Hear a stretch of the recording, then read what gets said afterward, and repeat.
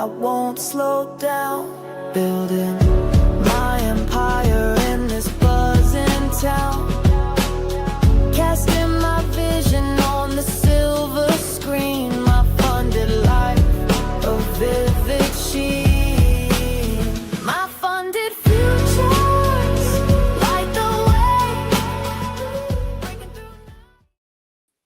Good morning, traders. Welcome to MyFundedFutures and MyFunded TV. I am Terry Trades 100, and we have our expert traders, Bull, Barbie, and Nick Does Futures. Good morning. Good morning, chat. Happy Friday, guys. Good morning. Good morning. Happy Friday. Happy Freaky Friday or a fantastic Friday. Take your pick. How is everything? Start off fantastic, at least. Let's fantastic. See where it goes from there. Good morning, chat. Good morning, Abhishek Keith.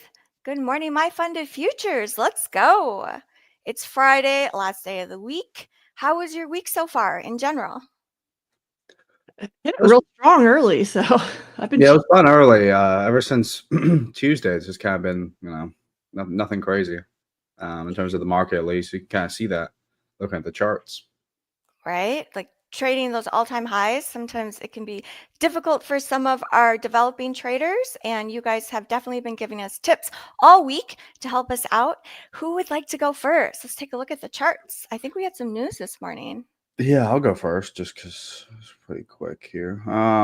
We do have 8:30 and 10 a.m. news. We also have Trump speaking at randomly, whatever he just decides to pop in there. It's tentative.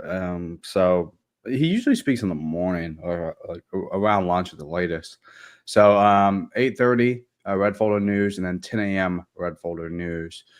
In terms of the charts here, it really ever since Tuesday on that big move up that we caught, that hasn't really done much. Because if you look at the hourly, this is Tuesday's move right here. Wednesday it dropped lower, and ever since then, it's just kind of been consolidating within a range.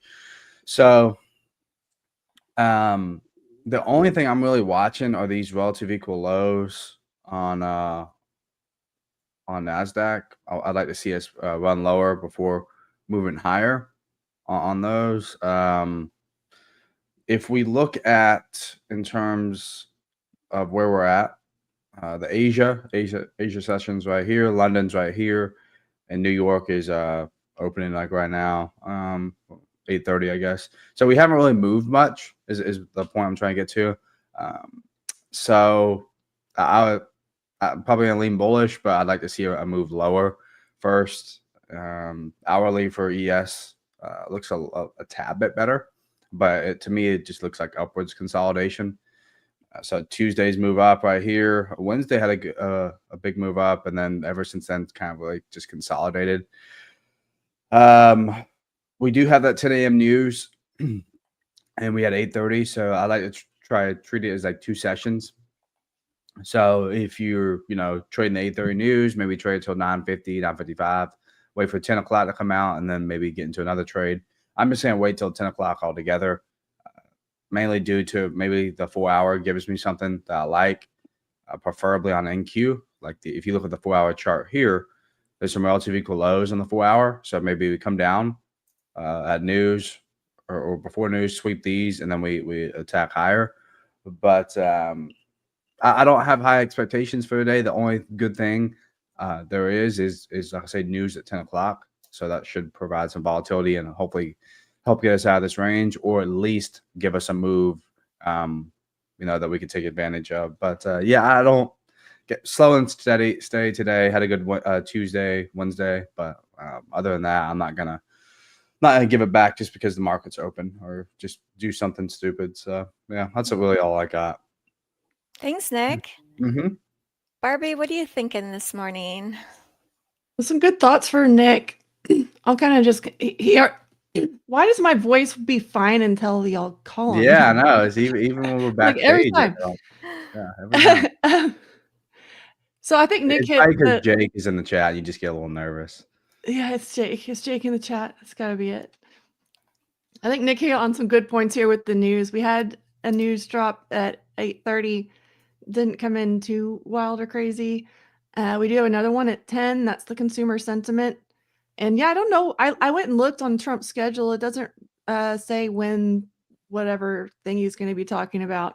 So I'm always really cautious about the Friday Trump news bombs. So, you know, we could get one of those with this. It does look like he's in Anchorage. So I don't know. That could have absolutely nothing to do with it. Oh But well, we'll that see. he's in Anchorage because of the Putin meeting, right? So that could be big. It could be Putin news. It could be Fed news. We don't really know. I don't know. I don't know. So yeah, one of the targets we've just worked through all the targets. I had this target up here at 46.60. We got that one earlier this week. Then I was looking for 75, got that one, and then 6,500. This was really kind of the last main target I had for the week.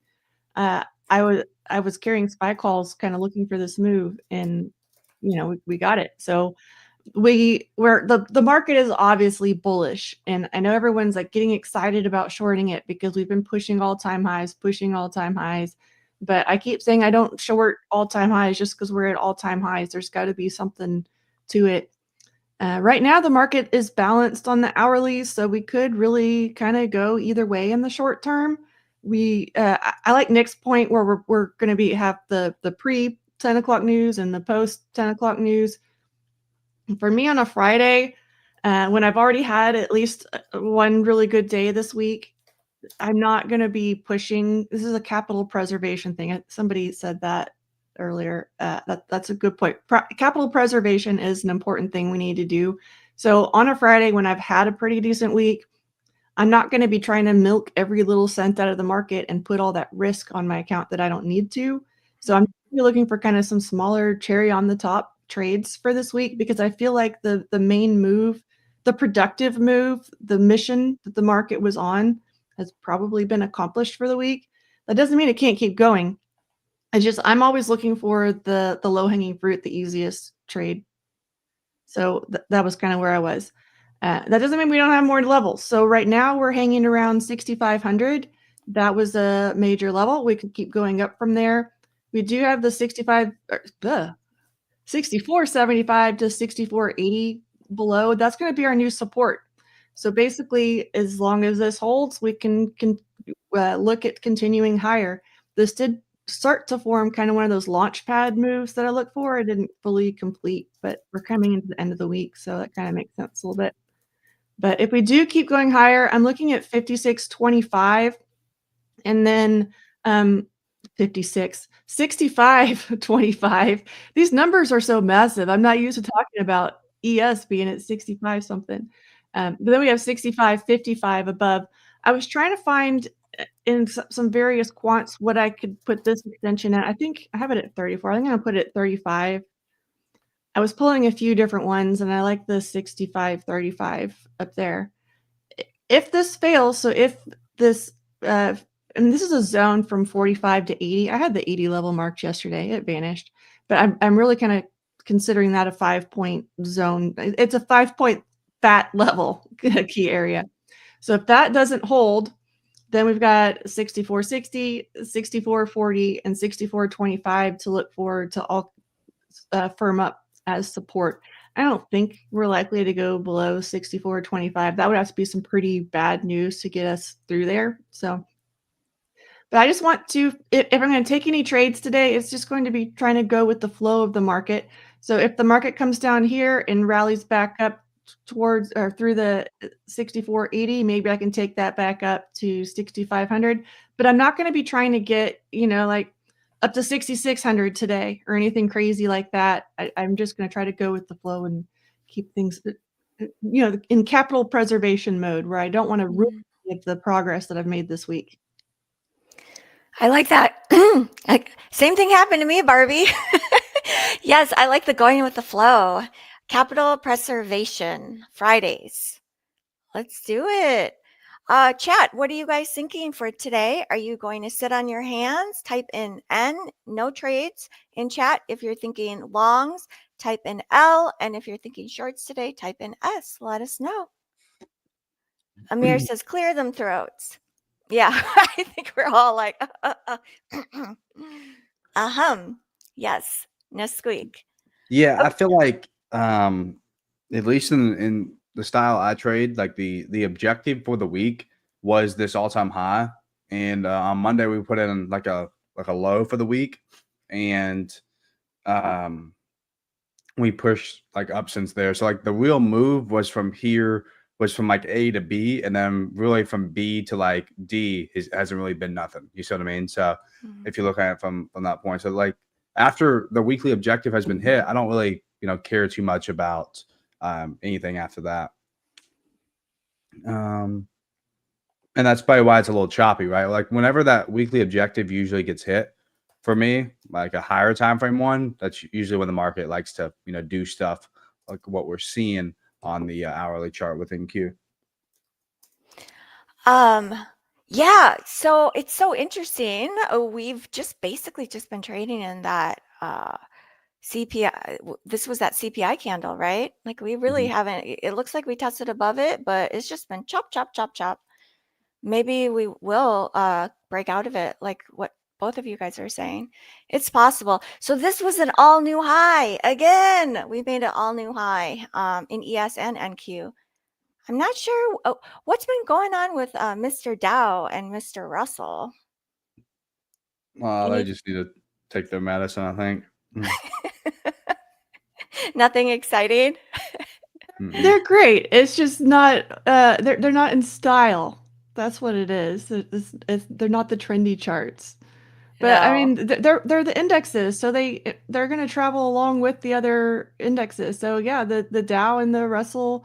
Let's see. The Dow is just shy of the all-time high. We've got 600 points to go on that one. It looks like, and then the Russell, we've got a little bit to go yet. So, but Okay. it's crazy. Like when I started day trading, I mean, I'd been doing some not very good swing trades and some pretty decent equity buys before that. But when I really started focusing on day trading, there was no such thing as all-time highs because it was post-COVID. So it's kind of weird for me still. I had to get used to this last year a little bit of how the market behaves up here. It's a little different. Mm-hmm. It's like some weird different dimension when it hits those all-time highs, makes new highs. It's not always so clear to us. Chat, do you guys like to trade all-time highs? Well, I think, even I've seen these conditions not just at all-time highs, but, throughout the market. I mean, when we were down here, this wasn't all-time highs, but what was it at? It was a pretty choppy. It was somewhat, let me just look at the daily. I think it was back before, it was early July. Yeah, like down in here, like this isn't necessarily all-time highs, it's close, but whenever that, like this was probably the objective that was hit, price likes to consolidate. And sometimes it's due to like a lack of news. So what I like to do is literally just like one thing. I just mark off like highs and lows from the consolidation, and I just wait until one of them gets hit, and then you can play the consolidation. A lot like what I did last week with gold. Let me pull that up. Gold took a high and everyone's bullish. I'm like, nope, it's gonna go lower. Why? Because of the wick that it created after it took that high. It didn't displace through that high that we were looking for. So, or maybe it wasn't gold. It was oh shoot, this isn't even gold. This is euro. Yeah, so yeah, still have it marked off here. So yeah, I mean consolidation market clearly, right, on the daily runs a high. Wow. I had a high and a low marked off just in case it from in here. So if I want to go lower, took the high, and now due to the wick and the lack of displacement higher, it's most likely to draw lower back into the range until we get some sort of until it just figures out what it wants to do. So same thing. This is literally the same thing as this hourly chart here on NQ. So just mark out high and a low. You could mark off this one, but these are relative equal lows. So once if once this one gets hit, then I'll mark off this one. But I also have a indicator here. It marks off that is previous day low, and this one is previous day high, and I have alerts set on those, so I don't really need to mark them off. But yeah, that's really all you do. And the hardest part is waiting, because people don't want to wait. They want to 9:30 open, start trading and whipping those accounts, passing eval so they can get funded and make $1 million in a year. Let's go. Yeah. 1 million, 5 million. There you go. It's like what, 25K a day? Yeah. I don't Mhm. know. Let's do the math. I've never done the math. That sounds like something amazing. That's how it all starts, right? Yeah. All downhill from there.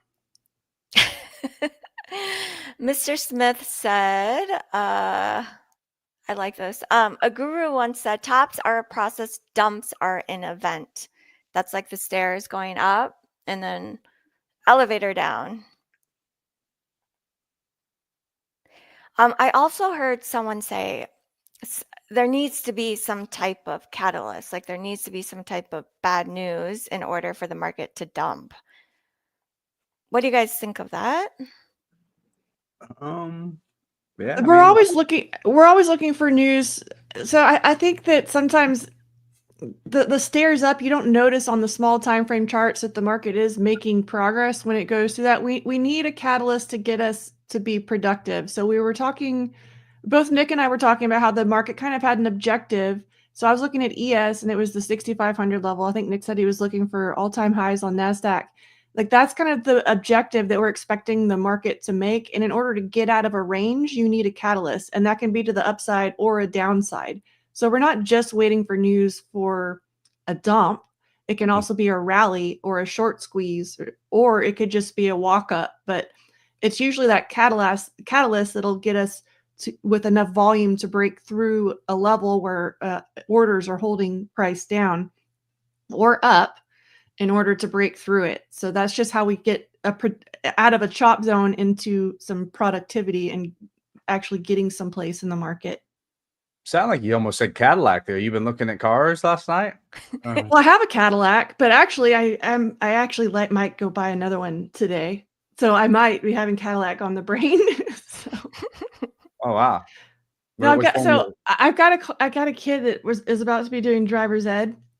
And I've got a classic F-250. I've got a 350 diesel, an Escalade, and a Tesla. And I'm looking around going, what am I going to teach her to drive on? This isn't nice. So we're going to go buy a normal car for the kid to drive. I'm not going to be mean and teach her how to drive on a big ass truck. So yeah, no, if our kid right now was 16, he wouldn't know what to do, right, in terms of like what to drive, because like the cars we got are kind of got a Yukon, like a Tahoe, and then so it's just too unconventional, not normal cars. Yeah. Well, what we're looking at is she really wants an EV, and I want to get rid of our Tesla. I don't like it. So Cadillac actually has some really good little EVs. They've got the Lyric and the Optic. Those are the ones we're going to Lyric look is nice. Yeah, the Lyric is pretty solid. We'll see. I'm not a huge fan of the EVs, but I'm willing to have one as long as we get rid of the Tesla, because I don't like it. What don't you like about the Tesla?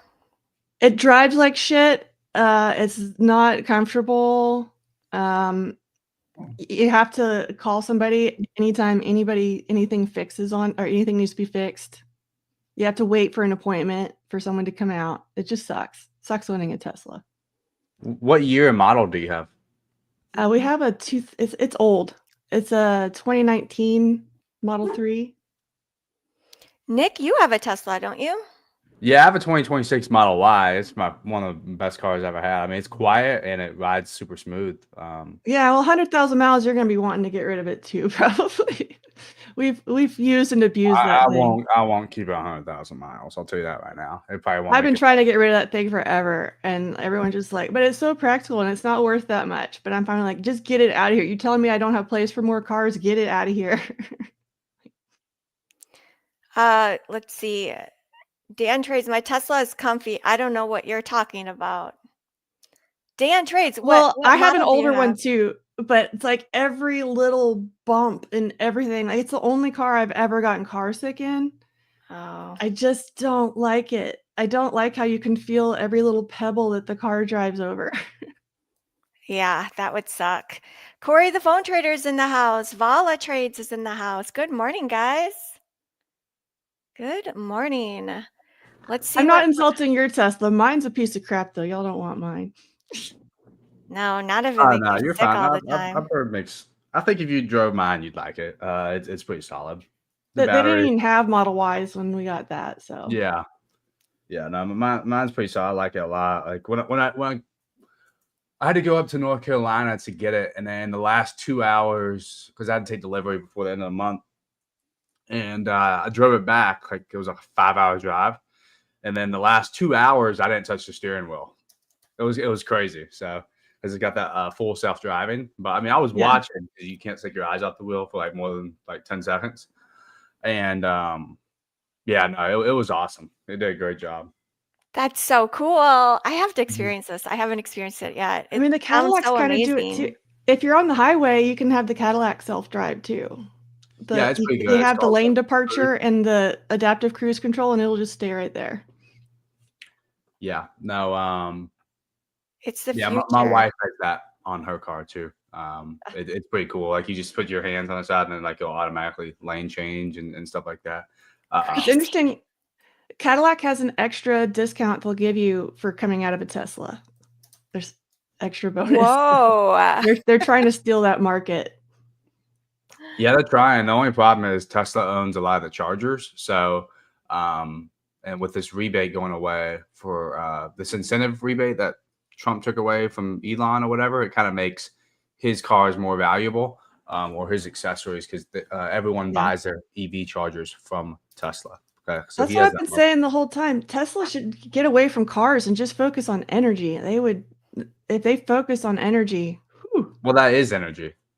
I know that's what they shouldn't even be talking about cars. They should be talking about their energy network because it is the best energy network, hands down. Yeah, it is. Whatever Elon, like I'll just bet on that guy. You know what I mean? Sometimes he says some stuff out of crazy, but you know, I wouldn't be surprised if he's the first like trillionaire.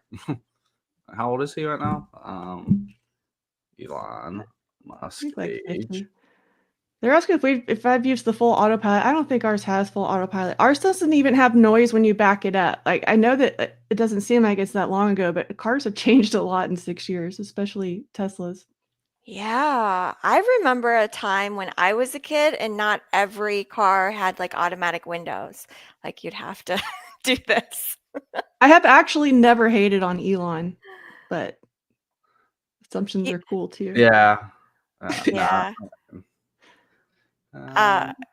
So It could be a Ford that has 100,000 miles on it and stuff's breaking. I still want to get rid of it. Like sometimes it is Yeah. time, and that's the car that's got to go. It's the least used car. It's time. Leah all said not every car had Bluetooth. LOL. One Yeah. of the best cars I ever had was a 1999 Honda Accord. Man, that thing's still running. My grandma has it. The thing is still going right now. I had an old Accord. I think it was about that time. Might have been a 2000. I used to have one of those too. Those are great little cars. I drove that thing everywhere. The cloth seats, like the tan cloth seats. But you just don't worry about it. You just put gas in it and go. Like that's it Yeah. at the end. Yeah. Stone is in the house. Pine Tree Traders in the house. Good morning, guys. Mm. Oh, okay.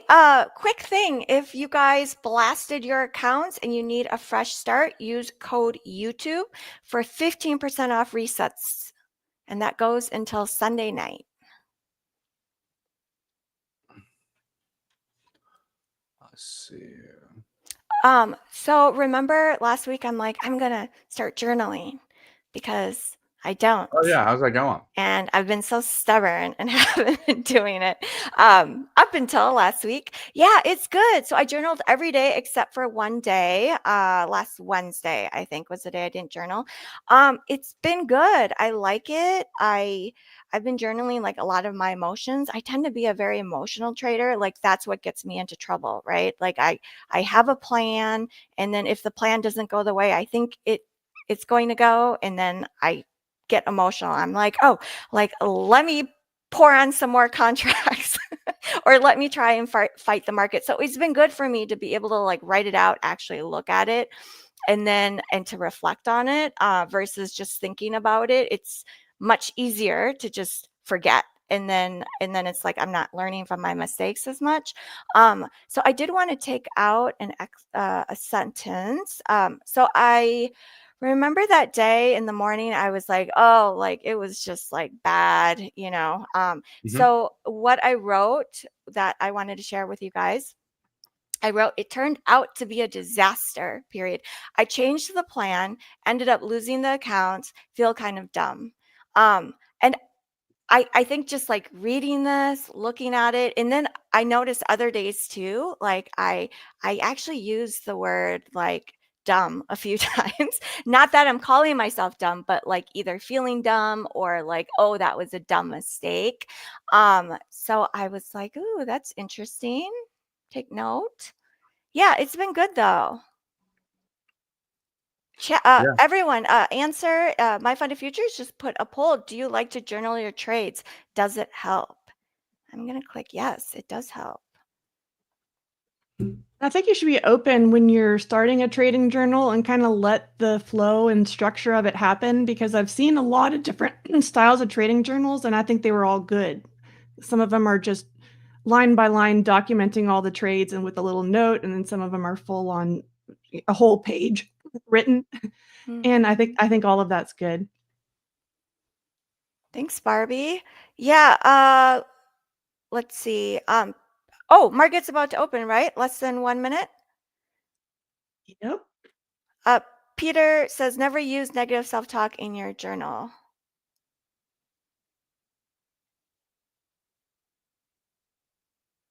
Oh, SBMFTV says, Peter, oh, I usually bully myself in my journal. Let's practice positive self-talk together. I'll do too. Oh, market is open. Here we go. Market is pushing down. We are red in the NASDAQ by about 40-ish points. ES is also pushing down, but ES is green by about 3 points. Both are the natural tendency might be for it to kind of just go back. You know, we've had this, if you zoom out on the hourly, it's pretty obvious the kind of range that we put in the last couple days, and we could kind of end up in that same spot, which would possibly get us down to the 64.80. That would be nice. 64.80. Here it goes. Keep going. It's going. One thing I'd say about the journal is like just try to stay positive. I wouldn't necessarily try like say like words like dumb or call yourself an idiot or just stuff like that. I just try to stay away from that. So you don't like the idea of bullying yourself in your journal? Well, I mean, you already feel disgusted by taking the trade. You know what I mean? Like, why do you need to like put it in there? Like if you just go like look at the executions. Okay, there's the lows right there. If you already see the executions, at least for me, if I see like a FOMO or a complete chase of a trying to chase price, I can just be okay. That was stupid. I don't need to like write it down. Yeah. But I do like. I think disgust is a good motivating factor, right? Like if you're not happy with something, you don't want to do it, so you just you're disgusted with it. You want to go the other way. So I think it's So I just I like that. Like you're encouraging us to not. Yeah, you're encouraging us to not like beat ourselves up basically in the journal because it's already happened. It's already happened. Don't suffer twice, right? Yeah, like you need to forget easily. Like if you keep calling yourself dumb 3 times in 2 sentences, like you're not gonna forget it. You're just gonna thinking like you're gonna go about the rest of the day thinking you're dumb or you can't trade. So the less I feel like the less adjectives you use to describe yourself in that journal, whether good or bad, will keep you from being overconfident or underconfident as well. So I don't know, just me. I could be wrong, but I don't think there's a right or wrong way to do it. No, that's super helpful. Thank you, Nick. I'm sure a lot of people listening experience this with beating ourselves up after like bad trades or just bad decisions. So first candle is pretty decent. Yeah, decent big candle. I Let's thought see. it was bleh. The high of this candle is 911. The low is 850. 61 points so far in this 5-minute candle. It is pushing red, and we did make a new low of day. It looks like it took out overnight lows. And here is yesterday's lows. Yeah, Perhaps down there at 23,793. So another 100 points or so. I want to see what happens around this level on NQ though. These are relative equal lows from Asia and London. So I want to see if we displace higher from here, or do we just keep going lower? if we Also waiting for 10 o'clock too, because we got that news. Nick, if it trades a lower from that those equal lows, is that like a good short setup? It could be. I mean, if you can find a good risk to reward, maybe see how the 15-minute closes at 9:45, and then if you get like a strong displacement, a strong close below, then you could look to target previous day low. But it's not the time for me to enter the market, especially before news. Yeah, I was about to say we have to always be aware that we have data coming. So it's like standing in front of a train, right? I mean, you just don't want to get absolutely wrecked. Capital preservation. Friday. Mhm. Yeah. I mean, I don't mind going into the weekend taking a loss, but I don't want to go into the weekend taking a horrible trade. You know what I mean? I want to take a good setup. So if you take a loss, it needs to at least be on a really good setup that exactly is justifiable. I think it helps you sleep easier at night, right? Yeah. Yeah. Like it has to be worth it. Mm-hmm. Wolf Shirt says, I'm all in short. Good luck, Wolf Shirt. Yeah, shorts are working out right now. I think you're down 50 points since open. Ooh, Ash Trades is in the house. Good morning, Ash. Bearish SMT at the highs on the daily chart, showing NQ weakness in this New York Open. Yeah, no. Pushing lower. Ooh, I'm so tempted to take this 5-minute orb on the low side, but this first candle it's so big. 61 points? Maybe it's even more. She likes big big candles over there. I was She supposed to likes be big intimidating. candles. I cannot lie. I mean, we want to be nice to small candles too. You got to be nice to the big candles. You can't discriminate. It can't be the candles can't be too big for me to get in the short. They can't be too small either. Oh, you need a Goldilocks candle. I see how it is. It's got to be perfect. For real though, this candle is like intimidating. Because sometimes I've hopped in that 5-minute orb trade, and it's like if that first candle's too big, the likelihood that like it goes back up, or like it can tag you in just by like a few points, go in your favor by maybe like 5-6 points, and then it just like reverses, right? So yeah, I'm gonna Friday capital preservation. I'm not going to take that if it breaks on the low side. Why do I feel like every day this week you've had a different background? Like you've been in a different spot each day. Yeah, so I was traveling. I just came back. So this is natural, humble home. I was thinking it'd be really fun for me to put something here. Like I love MyFundedFutures TV, like in that other background that I have. Or you love big candles. Yeah, this is true. Oh, sorry, Mom.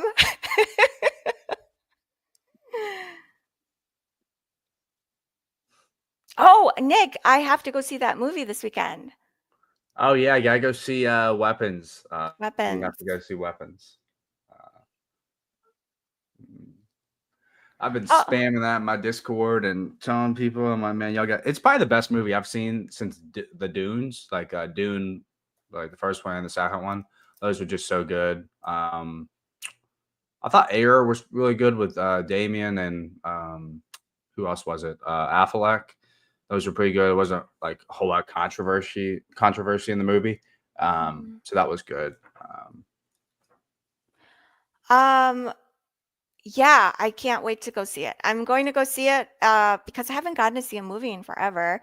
And I keep trying to push myself to do new things, right? Like to get out of that comfort zone. It's so easy to try and want to always be comfortable. And then like our worlds just get smaller and smaller. So it's like constantly trying to push out. Yulf Kai says, guys, any mobile phone suggestions for trading? Any what? Mobile phone suggestions, like cell phones for Maybe that's a trading. good question for Corey, the phone trader. Corey, are you in the house? Someone I've needs never your traded on advice. the phone. Like, if anything, Does it matter? Because aren't they all web based? I mean, all the software is web based. So yeah, I any mean, phone that can get on any smartphone that can get on the internet, Yeah, I would think. But yeah, it would be a Corey specialty. there are some suggestions in chat. Peter says Nokia 3310. Oh, do you know what? Corey's probably back to work. Oh, there you are. Samsung Galaxy Fold phone, Corey says. Yeah, I trade on my phone sometimes, and I just pull up Tradeovate right on the Chrome browser. yeah, I mean, I guess if you have a good setup on Tradeovate on your phone, then it makes it way easier. I also found like if I have the trading platforms on my phone, I'd be at the gym looking, like my alert goes off. I start like, oh, this is sort of a setup here. Like I don't keep everything here, so I can only touch it for 2 hours a day. So. Yeah, it helps you stay disciplined. Oh, it looks like it's wanting to break on the low side. Here we Yeah. go. Look at that wick in the second candle. Even though Don't I be want to take this, intimidated I'm by not Wix going to take either, it. Carrie or Terry. Don't be intimidated. Try new things, right? It's okay. Well, I was just pointing out, like, you don't want to be rude to someone just because they have a small candle, so you shouldn't be rude just because it's a big candle. Just saying. That's one way to look at it. Oh, making new lows. So NQ is red by about 82 points. Let's check on ES. Ooh, ES is I was only about to say, red we're by not about doing 1 that. point. No, yes is holding. Interesting. Doing that thing again. ES is holding up. NQ is down by about 30-ish, 0.30-ish percent. And oh, ES is just flashing red now, right at about unchanged. Yeah, y'all, don't worry about it. All candles matter. I'm telling you. Facts. Everyone smash the like button. Let's get this party started. Let's end the Friday on a good one. It's good luck if you smash that like button. Okay, let's see if we take out yesterday's low. Oh, yesterday's low is, what'd you say, Nick? It's 23,817. We're not too far away.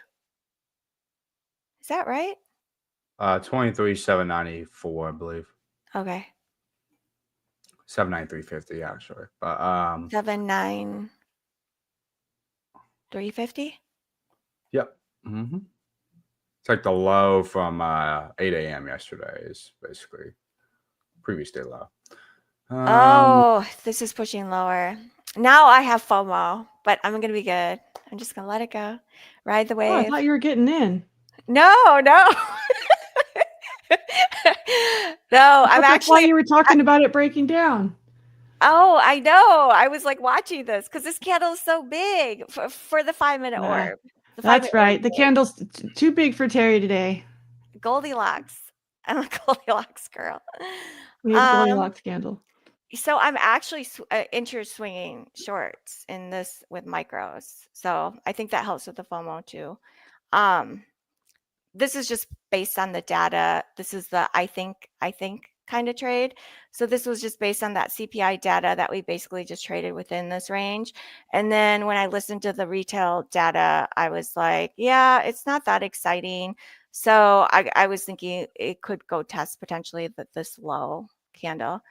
So that's what this trade is about. But I feel like intraday swinging trades for me is like a double-edged sword because it can be really big wins, but it can also be something that easily sends me on tilt because I will marry the bias. I'm like, oh, no, no, no, this is going to happen.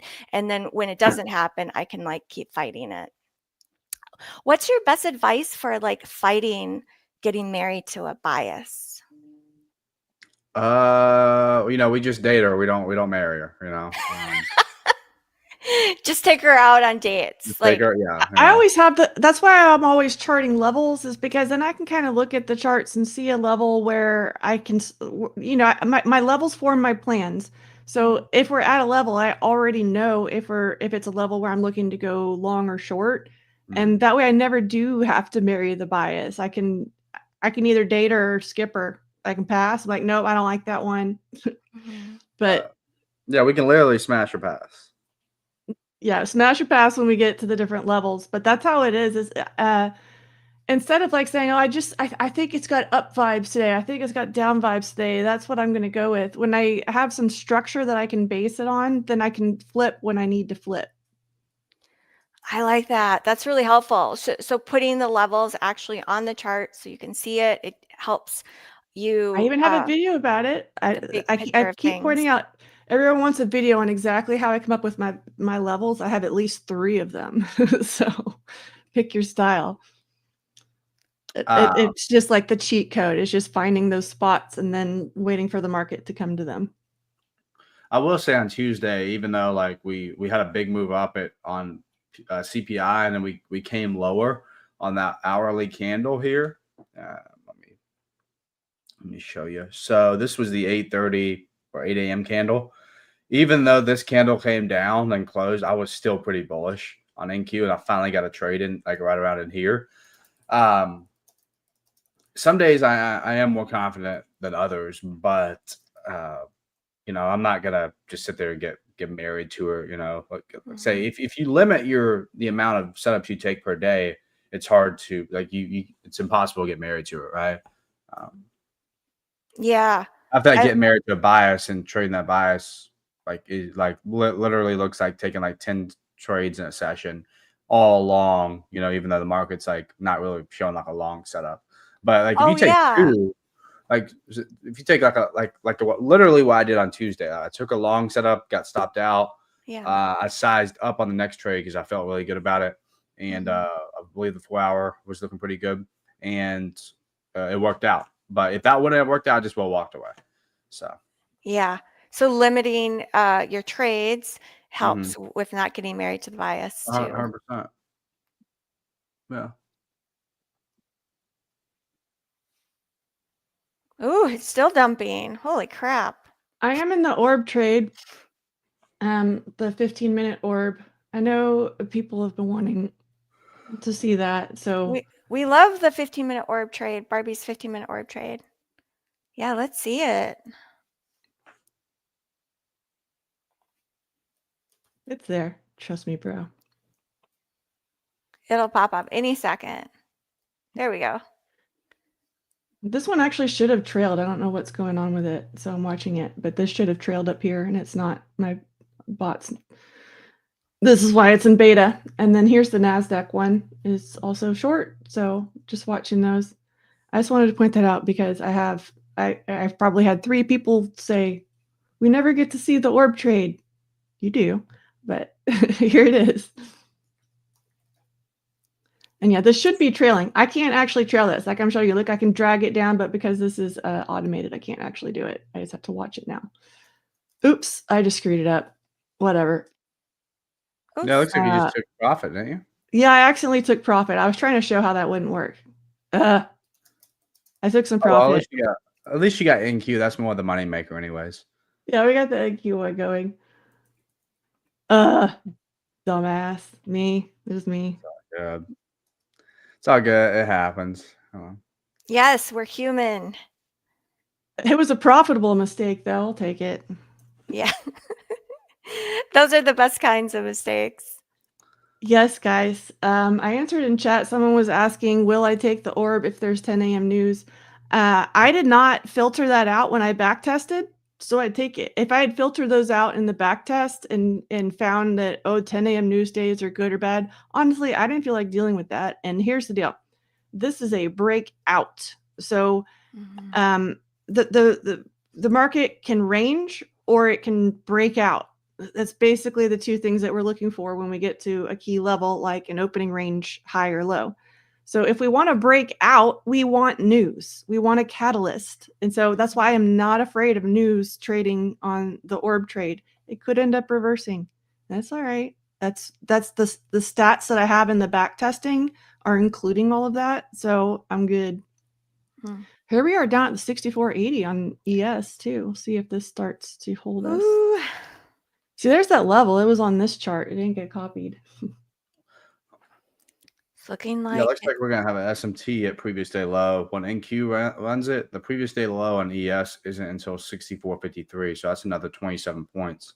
So it'll be interesting to see if we get a move up from there. But like I say, I always find it weird when the market moves very aggressively before news. So I'm definitely putting like hands off right now. Is that like when you see that happen? Is it more of like a red flag, like I should just wait, or are you like, does someone know something? Like, what are your thoughts kind of behind that statement? Yeah, it's definitely a red flag.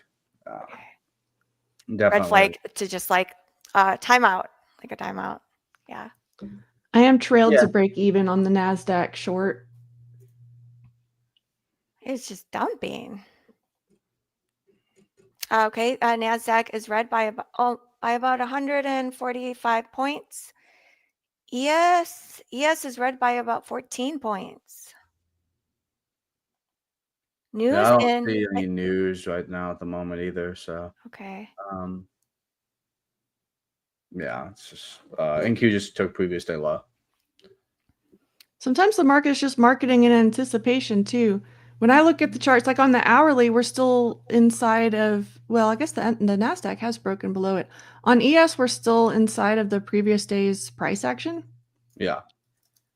So that's why when we look at these big dramatic intraday candles, I always like to zoom out and see where does that put us on the hourlies. And it's not as big of a deal when you zoom out that way.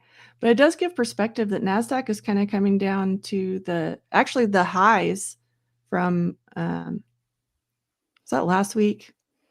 No, it was the beginning of this week. Man, where is the week gone? Straight up, apparently. Ash says the bearish SMT on the daily gave it away. Yeah, ES was grinding, like ran out. I believe that Wednesday high, and NQ did not. So NQ's just kind of been going lower ever since Tuesday, Wednesday. So my thing is with SMT, I just need to see displacement. So if I was looking at ES, we did get that displacement this morning during London. So that was like the first sign of displacement. Lower right there, but like even when we ran it, we got to daily again. Yeah, so I get the ES displacement definitely probably tipped its hand. So you want to see like SMT plus displacement because that confirms that price actually does in fact want to go lower because there's SMTs all over the place. But if you get displacement, then that's a confirmation, like a 1 + 1 = 2 sort of scenario. I just say 10 o'clock news. I'm not gonna try to short. I'm still kind of an ideal buy spot for ES too. This is kind of annoying. Yeah, I have to kind of wait for news. I don't think. Yeah, but you want to buy it on Friday though. That's the thing. After we've kind of been trying to. Yeah, I mean, and I'd have to like wait for news and see if we get it on that. It's just a trickier kind of spot. That happens sometimes. And yeah, I don't want to give back the week's good graces. I think Terry tanked the market is what I think happened. Yes, with my how many did I have on? Like 4. I think I had 4 or 3 or 4 micros. Sim, yes. One day I'll be a real goat. and I'll have live like 100 lots throwing sell, sell, sell, buy, buy, buy. 100, 200 lots, let's go. You never know, one day.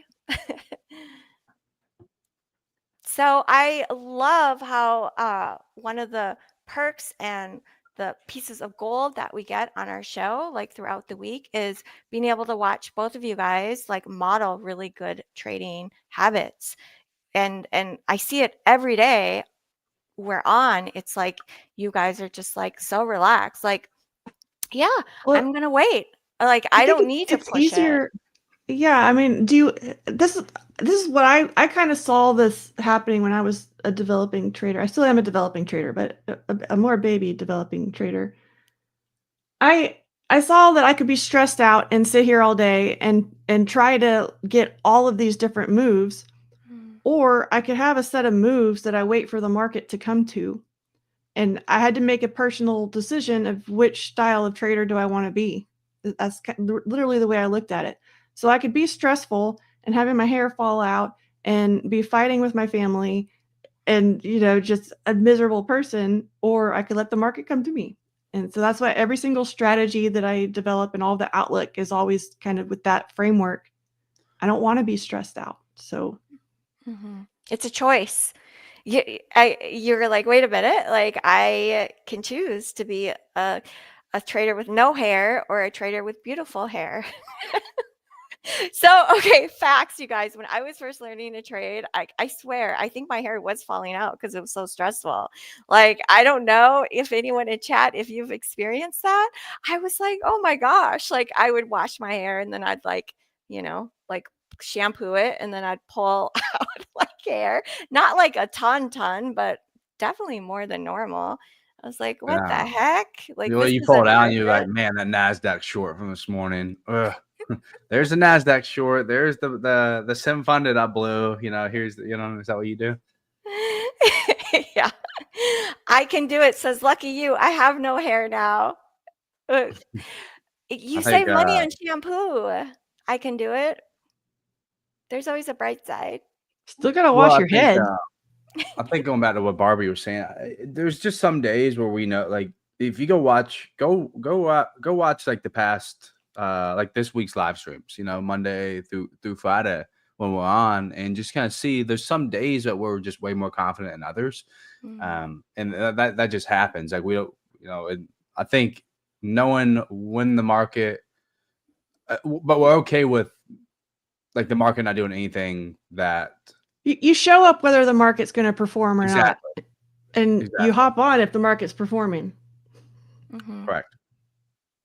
And you guys are hop on. Do you like that one? And you guys are very quick to adjust. Like if you're looking at it and you kind of are feeling like, oh, like, maybe longs today, and then the market presents different information, both of you guys are like quick to be like, oh, Well, like, that's because it's not based on feeling. It's not like I feel like it's going to go long or I feel like it's going to go short. It's like the market's doing this, therefore. So that way it's not personal. Yeah, I mean, the less you give a shit, the better you'll do. Like, the less you care about what the market, like if you're married to, oh yeah, the market's gonna go up, it's gonna tag these equal highs, like it has to. Like you're probably gonna sit there all day and take every single long you see. It may work out, it may not work out, but if it doesn't work out, that's usually when the tilt. Just don't get too emotional with this stuff. Like no one here controls them. Like no one controls the market, so we don't know what it's gonna do. The only thing you can control, is really just your effort and your attitude, right? Yeah. I think like such a big part of the gold of our show and other shows on MyFundedFutures TV is being able to watch what expert traders, how they make money, and there are all these different habits that the expert traders do that you're like, oh, okay, they're doing this and I'm not doing this, or I'm doing this and they're not doing this, right? Like, so it isn't about copying people's trades. It's really about like observing how do traders think, like the traders that make money, like how do they think, what are they doing, what are they not doing, and what am I doing over here that's different? So anyone that's listening, watching, if you think it's about copying, it's not. It's really like the goal is in being able to observe our expert traders that come on our show every day. Carefree Panda, we love you too.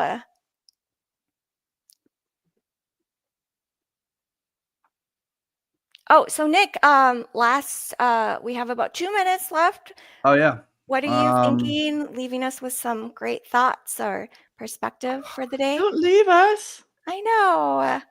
I feel like, yeah, I feel like it's not really worth saying. Like, it just sort of depends on how 10 a.m. comes in with the news and everything. I really want to see. However, we're not displacing through this low from previous day low. We're kind of wicking up, which is what you'll see in the consolidation market. So I'm interested to see if we come up, make like an open, like we just go higher right at 10 o'clock from 10 to 11 and come back into this range. So, yeah, maybe just watch like the 15-minute or whatever is probably what I would say. ES obviously, it has not ran that previous day low. It's still down here, but like I say, it's still in this range from Tuesday. So, you know, I got to see something A+ today. You know, with me, I had a good week. Tuesday, Wednesday, no trades Monday. Had a small loss yesterday, but it was like really like a little bit below break even. But you know, if I don't see much, I'm not gonna take it. It needs to be very, very like goes back to what I was saying, like A+ setup you look at every day. It has to look like that. If it's not gonna look like that, I ain't putting on risk. You can go golf. Teach me to golf. Hot. It's pretty hot. I didn't see Jake in the chat today though. We always miss Jake. That horse whip on the wall probably ran him off. Oh, look at this lariat. That's not a whip. What is it? Free. That's a lariat for roping. Oh, is it? Okay. You know, woo! Lasso rope. Woohoo! Oh, did you go get that the other day? I thought you meant you were going to go get Ford Lariat the other day. No, I was telling you it is a lariat. They named the truck after the rope that ropers use. Oh, see, I thought you just you put don't that go to up enough there rodeos. I thought you put that in there just to scare Jake off. Well, yeah, but okay, it's a lariat. It's not a whip. All right. Well, I will see you guys on Monday. Make sure y'all go watch that movie Weapons. Y'all too. Maybe I'll bring my whip to show you next week. Oh no, we want to see it next Friday. Thank you, Nick. Have a great weekend, and we will see you on Monday. Yeah, y'all take it easy. We had a sneaky code drop in there. Who got it? It was. Some people got it. Who got it? Ooh, Abhishek said, who got it? Francisco got it. Stefan got it. Let's go. Yeah, that was a sneaky one. Keeping us on our toes. Congratulations to all the winners. And we did get a data wick on that candle. We'll see if we end up in a trend after it. Market's not doing much. I don't know. How's the 15-minute orb looking? Not much is happening. I accidentally exited the MES one. The NASDAQ one might end up stopping out. We'll see. I'm just chilling. Yeah. No hands. But we'll see. If this does end up stopping out, oh yeah, there it is. See, that was a good accidental deal on my ES trade because I accidentally made a little.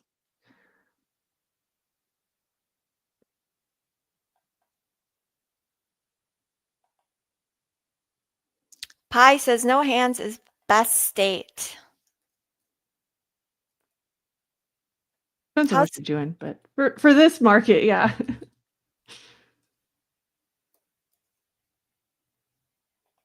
Yeah, with MyFundedFutures, guys, you can trade fully automated algos. You can trade news. You can trade bots. Was somebody worried about that? I know that has been an issue on some other prop firms. So I know the perception is just like we'll go to anybody who will give us an affiliate code, but that's not true. If you go to actually, both Terry and I do not load up the affiliate codes. I was very selective because I needed a prop firm that could fit into my trading, and my trading involves some automations. Sometimes there's even some news trades. So, that's real life here. That's why I'm here. I'm so happy you're here. Life is so fun with you, Barbie, every day. It's always an adventure. We're all like, I love that we can be wild and crazy together and then also be serious. Yeah. Chat, are you in any longs or shorts? Or are you flat? I am flat now. I did book profits on those micros earlier.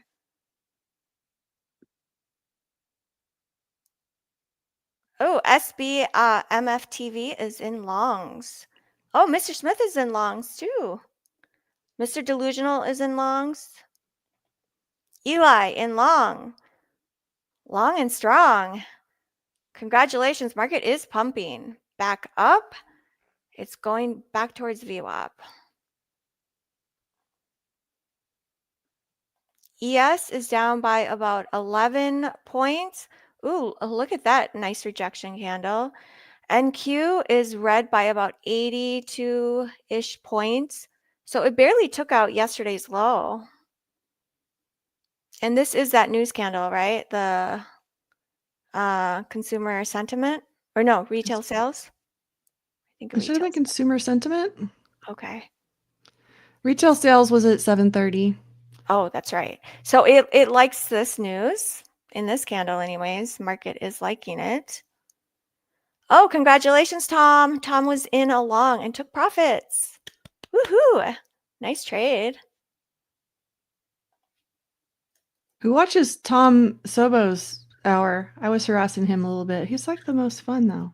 He is so fun. I didn't understand the context. I saw on your X a picture of him yeah. Well, I asked him because he was on vacation. Now I don't know how to show that post, but Tom was on vacation, so I wanted a Speedo pic because he was at the beach. You asked publicly on X. You're like, "Where's the Speedo pic?" Or did you DM him? I asked on his stream. Yeah. Oh, nice. So, y'all believe that's him? Tom in my DMs. Tom is awesome. Tom says There it Tom is. is awesome.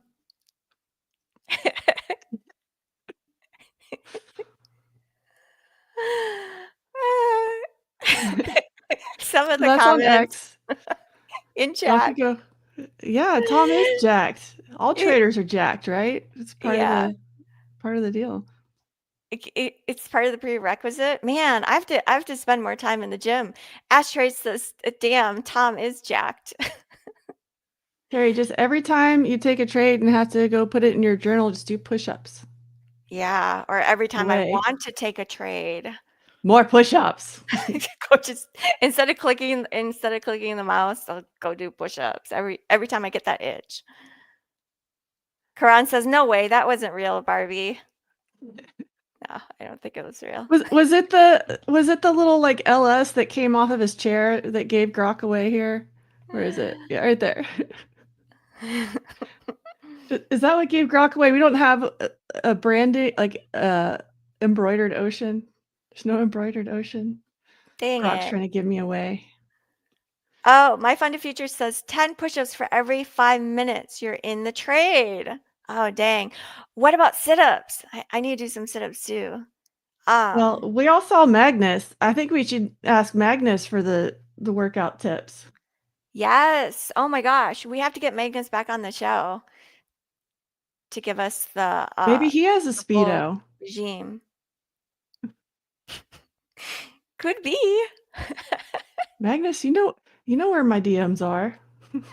Kashan says, "Get those glutes, Terry." Yeah, some what are they called? I know the exercise. Maximus? I don't know what it's called. The squats. To do the squats, right? That works the butt. Yeah, we like to squat.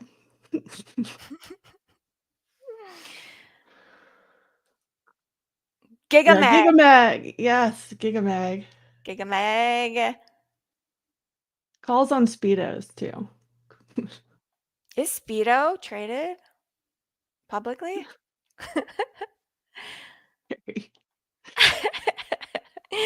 Taco Not trading Man, good advice. morning. Yeah, we're just kind of waiting to see what this market wants to do. Man, it's too bad Magnus isn't around for this chat. Magnus got that magnum. Barbie, Magnus was literally like, when it's just you and me on the show without Nick, like we get into trouble. Someone's gonna start sending me Magnus, we Speedos love now. you. Everyone loves you. Magnus Oh, Prime. Abhishek says Magnus Prime. yeah, he knows. Abby knows. Abhishek and Denny, we want you on the show too. It'd be fun. Trade with I need to us. get the Speedo pictures of Gigamag. Well, I am still kind of waiting to see if the 6480 is going to hold on ES. It wants to, right? I think so. It's looking like a happy little spot. Yeah, you're looking for a spot to get long. I'm gonna try it. We're just gonna do a little try, see if this works out. I'm liking this. For a long, NQ is down by about 73, 71 points now. It is pushing back to unchanged. Now it's about to test VWAP here. Okay, market, do your thing. It's going. Bull Barbie. We'll carry on top trade. We'll try it. Go, go, go. I like it. Do you trade any differently on Fridays? I trade less on Fridays usually, unless it's like a really good setup. I am in smaller size. I mean, before the show, there was a lot of Fridays I just skipped, to be honest. I still like to show up and kind of see what's presented, but I'm less likely to trade it. And there's kind of a few reasons. One, the market to me isn't as interesting on Fridays. The farther we get into Friday, so it's really that after lunch hour. It's just, for me, it's harder to trade. Everything seems a little thinner and weirder, and I don't really like it. So it's just, I'm always going for quality over quantity. So if I'm going to have quality somewhere, it's going to be probably not on a Friday afternoon. And then lately, it's famously a good time for news drops with PR agencies and things. That's the world that Trump comes from. So he's kind of, I think, used to dropping those bombs on Friday afternoons too. So there's just a lot of different things that can come into play in the market. So at the same time, if I want to balance free time with trading time, that's a good time for me to go do other things, especially on a Friday afternoon. I can go relax and enjoy my life and reset while the market's not being as interesting. I've had great Fridays, so I don't want to say that no Friday is good to trade. I just, in general, usually have lower expectations for my own trading on a Friday. Jose is wondering if you can trade futures from your phone. You can. I don't. It's not for everybody, but there are some traders like Corey, the phone trader, our famous bestie, who rock at it. So there's definitely, and MyFundedFutures is partnered with good software in order to do that too, like Tradeovate. Yeah, the worst feeling on a Friday is if you're just battling things out, trying to bring your account green in the afternoon and market's about to close and you're still trying. Ew. That's not fun. I don't want to do that. No, it's not fun at all. Much better just to call it a day early. Yeah. They're talking about ICT retiring every year. That's the game, y'all. It's all marketing. Wasn't it Garth Brooks that famously had like 10 farewell tours? Somebody. No. It's like farewell tour after farewell tour after farewell tour. That's an old marketing thing too. Oh, like on YouTube where people are like, I'm quitting YouTube. as Well, like that's what ICT update. says every year. Every year, this is going to be my last mentorship, guys. You guys got to do it. You guys got to do my mentorship. And because it's going to be the last one, I'm definitely not ever doing this again. I'm just too rich from trading paper accounts. And yeah, Yeah, every year. Asteroid says it's just marketing, like what you're saying. That's how it Barbie. gets the clicks. Like if it's you as a marketer, you want to make it seem special and unique and limited edition, and you have to get this now. And some people are really good at that. So Yeah. It looks like maybe the site might be down. The MyFundedFutures site might be down. If it is, I'm seeing Abhishek said, kindly exercise patience, guys. Our team is working on that. Yeah, they'll fix it. I feel like the MyFundedFutures IT team is so fast. They're just on things quickly. Oh, at least they're working. also on the Discord for MyFundedFutures, you can sync up your Discord to the MyFundedFutures so that once you're funded, you can get into this exclusive funded chat just for funded traders within MyFundedFutures. I'm not sure if you guys know that, but it's pretty cool. So I respond to a comment about ICT, and then we got a knucklehead saying that I must be his ex-wife because I responded to comments about him. What a idiotic comment, yo.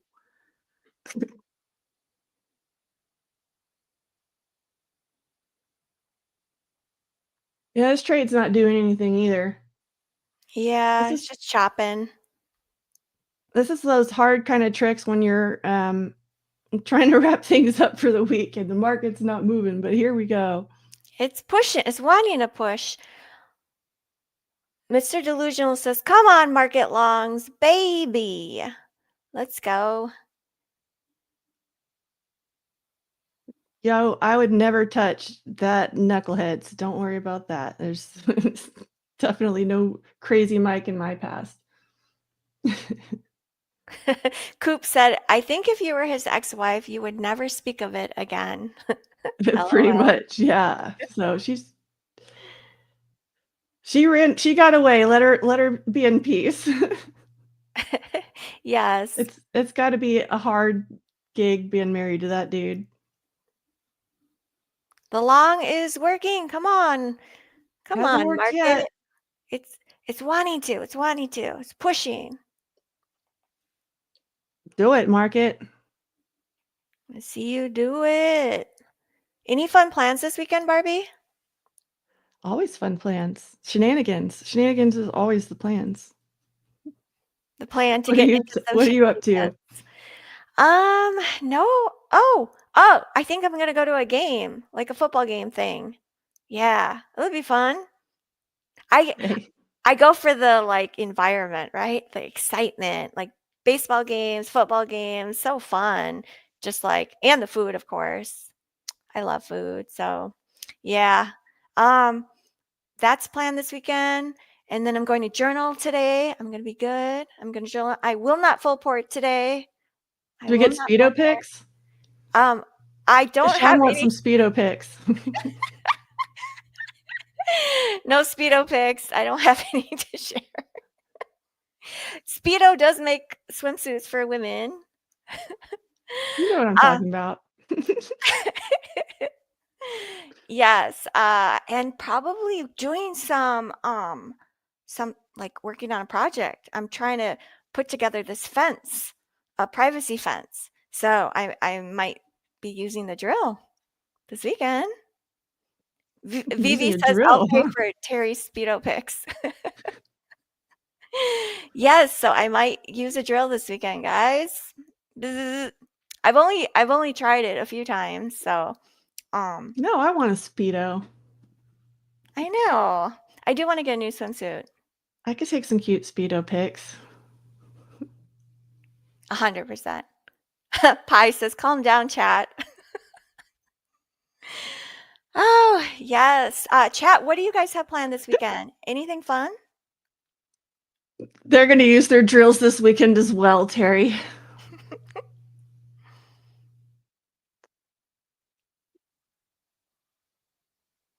Gonna be Coop doing says, some drilling.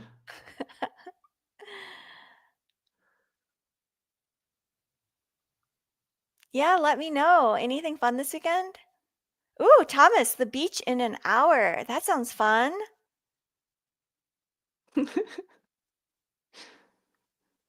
we'll have to see if MyFunded can take Speedo pics as payment for accounts and resets. It probably depends on the quality of them, right? We'll have to have a judging contest. This is not a thing that anybody has approved, by the way. I'm totally joking No. right now. Yeah, definitely send all your pics to Luke, not me.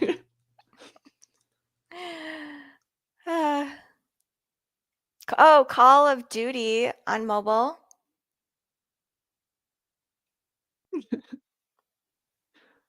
Mr. Smith says, I will use Photoshop heavily.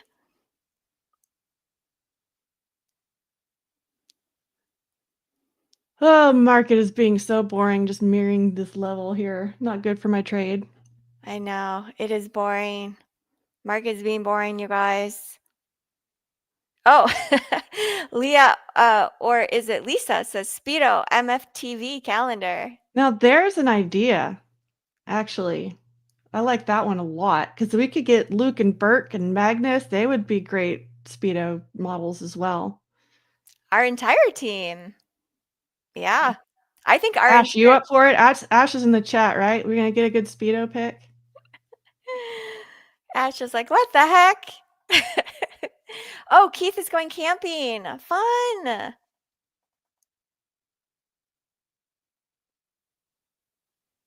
Yeah, that would be the Ash shot. We've got to get Ash posed on the piano. Ash is I'll just pay wait. Let's go, Ash. Lisa says, put me on the payroll. Haha. Ash shot. That's a good one. Y'all are on fire today. Oh no. Micrado says, Terry, Magnus is going to be mad when he hears this segment. LOL. Oh my gosh. I think Magnus is going to be like, we have to put a guy on the show. Magnus, I am officially just have signing you two up for the women. Speedo calendar. On the cover. Yeah, I mean he can be our Euro hottie. Euro hotties with Magnus and Tom. Here we go. Yeah, market is just chopping around, you guys. It's not doing And Cadillac's much. already emailing me, by the way. See, they're on to me too. Already? Yeah, somebody's up early, fast. like, hey, you want to go buy the car today? I want you to buy the car today. I don't know. Let's see. Yeah, I think Mr. Smith said pink Cadillac for you. Let's see. My kids are boring. She may not drive a pink one. I would totally drive a pink Cadillac. Mm-hmm. May just have to get two. You'd sport it. Coop says NQ chopping around VWAP. Yeah. You know, I was gonna do a pink truck, but then when I ended up buying a blue truck, it was already a cute color, so I just left it.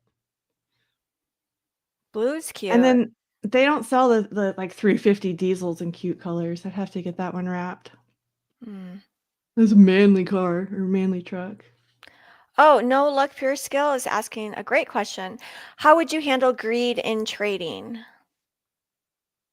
That is a hard one. We've all been there, right? Where so the answer to that is you trade the chart and you don't worry about the greed. But how do you actually make yourself do that, right? I think some of that's just practice. If you've been screwed enough by hang on, I got my phone's ringing like crazy. When you've been screwed enough by price going up to your original take profit target that you moved higher to be greedy, when it moves up there and then it goes back and hits your stop and puts you in the red, when you see that happen 100 times, sometimes you just stop doing it. Like enough pain is enough pain, right? Mm-hmm.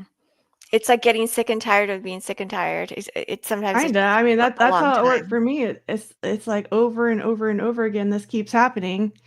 So that kind of goes back to planning the trade and trading the plan, where so I took the P&L off. I showed y'all my charts at the beginning. I had put the order line decorator on there so you could see the dollar amounts.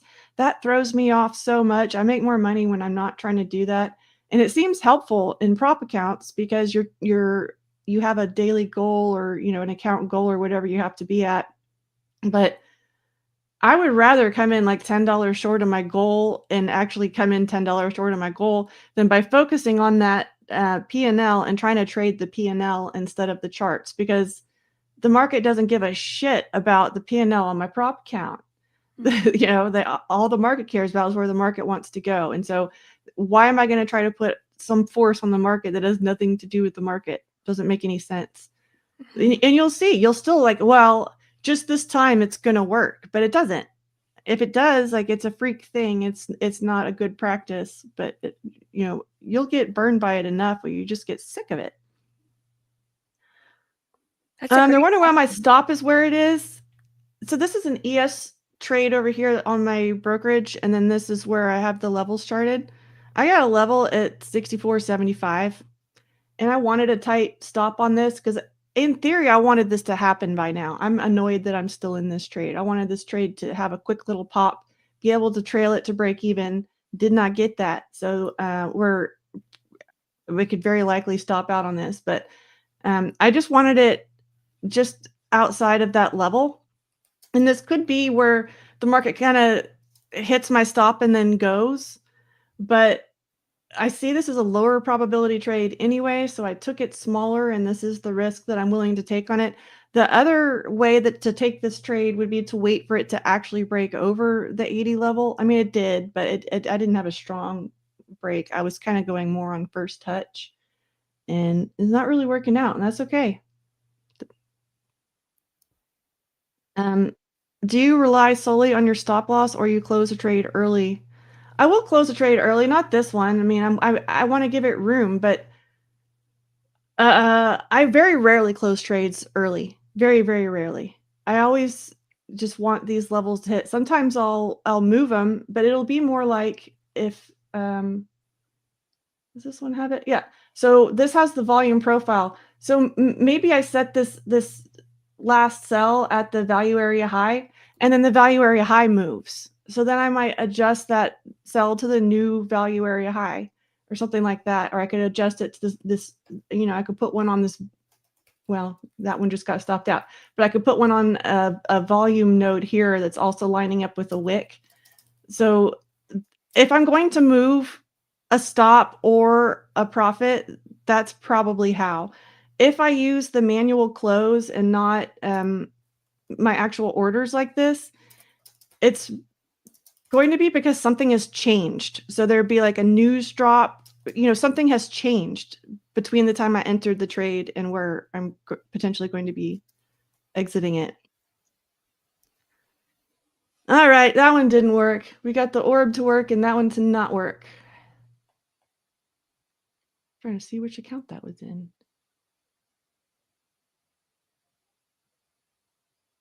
Alrighty. It's going to try to do the bounce and go bullshit too, isn't it? Oh, man. All of right. course, on a Friday. Yeah, it's all right. That's why I was sized how I sized, and it is what it is. Yep. It could keep moving lower too, since we haven't really broken out, but. GLST, hello, amazing community. Hello to you.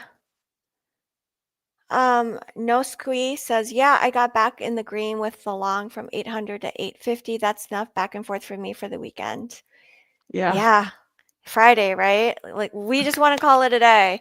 It seems like on oftentimes on Fridays, I've noticed the moves typically will happen early on, and then it's just it can just be chopped for the rest of the day. And so I know from my experience, personal experience, I've definitely got chopped, like, and then I'm battling it. Like, yeah, that does not feel good. So I'm thinking I'm going to be done too for the rest of the day. Just I'll go in and make sure all my accounts are flat, and then do some journaling, and then call it a wrap. I think a lot of it's not just us. It's a lot of traders are over it by the weekend. They've got their week done and they're ready to take off, and that's kind of part of it. So Yeah. you have to think about what the other participants are doing a little bit too.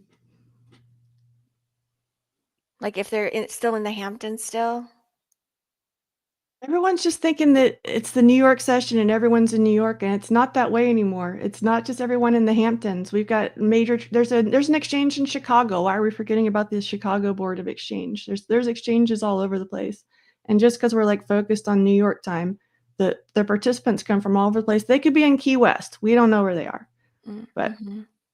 that's if you're in finance, you're in finance because you can make a lot of money in a short period of time. So why would you want to do that? It's because you want to go live your life and have fun.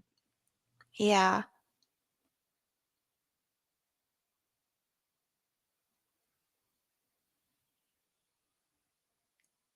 Hugh Mayon is down 2%.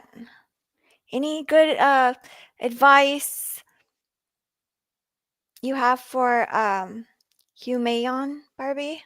If someone's down 2% already?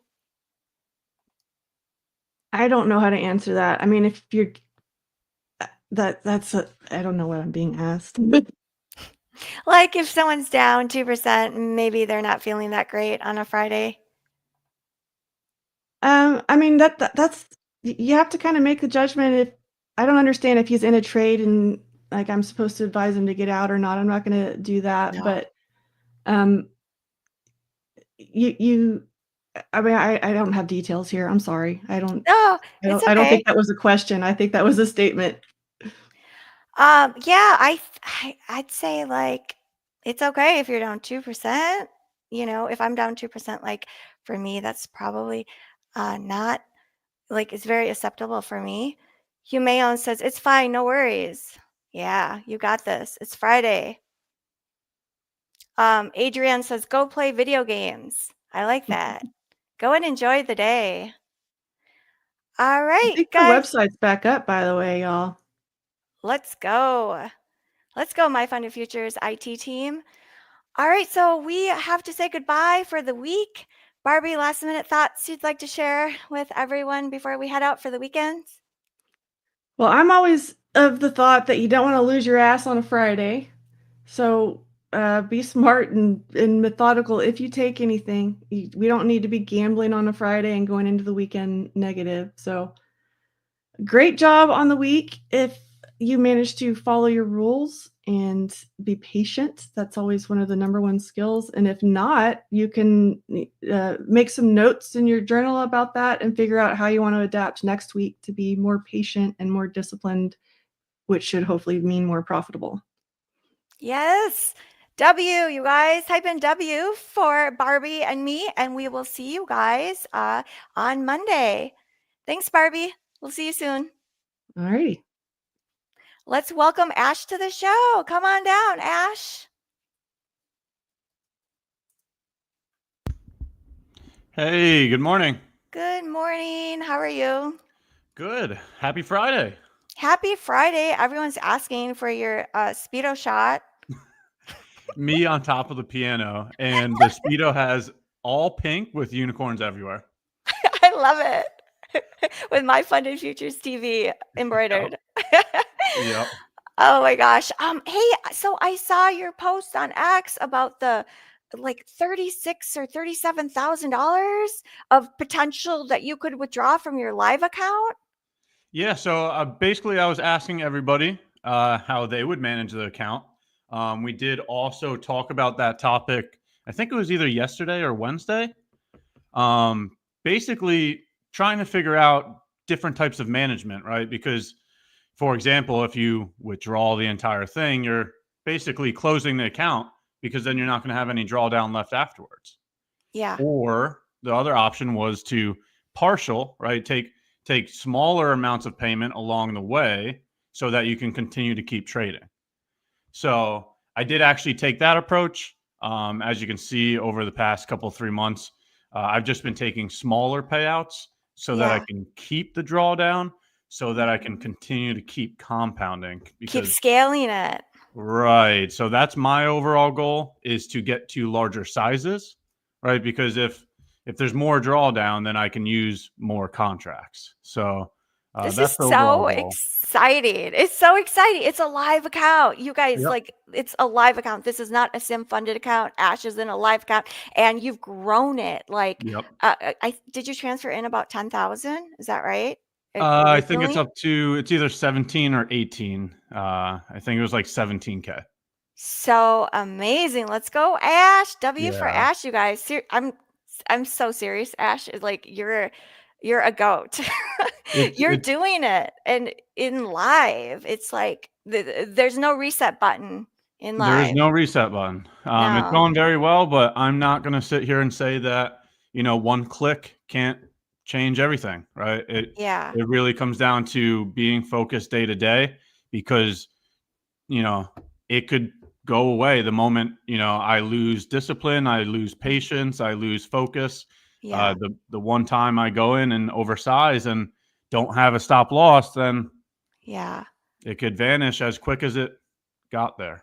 So Oh, I love that though. Like, hearing you talk about that, it's like that fear of it can just all be gone in a day if you're not doing what you're supposed to be doing and sticking with your process and your plan. That fear, like, can really keep you in line, yeah. and it's real, and it reminds you of how important all your systems are that you have in place for risk management, like that risk Right. side.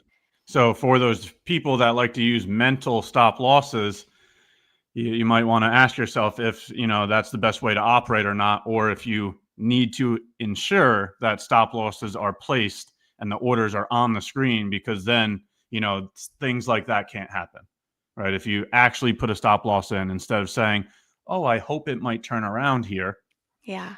there is no hope. The market doesn't care about how you think. The market doesn't care about how you feel. It will take your money. Yes. Okay.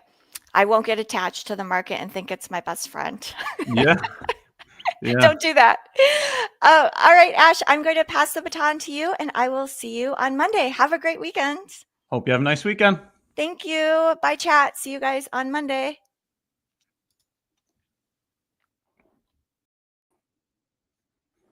Hey, what's up, everyone? How's everybody doing today? Happy Friday. You made it to the end of another week. So give yourself a pat on the back if you've survived, because the majority of people don't even make it to the next day. Okay, so congratulations to making it through another week. If you're still here, if you still have your accounts, if you're still making progress, give yourself a pat on the back. Okay, it's an accomplishment to even make it another day. Okay, so happy Friday. I hope everybody's day is going well. Hope everybody's week is going well. Just going to take a moment to welcome everybody into my segment, see how everybody's doing. Then we're going to go over a trade that occurred this morning. We'll analyze current price action and what to look forward for the rest of the day. But before we do that, let me just welcome everybody into my stream. Happy Friday. You've made it to the end of another week. Let's see who we have here today. Good morning, Next Trades. Good morning, Thiago. Good morning, Lee. Ricardo, what's up? Manu, what's up? Nia, good morning. Albert, good morning. Last Game, good morning. Amir, good morning. Abhishek, how are you doing today? The Unicorn Barbie, good morning. AD, good morning. Clint, what's up? Mike, good morning. George, good morning. No Luck, Pure Skill, how are you doing today? Blint, good morning. Angel, good morning. Shen, good morning. Jabooz, good morning. Caveman, good morning. Hardy, good morning. Felipe, how are you doing today? Sergio, what's up? Eduardo, what's up? Jan, good morning. Jason, good morning. Keith, good morning. Roberto, what's up? How's everybody doing today? How's everybody enjoying their Friday? Who is ready for the weekend? Who's ready to go touch some grass, do something good for the soul, get recharged, reset? That way we can focus up again for next week. before we do that, let's complete today, right? There's this one saying that I remember from the days that I was playing sports. You sprint through the finish line, okay? You don't stop before it. You don't start slowing down because you can see the end goal. No, you sprint through the finish line. You work at the top of your performance every single chance you get. It doesn't matter if it's practice. It doesn't matter if it's the game. You have to show up, giving your business the undivided attention it deserves, or else the results will reflect that. All right, so let's finish today. Let's get through today's information. Let's get through today's session. Let's give it the respect it deserves, right? Let's focus up. Let's get another session in, and then we'll start the weekend. So sprint through the finish line. Don't stop before it. I'm going to run through the trade that I had. If you want to see the executions, just go on my Twitter page. I posted it there. Let's take a look. Let's hop out to the daily chart. The daily chart is very telling, in my opinion. Let's take a look. First things first, same process, different day. You know, the concepts that you use shouldn't change. It should be the same game plan each day. And when you're capable of realizing that you're focusing on the game plan instead of the results, that's when your trades are going to look the same each time. Right? So if you take a look at some of my executions, the executions look the same. That's because I'm trading the same model each time. Now, there was some mistakes today. We will point to them. I have no issues talking about mistakes. Okay, I'm human just like everybody else. So there are times where I lapse in focus, lapse in discipline, lapse in,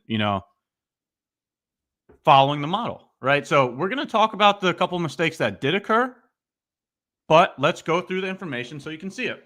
Again, if you want to see the executions, just go to my Twitter page. Here's the handle here. Okay.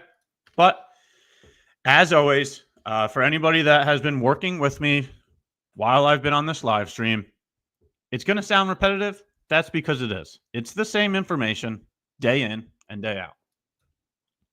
So the process begins on the daily chart, right? I'm going on the daily chart. I'm looking at swing highs, swing lows, and FEGs.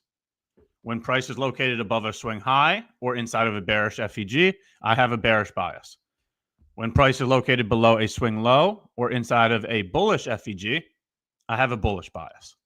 Okay, so it's very clear here that ES running above this swing high warrants a bearish bias, right? So this swing high from Wednesday was taken out here. And when you obtain a bias, what do you then look for to confirm that you should engage with that bias? SMT. So let's analyze. You can see that ES swept out the swing high. So looking for shorts makes sense. And it has something lower to reach for, right? Price is only ever doing two things. All right, maybe this is one of the notes you should probably write down. Price is only ever doing two things. It's either running to a form of liquidity. Liquidity, in my opinion, are swing highs and swing lows, right? So it's either running to a form of liquidity, right? It ran above the swing high to grab liquidity, or it's rebalancing an imbalance, right? So you can see this imbalance here has not been rebalanced yet. Okay, so it grabbed the liquidity here. When it grabbed this liquidity, that's when I start looking for any cracks in correlation. If you hop over to NQ, it's correlated asset, right? NQ and ES are two correlated assets. It's very clear here, in my opinion. In my opinion, ES being above a swing high is a location to look for shorts. In my opinion, NQ showing bearish SMT because NQ did not run above that swing high. That shows that NQ is the weaker pair within a bearish bias. Right? So now you have an idea. The idea is being bearish because ES ran above a swing high. Then getting a confirmation to that idea is looking for a crack in correlation. The crack in correlation is shown on NQ because NQ did not run above that same swing high. Okay. Understanding how to use cracks in correlation, you want to be shorting the weaker pair. You want to be longing the stronger pair. So chat, before I just continue to keep moving forward, which one's the weaker pair? Which one's the stronger pair? You tell me. Today, was NQ the weaker pair or was it the stronger pair? Which one was the stronger pair today? Which one was the weaker pair today? You tell me.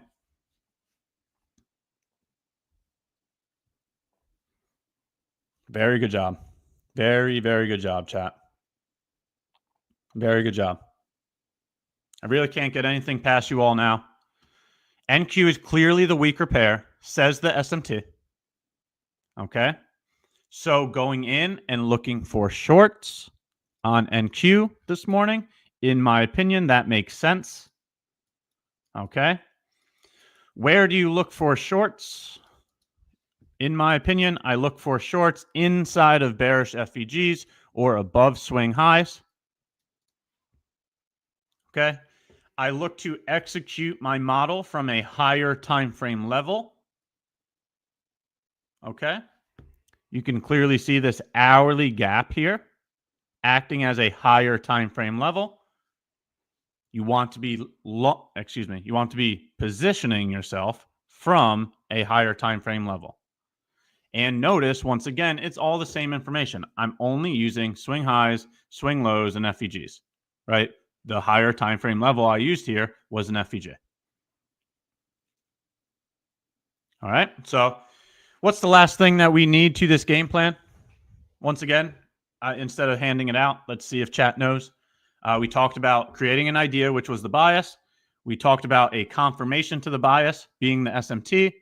We have a higher time frame level to execute from. What else do we want to see before we engage with the idea? What's something that would help this? What's something that would provide conviction to this idea? What else do we want to see here? We already pointed to the SMT. Yes, SMT is something we want to see, but I'm referencing something else.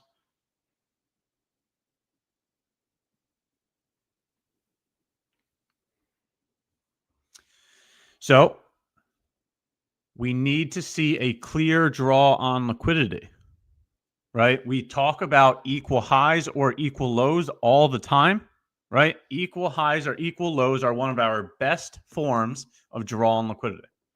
Okay, so in terms of targets, look at all of these equal lows in here. Okay, why weren't any of these ran out?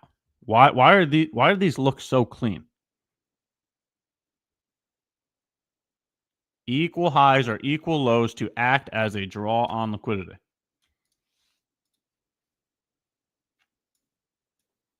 Equal highs or equal lows to act as a draw on liquidity. All right, so let's leave this stuff on the screen so you can see it during the time of.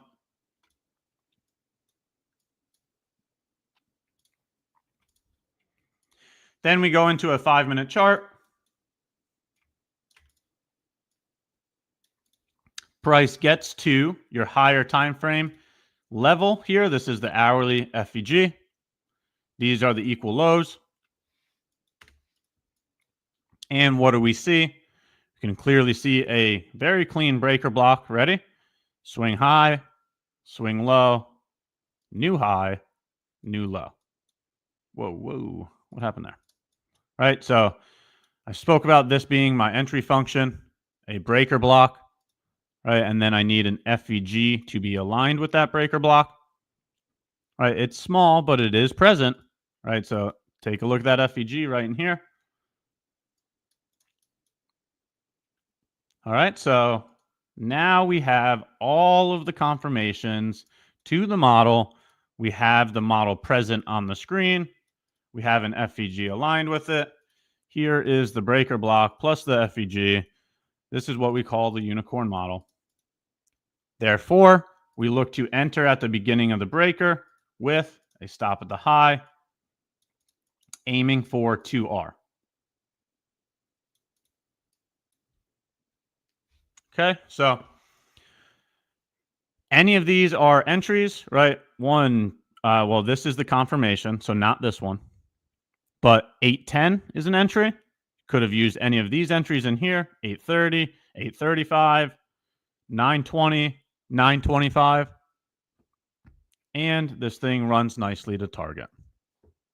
So beautiful short position this morning. All of the concepts we use were present. Now chat. I said that there was a mistake. What was the mistake? Can you point it out? What is something that will be going into my journal about, when you journal, you analyze your pros and your cons. What would be something here that you would call a pro or a con?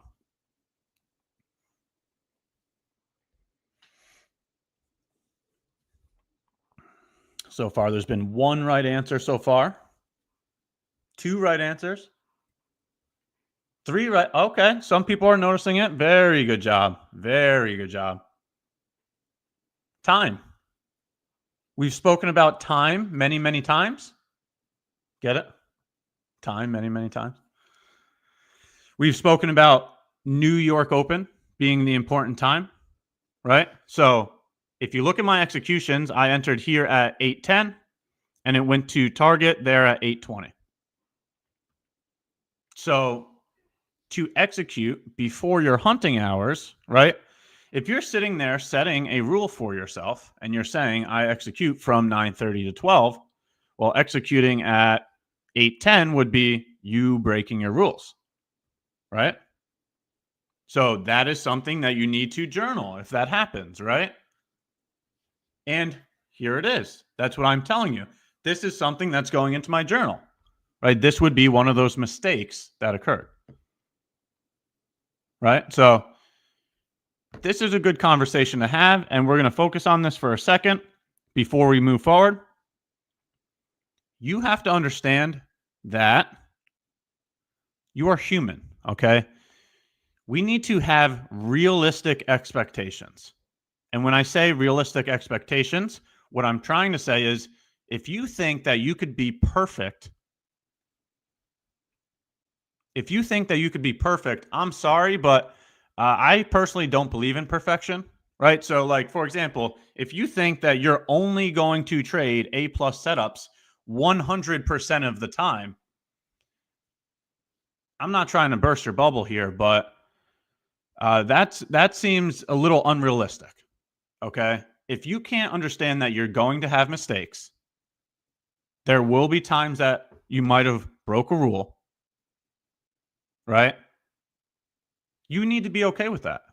Seriously. You will make mistakes. You will make mistakes. Nobody is perfect.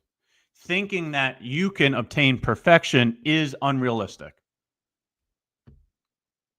Okay, so you have to understand that setting realistic expectations is going to keep you out of a lot of negative emotions. Okay, a lot of negative mental responses, a lot of negative thoughts. Right? Because if you're trying to chase perfection, you're not going to reach perfection. So every time you fail at reaching perfection, it's going to bother you. You understand what I'm saying? So I'm here to tell you that I make mistakes about 30% of the time, maybe even 40 or 50% of the time. Just like every other normal human. But what I'm not going to do is I'm not going to allow it to send me into a spiral that ruins the entire account.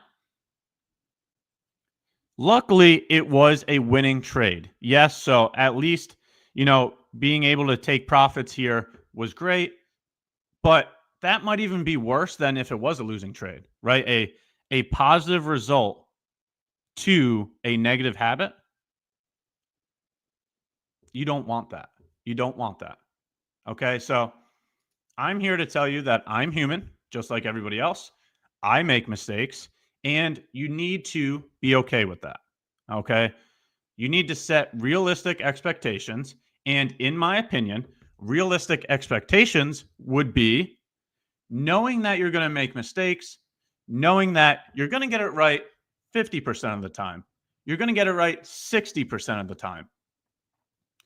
And during those 40% of the time that you get it wrong, during the 40% of the time that you break your rules, you cannot allow that moment in time to ruin all of your hard work.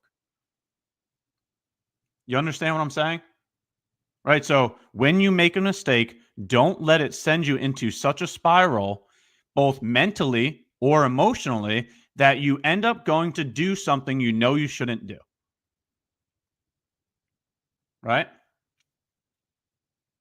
Like, I'm not going to go in and blow my live account now just because I'm pissed off that I made a mistake today. No, I'm not. Because I'm going to control those emotions.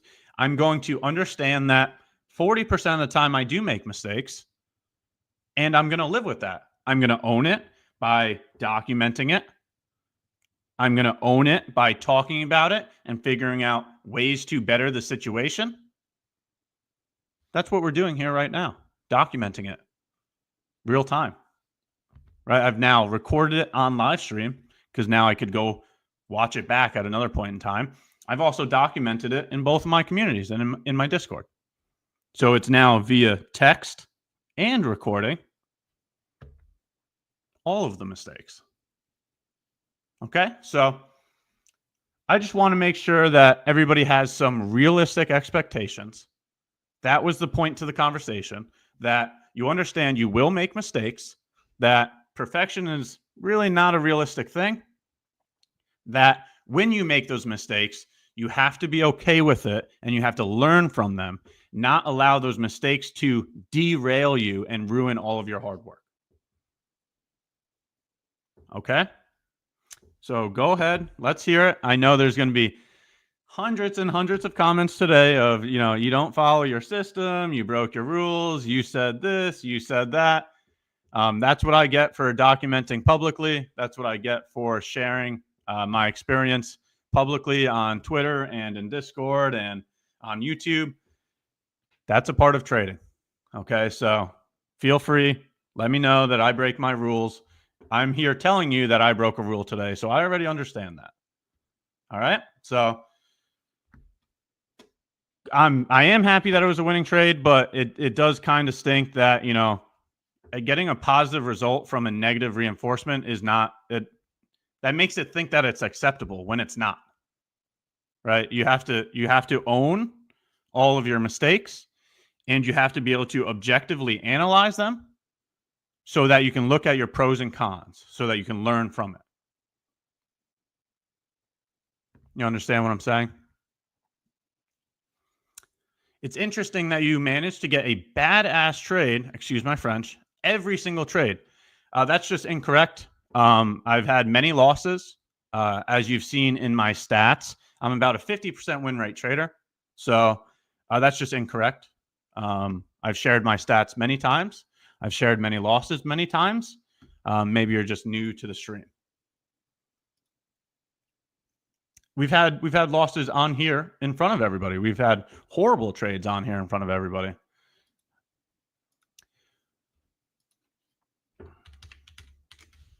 So if you feel like asking any questions about that information, feel free to throw it in chat and we can go over some questions, and then we can look at the rest of today's session and what to expect moving forward.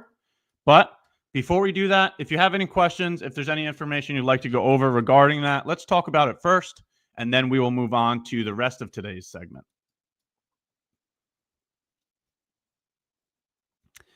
Ash, personally, when I break the rules, the market always punishes me. You have been rewarded. This was a one-off situation. There's been many times where I've made a mistake and it went horribly against me. You draw your levels manually, correct? Yeah, so as you see, I don't use indicators. I'm always using my own tools, right? I just go in here, get the box tool to highlight the breaker block, and then I use the position indicator tool to set up the position. Yeah, I do it manually.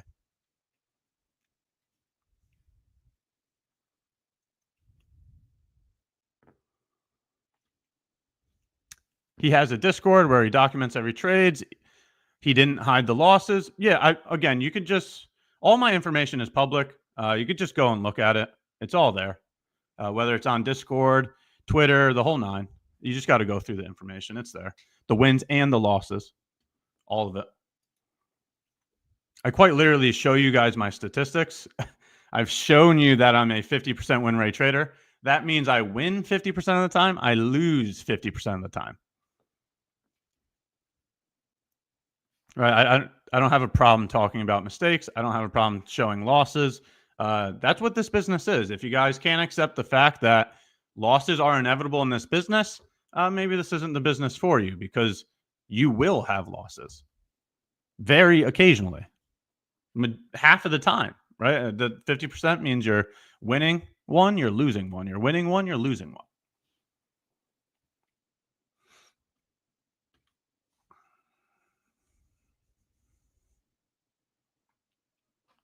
Maybe you've shared this earlier, but do you have a special site for journaling? These live streams are my journal. The Discord is my journal.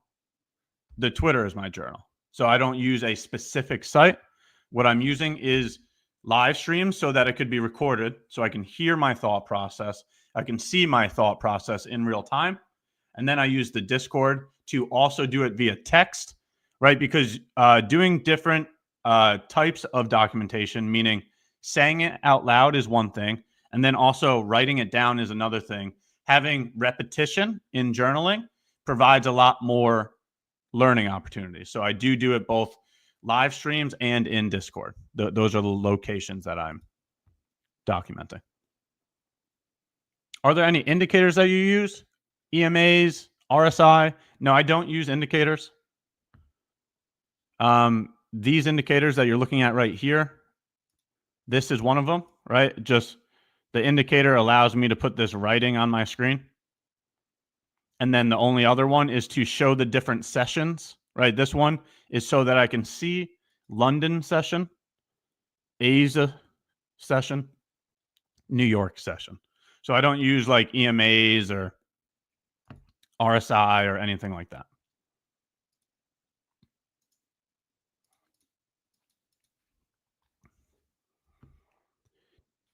Did you take that breaker on your chart? If you want to just see the executions from this, just go to my Twitter. They're shown there. Do you ever full port? I have in the past. I have blown many accounts from full porting. Again, I'm a normal trader just like everybody else. There have been times where I've tried full porting and it did not work out at all.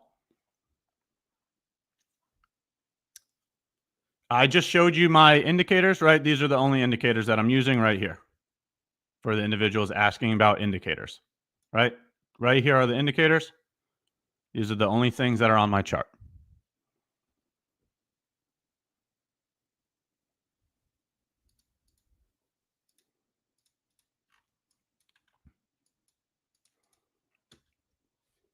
So, chat, I will let you know.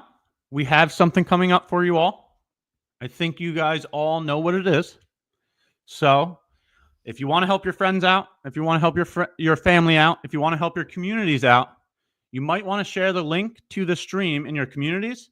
We are going to have something coming up for you all shortly. Okay, so stick around. We have something coming for you. Something has been cooked up in the kitchen. You're going to want to stick around for it. I'm telling you right now. I'm giving you in advance warning. So if you want to help out some of your friends, go share the stream. Go share the link. While you're at it, do me a favor. Sub to the channel. Like the video. Turn notifications on. We're continuing to keep providing value every single chance we can get. So stick around. Not going to tell you the time, but it is coming up shortly. All right. So definitely stick around.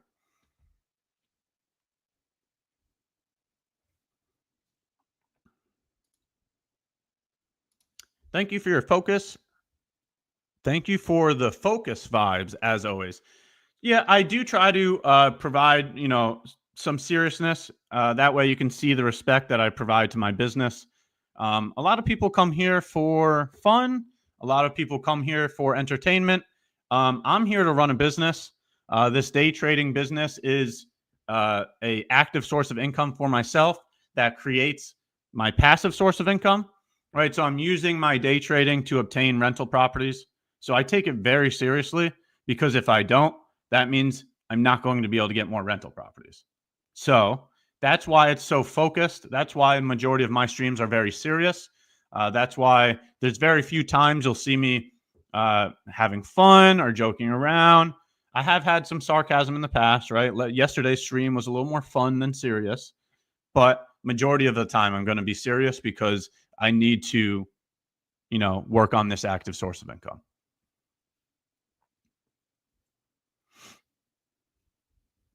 Yes, reinvesting is very important. In my opinion, you should have multiple sources of income. We've spoke about this before. Okay. You should have your day job. You should never leave your day job. Okay. So for all those individuals that are trying to provide misinformation on the internet, right? Those Lambo lifestyles, I have time freedom. I could trade from anywhere in the world. I'm on vacation 365 days of the year. I'm on the completely other side of the spectrum. Okay. That falls into the same conversation we were just having about realistic expectations. The reality of the situation is you need income, right? You need money to make money. So if you have no money, you have to go get a job.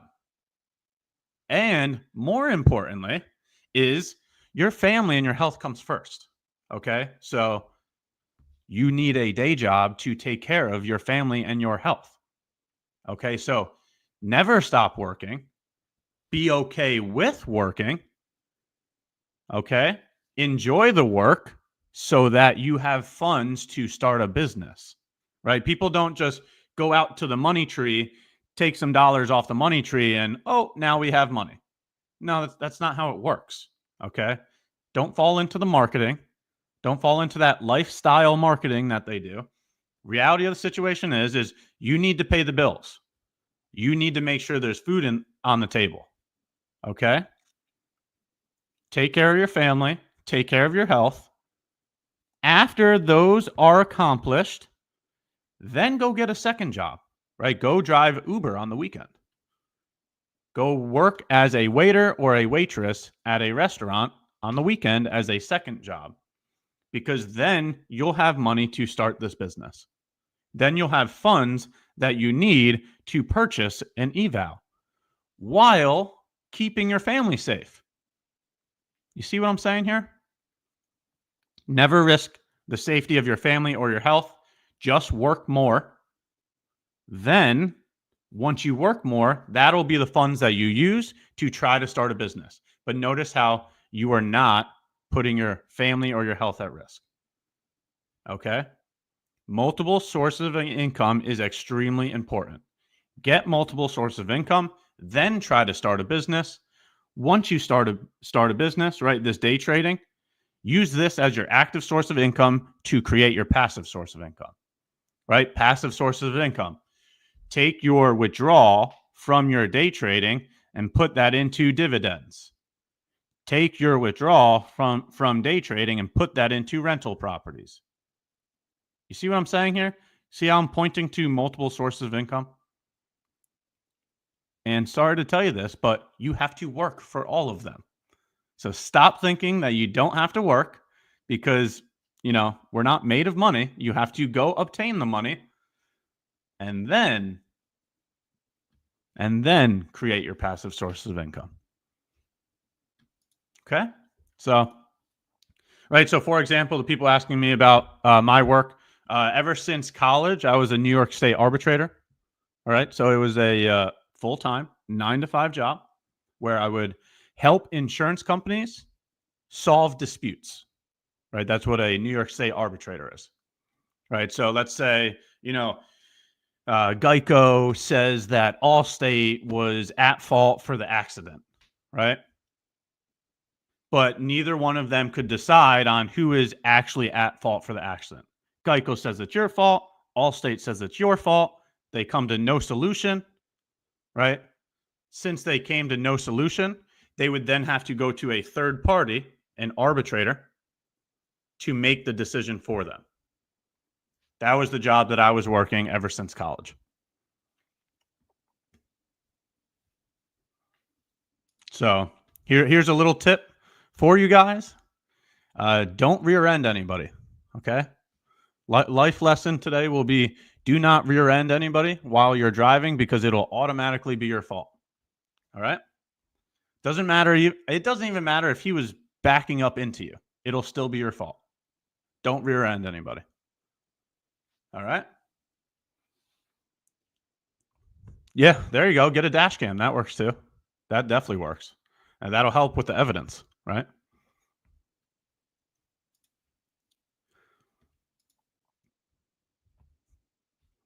Definitely get a dash cam. All right. Amazing conversation this morning. The point to the entire conversation, right? There was 2 points that I was trying to hit on with this entire conversation. Both of them are regarding realistic expectations. What I'm trying to point to here, to wrap it up, and then we can move forward. A realistic expectation for your day trading would be understanding you're going to make mistakes. And when you make mistakes, learn from it. Don't allow it to send you into a spiral that's going to ruin the rest of your business. Another realistic expectation is that you're never going to be perfect. Okay, so understand that 30% of the time you're going to make mistakes, 40% of the time you're going to make mistakes. But when you make mistakes, again, do not allow it to derail your entire business. Okay? The second form of realistic expectations from that conversation is multiple sources of income.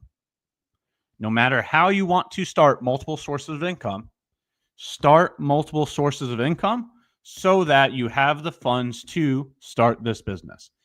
It literally takes money to make money. So go and work for your money so you can attempt to start a business. All right. That was my realistic expectations conversation that I wanted to have today. Once again, we have cooked something up. So if you didn't hear me the first time, stick around for a few more minutes. You guys will get a lovely Friday surprise. You're definitely going to want to stick around for this one. Again, if you want to help out any friends, give them a chance at what's coming up. If you want to help out any of your communities, share the stream, share the link to the stream on your socials, in your Discord, on Twitter, whatever you'd like. We have something coming up very shortly. If you're finding any value from any of the hosts, any of the trades that we talk about, any of the conversations that we have, if you're finding any value from the community, from any of the giveaways that MyFundedFuture has done, sub to the channel, like the video, turn notifications on. We're doing this every single week. All right, so just going to take a sip of my kombucha. While I do that, if you want to throw any questions or information into chat, we could either continue the conversation about this position, or we can move forward to what to expect for the rest of the day.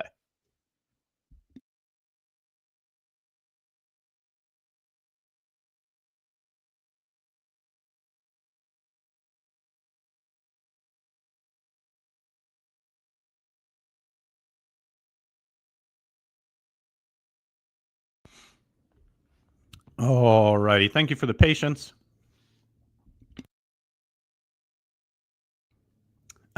I tried the honey and the coffee. It was good. That is black coffee with honey. I'm telling you, that is the holy grail. If you guys needed to know what the secret was, it's black coffee with honey in it. That'll change your day.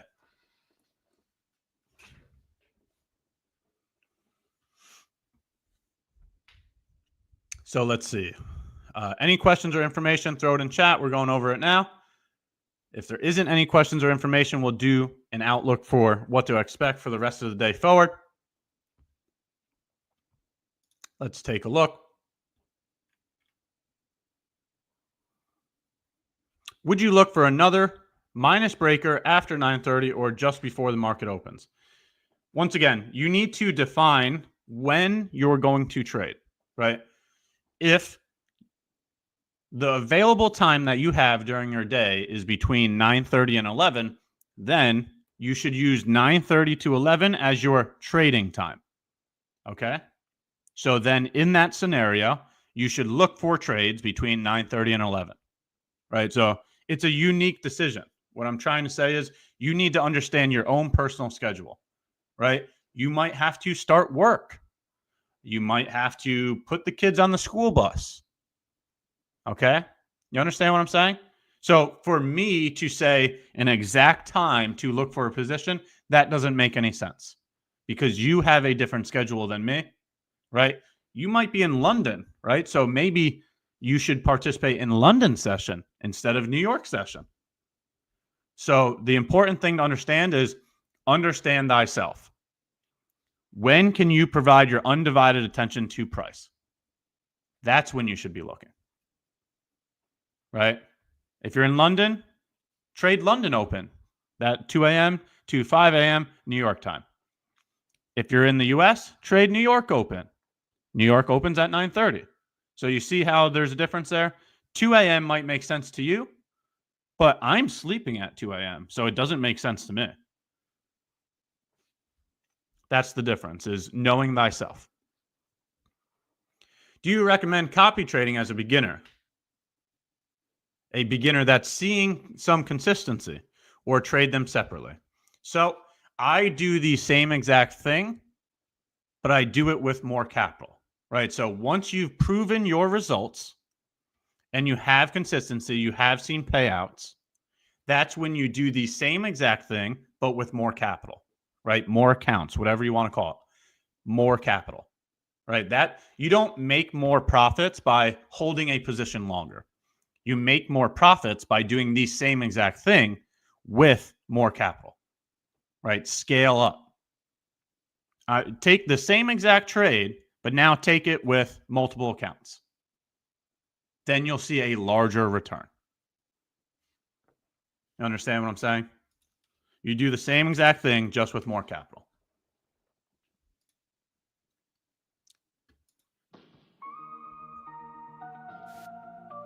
I think we know what that means. Here we go, chat. Chat. 25 free 50K scale accounts using code ThankYouDenny25. Right? TY Denny 25. Let's go, Denny. W in chat for Denny.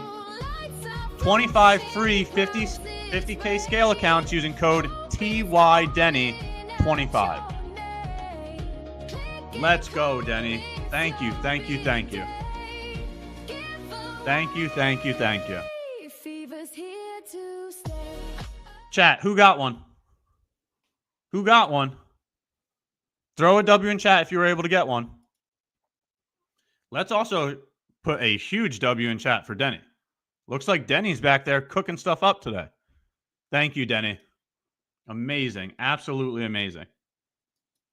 Absolutely amazing.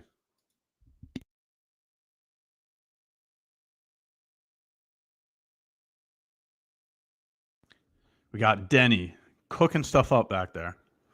Let's go. What an amazing Friday, I must say. Free accounts, man, I could only imagine the return on investment there. Imagine getting a payout from a free account, something that you didn't even have to purchase. Absolutely incredible. Who was able to get one of the free accounts? Happy Friday. Amazing way to enter the weekend.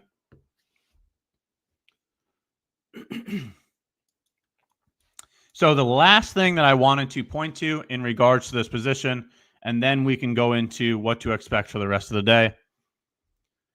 Take a look at this pain. Take a look at this pain. Talk about maximum pain.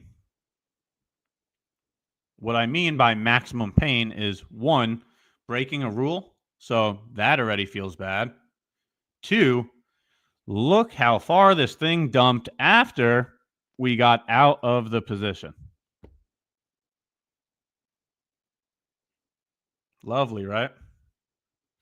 Lovely. This is what maximum pain looks like. You break your rules, and then this thing goes another 100 points in your direction. Man. But even though I'm saying that, this is the thing that is going to derail you, okay? If you think that this is okay to be breaking your rules, if you think that, I coulda, woulda, shoulda caught this, no, that's what I'm trying to get out this entire session, is that stay away from those emotions. Don't allow this to derail you, right? Don't be like, oh, this thing, I knew it was going lower. I deserve some more points on this. No. If you're going to hop back in there thinking that you see that price is going much lower, that's just an intrusive thought. Okay? Handle the things you're capable of handling, and everything outside of that is just noise. All right? So, yeah, this thing provided some maximum pain this morning, but not going to let that derail the entire live account. Right? We're still going to keep working. We'll get right back to the discipline. We'll get right back to the patience, and we'll get right back to work next week. Right? That's the entire point. Don't allow it to derail.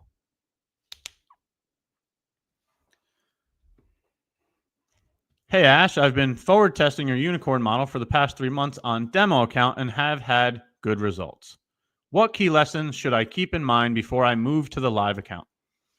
The first thing that I would say is your mental and emotional control, okay? Because a lot of people really get affected by finances, really get affected by money, right? So you moving from not using money to using money, don't allow that to induce any kind of emotions that's going to change your game plan.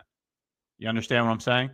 Just because you've had good results in the demo account does not mean you're going to have good results in a live account.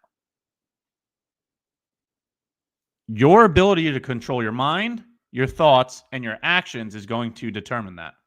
If you allow the thought of, okay, I can actually make money now.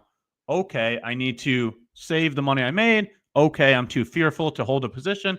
All these little feelings that you have during the time of, you got to stay away from those intrusive thoughts.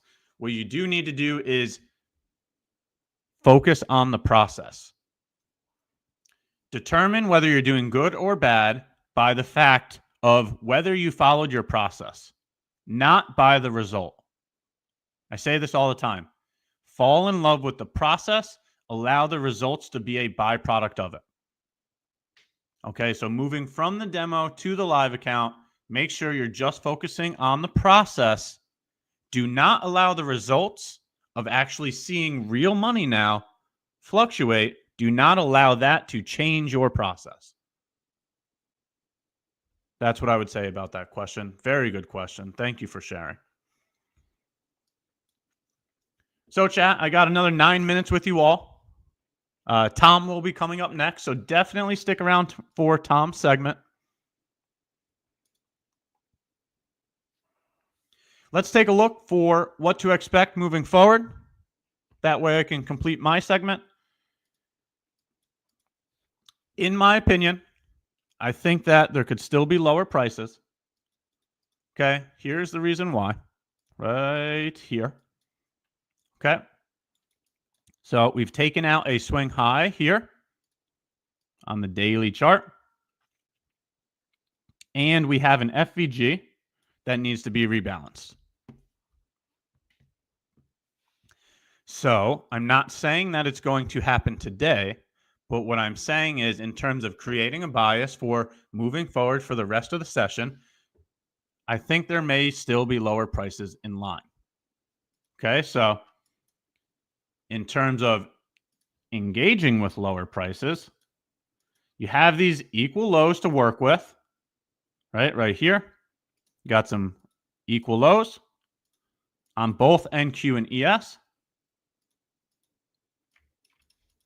Right, so I would be looking to see what happens at any one of these gaps right? So using one of these as like a higher time frame level, right? Bearish FEG.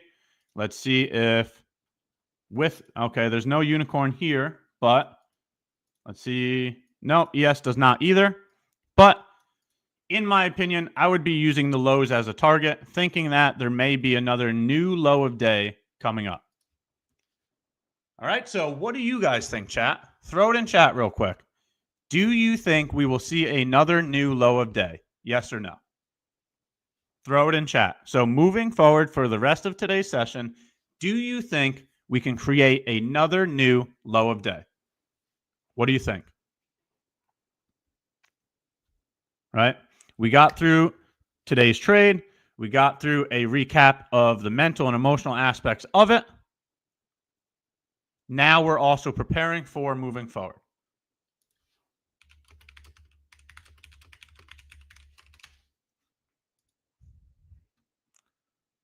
So majority yeses coming in. Okay. Majority yeses coming in. All right. So, yeah, in my opinion, I'll see if these equal lows can be taken out. I would look for those equal lows first before looking for any type of support or any type of bounce. That's my opinion. And my opinion comes from the daily time frame, right? The ES swept out a swing high in the daily. A swing high is a location to be looking for shorts. And it also has a daily FEG to reach lower for. This is the daily FEG right here.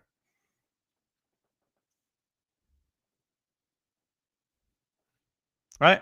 So we'll see if we can make a new low of day. Maybe they go ahead and do it right here in the next 5 minutes before my segment ends up. We'll see. Hey, Ash, are you ignoring an hourly change in the state of delivery these days while entering trades? No, I don't think I ever said I ignored that. Market structure is definitely something that I look at. Are you referencing something else? Am I missing something here? Right, so like, for example, today was a short position, right? Let's go to the hourly chart and let's see, right? So here's your bearish change in the state of delivery right here, right? So we've been bearish ever since this bearish change in the state of delivery. So again, today's short position would make complete sense because the market structure is bearish.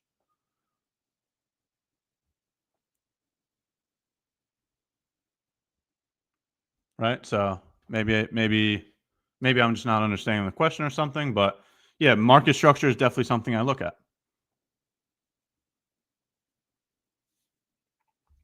So chat, just a little update. It's not Tom coming up next. It's Methodical Man is coming up next. He's been a phenomenal host. I really appreciate his time. I really appreciate all the value he shares. So he will be coming up next in another 5 minutes. Definitely stick around for his segment. He's got a lot of valuable information for you all as well.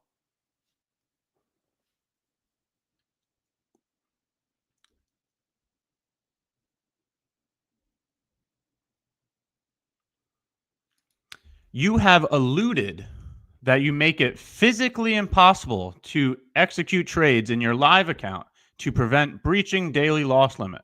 How do you do that? I mean, that is so far from the truth that I'm not. What was physically impossible to execute trades? How do you think that I'm getting payouts from this live account? It's because I execute trades. It is not.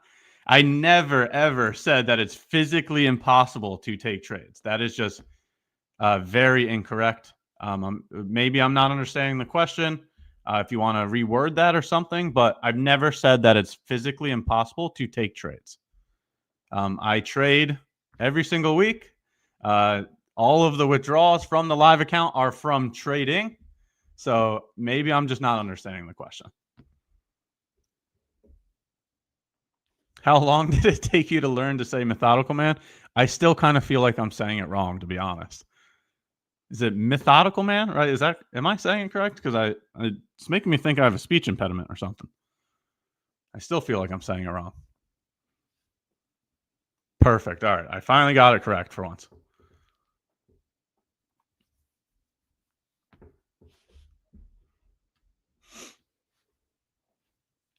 So I got another 3 minutes here. Any last questions? Any last information? Let me know.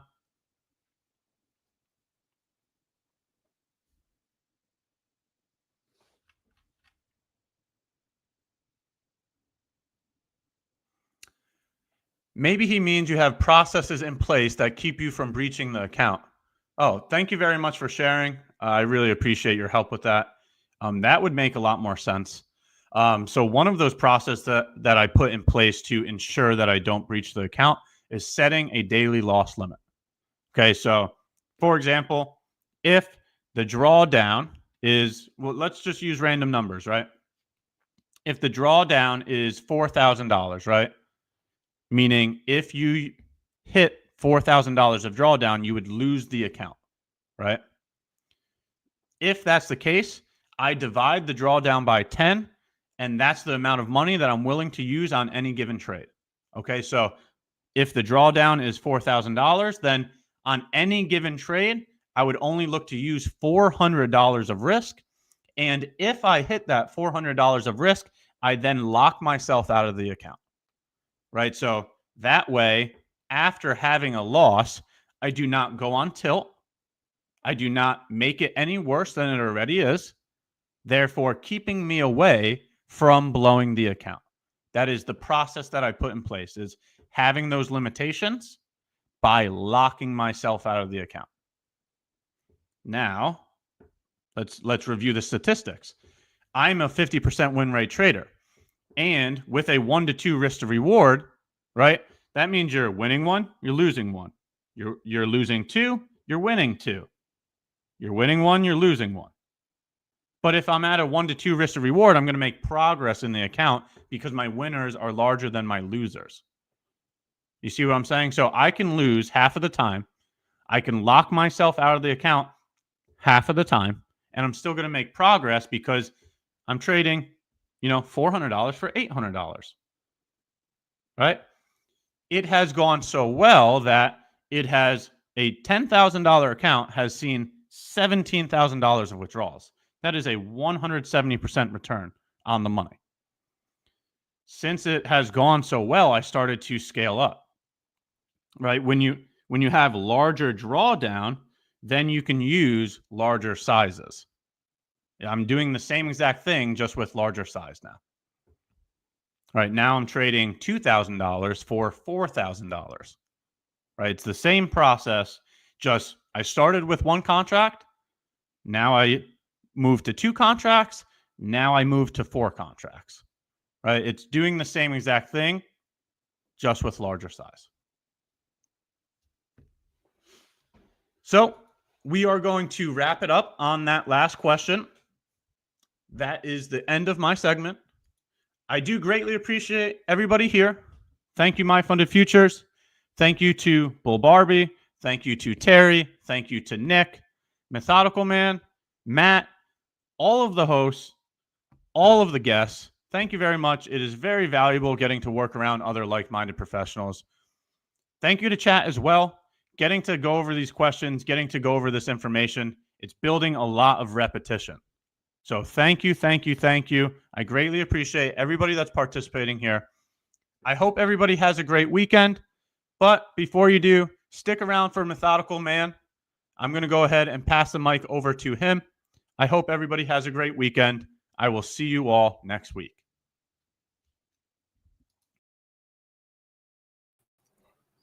Hello. Good morning. How's everybody doing today? Hopefully everybody's green on this tough Friday.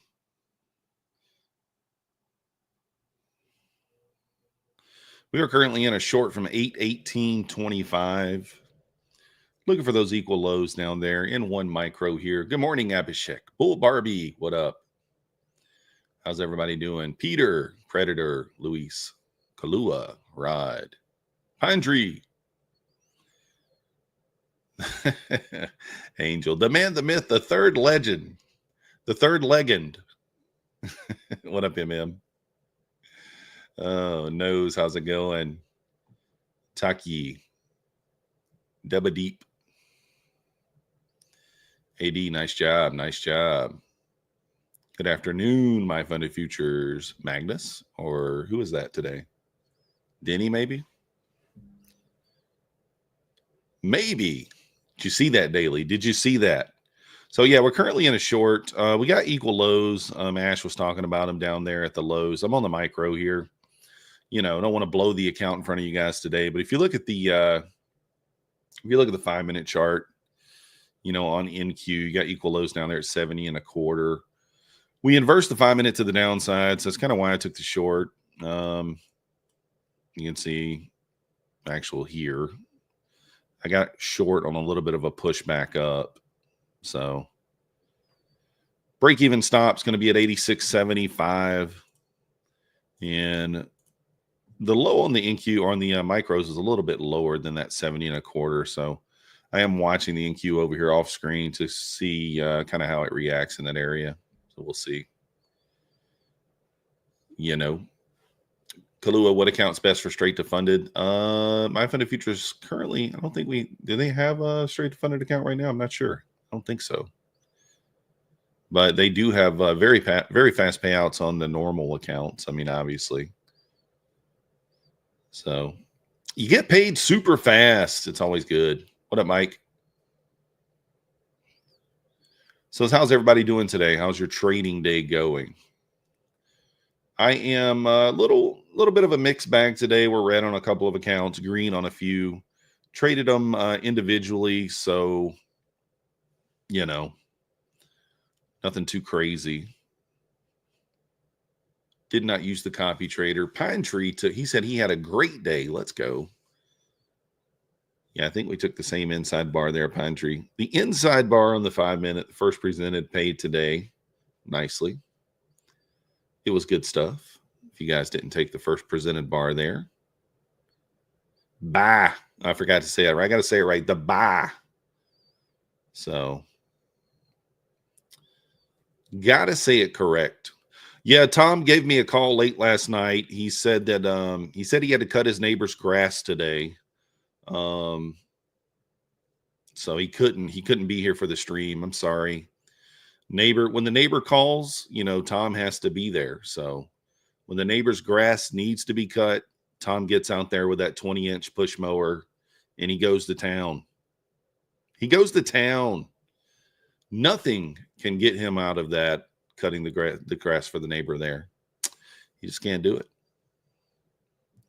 He has a Speedo shoot. I did tell him I wanted a picture of him so I could show live on stream, and he didn't give it to me. So I wanted to see a picture of him pushing the mower. I don't even know. Is it winter time in Hungary? What time of year is it in Hungary currently? Is it hot? I'd assume it's hot, right? It's his side income. Exactly, Alicia. He'll come cut your grass, Bull Barbie. You just got to provide the lawnmower, the gas, and the ticket to get there.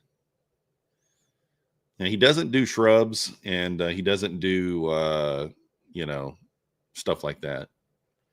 He doesn't do mulch. So it's hungry. It's summer in Hungary. Nice. 34 degrees Celsius or so. Abel, that sounds pretty hot. 37. Nice. Yeah, it's about 95 degrees Fahrenheit where I'm at. I'm in Georgia. So I'm in Georgia. So I'm going to go break even at 86.75. I do think if we lose the 90 level there, if we can just get through the 90s, you should see a pretty decent candle down, but really want to see ES kind of hold below that 77. It's tested it a couple times. I mean, we could manipulate higher before we take out these lows, but I do think we make new lows today. I am in the short on a couple of accounts here. You guys are seeing the micro account, but I am in it in a mini as well, just so you know. Just so you know, we're in it in a mini. Just saying.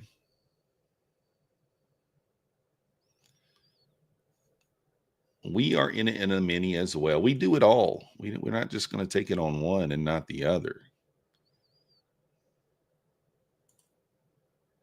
Let's see.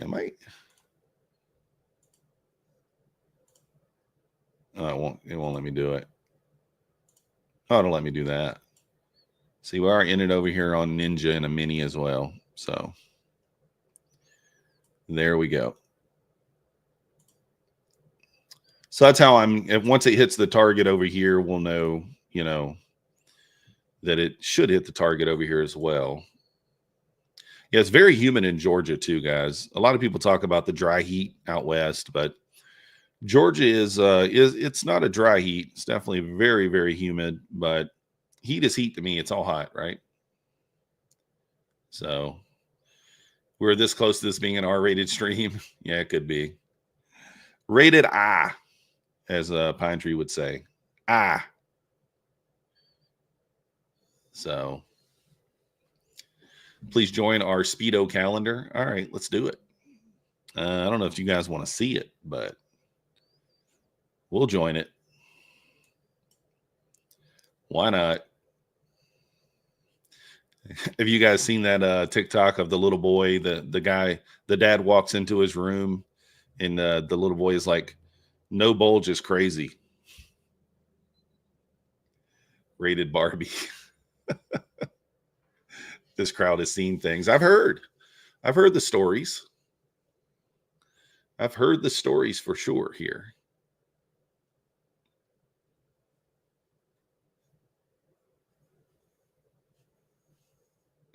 It gets more off topic every day. Oh, Peter, we're in the short. I mean, we're in the short, so it's kind of one of those things. What is there else to talk about? We see where my break even is. We see the target. We see all the things already. So we see it already.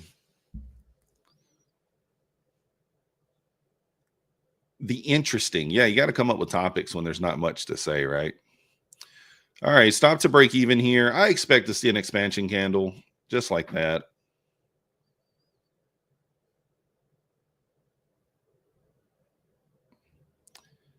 I'll kind of show you guys. Oh, well, we don't want to show that one. Never mind. Hold on. We don't want to show that one.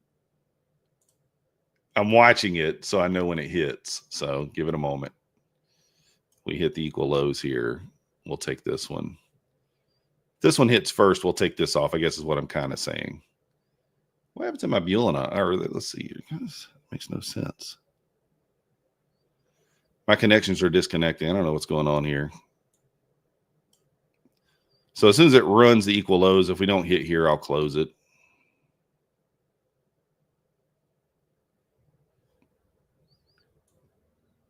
Just kind of watching. It's teasing it. It's just breathing on it. You do have initial balance low down there as well. So it does have to break through there to kind of get to it.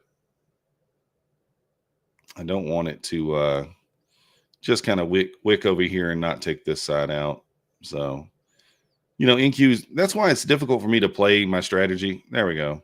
On both, because NQ kind of plays a little, you know, sometimes it hits levels and micros MNQ doesn't, right? Or vice versa. One might hit a level and the other doesn't. So I always try to watch both, take the trades on both if I can. And that keeps me kind of on my toes there. I'd hate for one to hit the level and the other not to. Let's kind of take a look at the higher time frame here, see if we can mark out some levels. So we do have an order block here on the hourly. That wick's already really been hit. I mean, I go to the higher time frame, mark out a little levels here. I don't think we have enough juice to the downside to get to these levels today. So probably go to the 15-minute and see what there is in there. Got one small wick here. Probably that's in play for sure. I don't know. I guess it's not that far. 150 points. Maybe we do have enough juice to get there. Kind of got this last line in the sand on the hourly here. What do we got? 18 minutes. Let's see if we close below 780 in the next 18 minutes. But that kind of was the target there, those equal lows. So what happens beyond that, we really don't know. Right? We really don't know. But nice little trade there. I'm up a little over $1,000 on the one account over there. And I'm not quite sure what this account won. What's Bull Barbie doing over here? Getting in trouble? Cheers to everyone who said the new low day. Yeah, nice call, Ash. Nice call. The pigeon sets you up. You got to be careful. You got to be careful there. Looks like 732's on deck here. ES is losing the 69 level. If we get a retest of initial balance low, I mean, it could be interesting. I kind of hate shorting once you've already kind of taken a short, right? Entering again is kind of goofy. So Trump is speaking. What is it? What time is he speaking? 3 Eastern? I think he's having a meeting today with Putin or something at 3 Eastern. There's speculation that, you know, could be a big announcement. We'll see. Pigeon. Oh, goodness. Oh, don't stop there. Yeah, it's tough to say. It got moved. Did it, Jan? Yeah, I think did it get moved to tomorrow? Interesting. I didn't know that. Appreciate you telling me that. Huge. It's going to be a huge announcement. So, but yeah, we'll kind of see what happens. If we can get any other entries, we'll see. You know, we're going to be aggressive. Andy in the house. Andy in the house there. We'll be aggressive here as always. We do our best. Made a little over $100 there with a single micro. Not too bad. Yeah, right at $100 with a micro. 50 points. We'll take it. Let me show you guys my trades. Where's it at? Is it under settings? Oh. Am I overlooking it? Yeah, it is under settings. All right. Visual trading. Show that execution there. So he actually took, 48, basically 49 points. Nice little win. Pushing down towards that 732 now. Bouncing off that level there. What up, ICT scalping?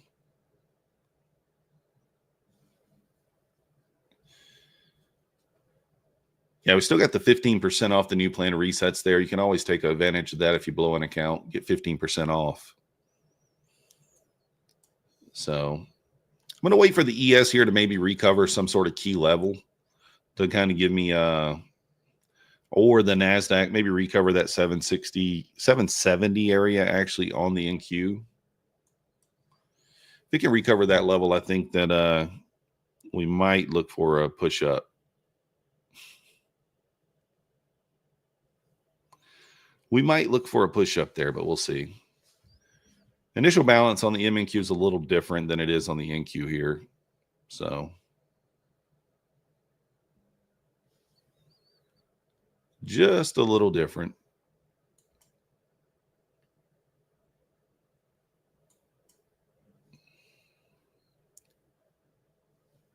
Yeah, scalping. I was in that trade. I was in a little bit higher there on this account because I was waiting for I switched over to the micros, but on my other account over there, I was actually in it a little bit lower than I was on this one, just because I entered it at when you were supposed to.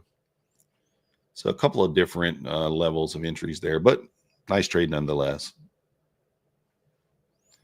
Like I said, kind of a mixed bag today for me. I got some evals red, 1, 2, 3, 4 red evals, 5 funded accounts green, and then 1 funded account red still. But we did lock in day 3 on the MyFundedFutures funded account. We locked in day 3, $145. Nothing crazy. We're up $418 through 3 days on that account. So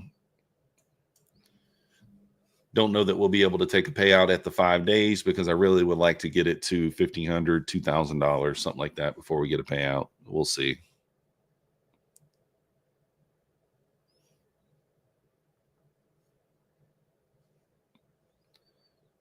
We will see. Guys, you're not going to believe this. You are not going to believe this, but I'm going to tell you anyway. We were talking about, not yesterday, but the day before, going to get the pretzel dogs. And anyways, I go all the way to Commerce, which is a city outside the area that I live. It's about 25 minutes away, to the cookie company to get those pretzel dogs. And they're like, oh, the truck didn't come today. We don't have any. So they didn't have any. So I wait until yesterday, and I go again to get those dogs because I'm like, I am craving those mini dogs. I gotta have them. And I go again yesterday, and they still didn't have them. And the closest place to me that I can go to that I know actually will have them is an hour away. So, man, that's so annoying. So annoying, man. The mini dogs, I want them. The little hot dogs with the pretzels on them. Driving all the way out of the way twice and can't get the dogs. It just makes you want them more, right? Makes you want them more. I don't hate an initial balance short here. I'm going to try it. Just look for 10 quick points. I'm watching the NQ here because, again, NQ is actually at 69, not 66. So I probably need to move this up a bit. Maybe to like 79. It's like, here's the entry on NQ.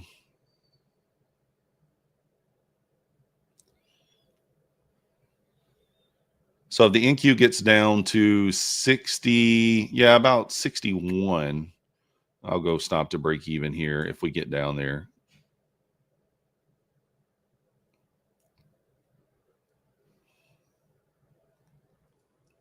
Looks like it may not work. Nope. Yes, recovering the 69 level here. Looks like we're just going to blast back up. Going to need a quick reaction off this EMA. So giving them back, 14 points there, something like that.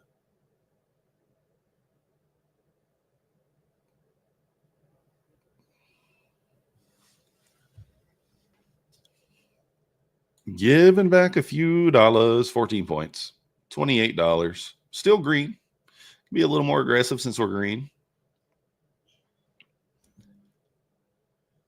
A little more aggressive.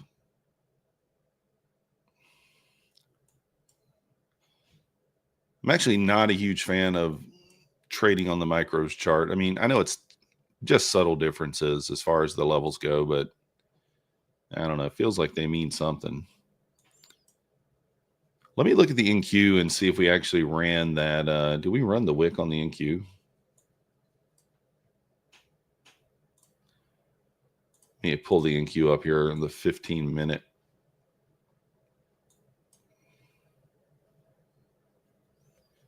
Oh, there's actually, no, that was on the, was that on the 15-minute chart that I saw that wick? I thought it was.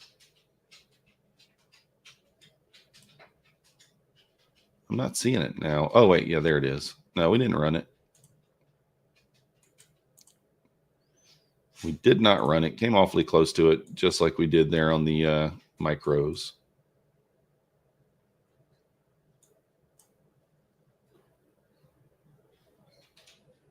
Micros help you a mentality of risk management and scaling. Yeah, I mean, you can build a position using the micros, right? You can kind of use micros to build a position there. Kind of makes sense. Back up to the 50 EMA here. Yes, it's recovered 69. Really breaking out. Bullish engulfing here on the 15-minute.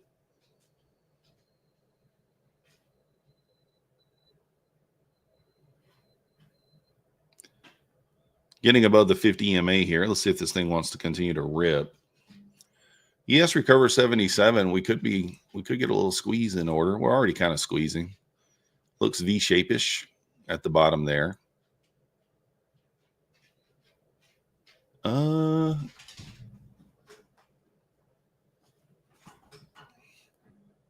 Let's see if we get a little pullback here. I may take a long if we can get a pullback. It'd have to be a decent pullback, maybe into like the 60, 70 area. I don't know that we're going to get it.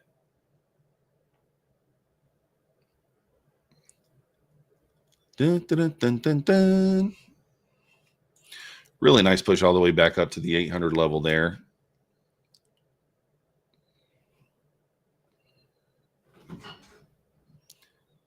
Did not really breach the 800 all that far, though.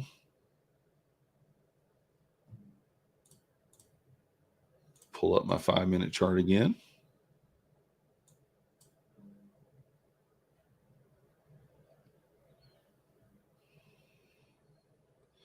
I might wait and see how this 5-minute candle closes. Do got the top of the hour coming up in about 6 minutes as well. We do kind of have a little 5-minute trend line here. Oh, actually, let me draw that out.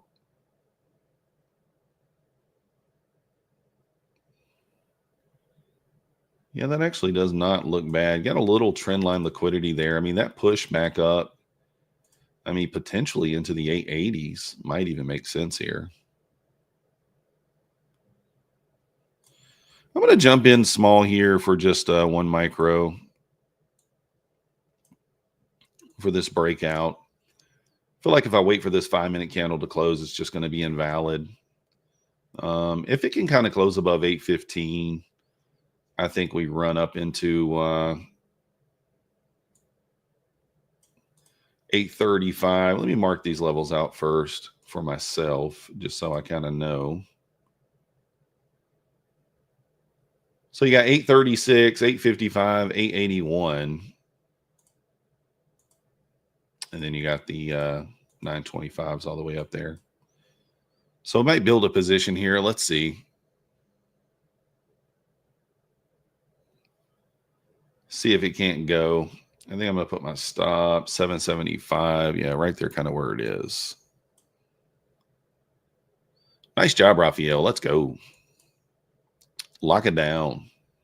15 seconds left on this 5-minute chart. I'll probably add 1 more micro here if the 5-minute closes. Target 36 on the 1. All right, 5 minutes closing. I'm going to target 55, I think. Or we'll just target VWAP on the 2nd. So 36.50 really should be your first target. I'm going to take it down, front run it a little bit here. 34 level. Last sort of obstacle that we have is right here. Right, we got to really close above this. It's kind of the last obstacle in a way here.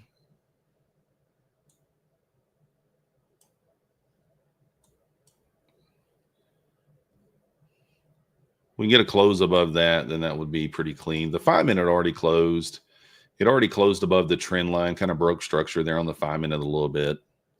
So you want to see it kind of hold this 800 level and push back up. But if it doesn't, it doesn't. The WeVop. That's right, Serdos. That's what I mean. The WeVop.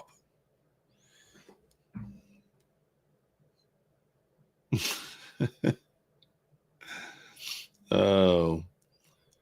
Nice trend line there. I mean, you know, we got trend line on the 1 minute too. Like once you kind of start running this trend line liquidity, usually you don't really stop. It just continues, but we'll see.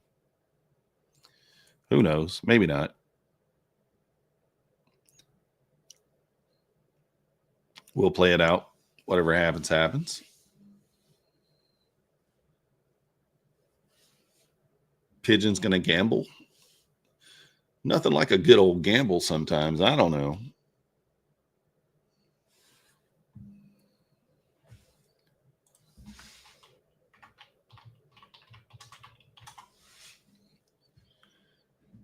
Tom is cutting grass for his neighbor today, not Willow.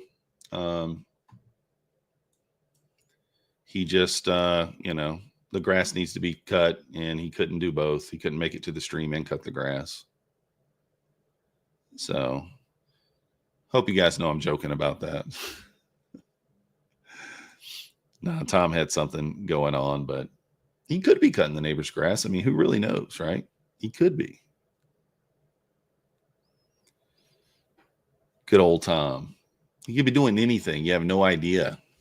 Yeah, he's got to pay for those evals. Yeah, he'll be back on Monday.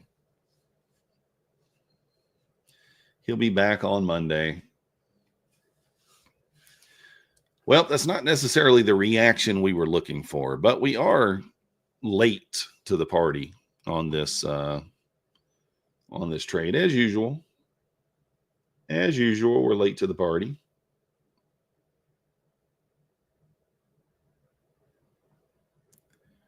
Nothing new.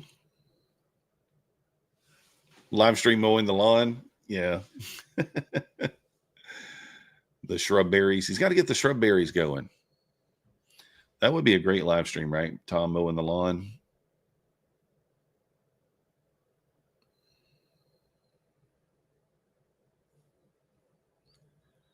Oh, I'm not going to blow it, Pigeon. We're on micros. We're on micros today.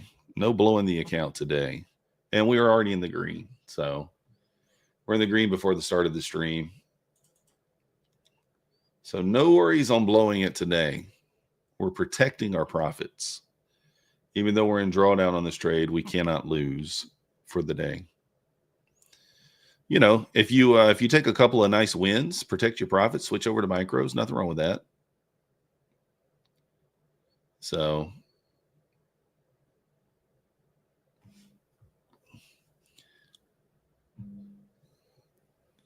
Guarani trades, when will be the next full-time segment? I have no idea. I don't know. No clue. Top of the hour here in about 45 seconds. Let's see what that does. It's either going to give us the momentum up or it's going to take our stop. I mean, I really could move the stop a little bit lower here, but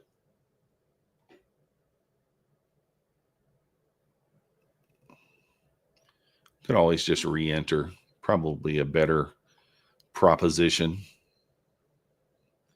Yeah, Lifetime, I do think this is a better long, actually kind of like where my stop is kind of a good longing spot. So I was thinking about moving it down, but I'll just re-enter.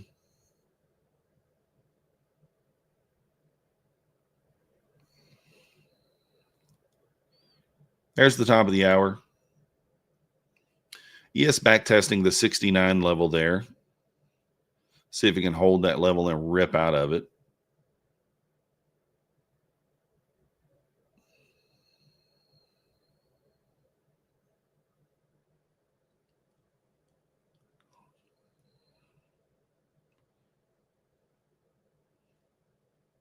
Not really going to get above these EMAs here and get going, get it back above that 800 level.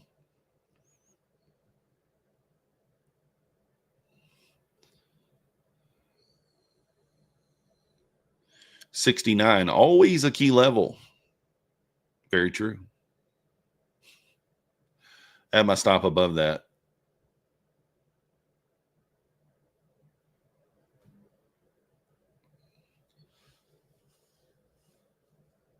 You got stopped out of the loan, but still green. Yeah, nothing wrong with that. Walking away is not a bad idea. We are into the lunch hour here.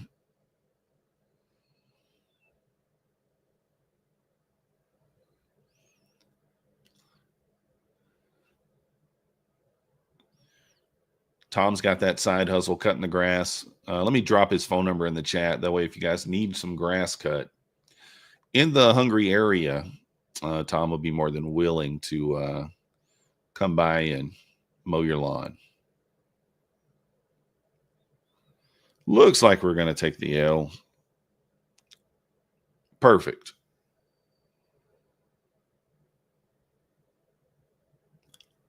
Stopped out on one. And ES is now tapping that 69 level.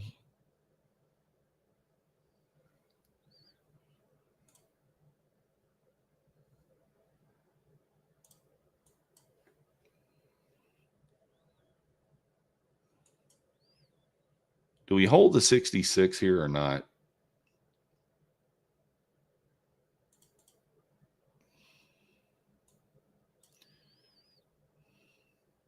I am back in long here on another account over here, just so you know. Just going to look for a 10-point scalp, push back up into like the 88, 89 area. Try to get this account green if I can.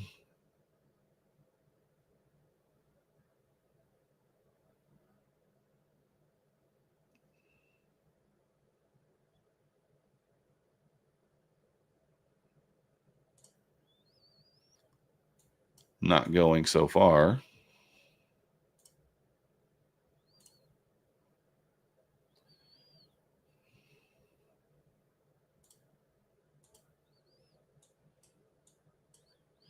Trying to get a little scalp going here.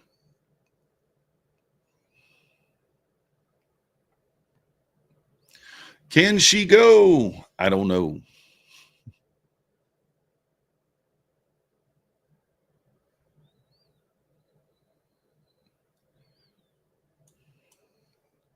Testing the initial balance.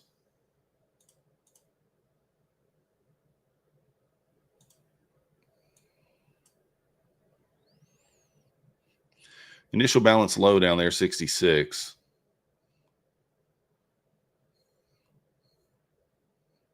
Watch the sweep of the old low here. Yeah, I guess that is down there, huh? 60, 70 area on the NQ.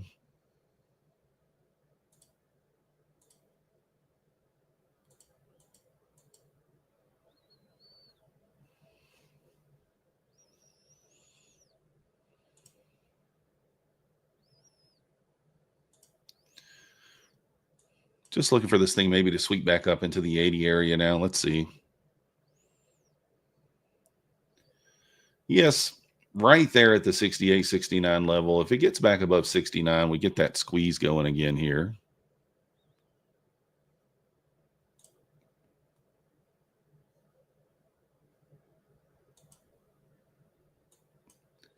Just get it back above there. Squeeze one time. Just doesn't want to do it. Yes, back to that 69 level.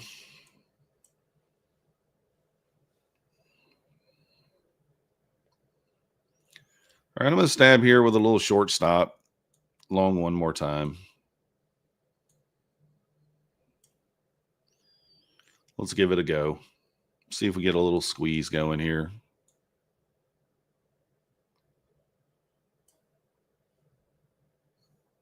Risking 12, 13 points for potential 20 here. If the ES loses the 69, then we're going to be in trouble. But let's see if we can rip it. I feel like we might get a little squeeze.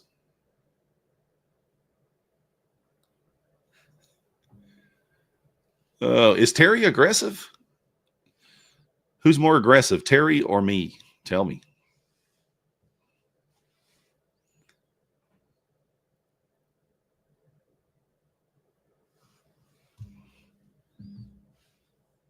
All right, at the 790 level, I'm probably going to go ahead and go break even.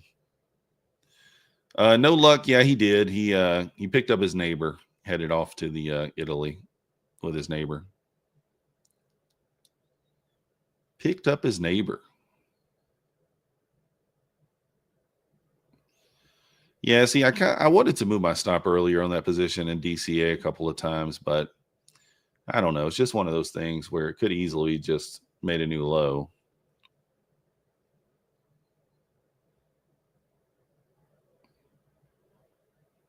So I'm probably going to go stop break even at that kind of 50 EMA area, 90, 91. Maybe move my target up here, like 810s maybe. Really want to see it close above this level right here. It's a good stop to break even point. If we can get kind of above the body of this candle at 96, I think we get a little bit of an expansion candle up. But let's see. I could protect myself. Probably should.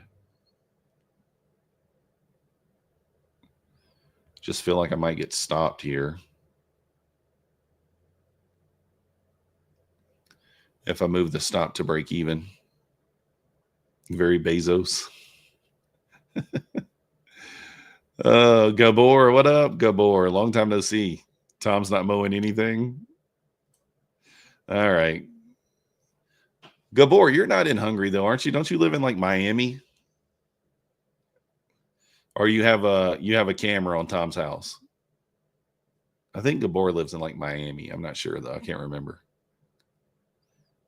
That might be somebody else.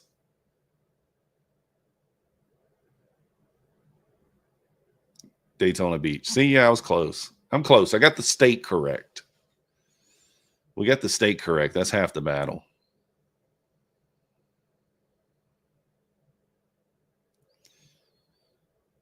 Mowing or munching? I don't know. What's the difference? Tom doesn't mow. He plows. It's like a 1/4 acre lot. So I don't know if he needs a huge plow out there with him to do it. I don't know if he needs a big plow. All right. Is everybody locked in here? Is everybody paying attention? Everybody locked in? You paying attention? Keeping your eyes open? Keeping your eyes open, eyes wide open. That's all I'm going to say. I don't know if more needs to be said, right?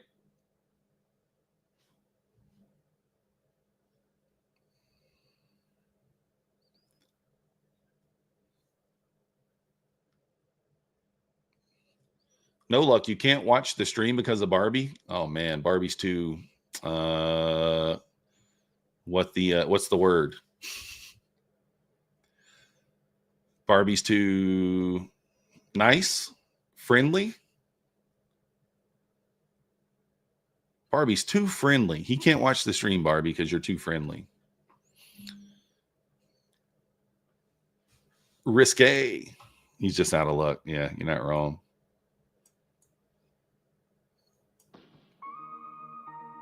Oh, I hear some music.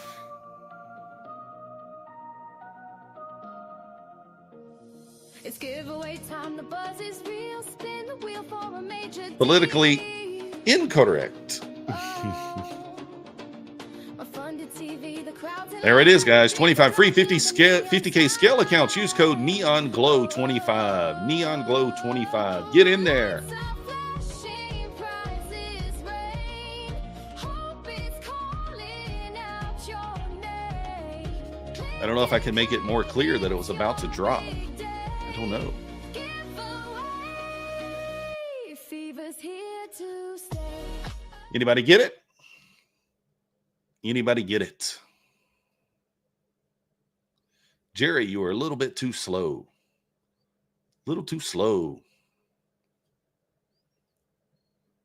Yeah, 25 is going to go fast. I mean, that's just how it is. I want to see some expansion above 800 here. I don't really love where my stop is, to be honest. I might consider moving it back if we don't get back above 800 quickly. I want to see us just push right into my take profit right above 800. There we go. Should see a decent spike here.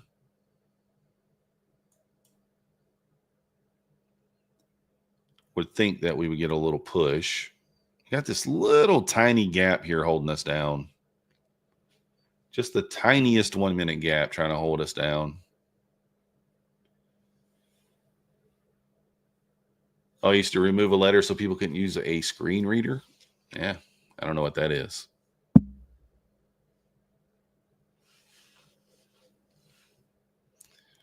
People are more advanced than I am. Well, I really didn't get that expansion there. Of course, we barely breached 800, 801.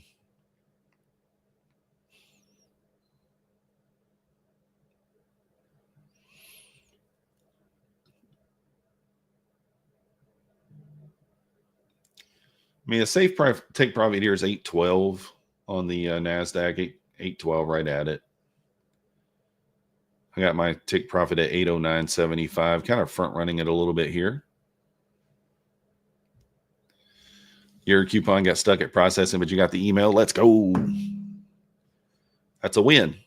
A win is a win.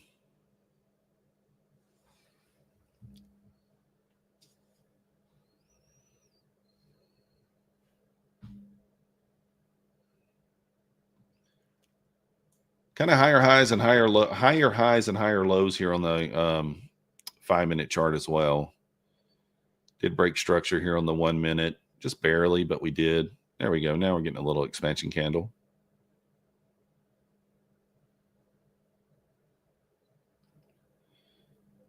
You know you want it. Get on up there.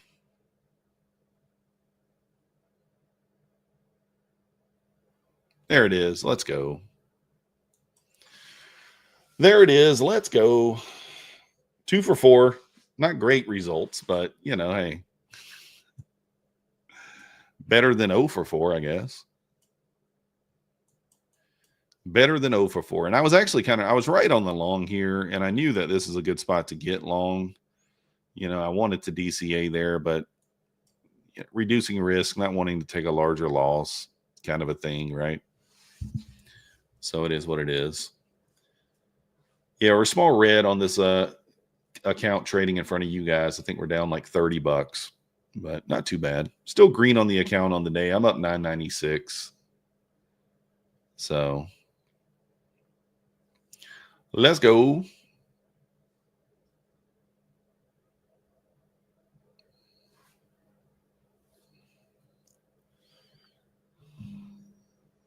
Got about 17 minutes left in the session here.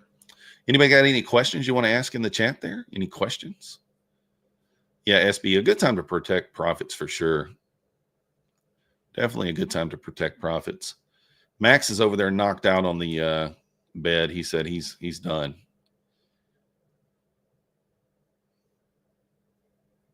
Anybody else's docs and sleep like 20 hours a day, just sleeps all day?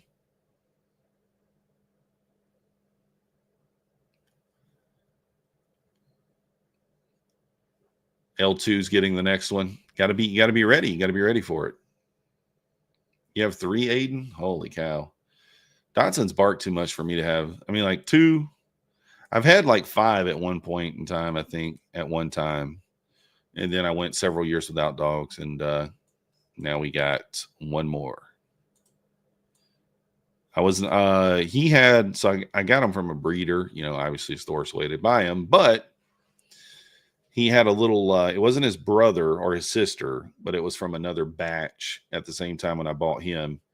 And I tried to buy that girl dog as well, but I was $100 short on cash, and it was like 11 p.m. at night, and the lady wouldn't take $100 less. So I didn't get it.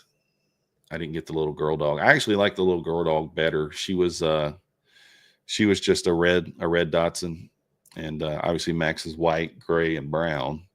And he's a long hair. She's a short hair. But we ended up getting Max. I'm happy I did. So, yeah, Beagles. Man, Beagles will be bouncing off the wall. It's crazy. It was a 25K scale, Jay. That's what the giveaway was. Man, look at this pullback here. What is this? 12.15? I don't even know what that is. Let's draw us a little funky trend line here, and let's just see. Oh, it tested the trend line. Okay. Do we long off the trend line? What do you guys think? 790s? A little stab long for the pushback through? I mean, technically, I don't know if this, let me look on the actual, did this breach the high though? Hold on, I got to pull up my, let me pull up the other chart. Look at the 15-minute time frame. We have a 15-minute IFEG. Yeah, I know. But I'm trying to look and see 1 second here on this 1 minute. 819. Yeah, they're off by. Okay, so it did not breach the high. That's interesting.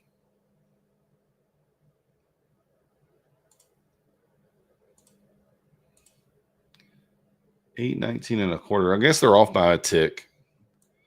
I think I checked them a minute ago anyway, and they were off by a tick too, but I was checking it on the micro NQ and not the other.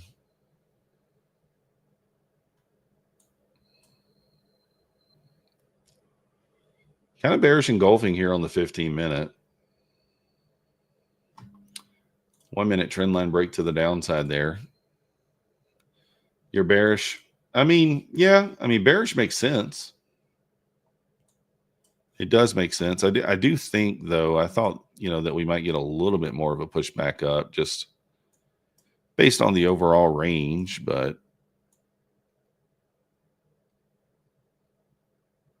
yeah, we didn't quite hit 50%. Doesn't look like it wants to either, huh? Breaking that 1 minute trend line there to the downside and just kind of going. First fair value you got Monday. Let me see where that was. Let me see. Is that wick down there that I was talking about earlier? Let's see. Today is, this thing's in my way, the 15th. So that would be the 10th.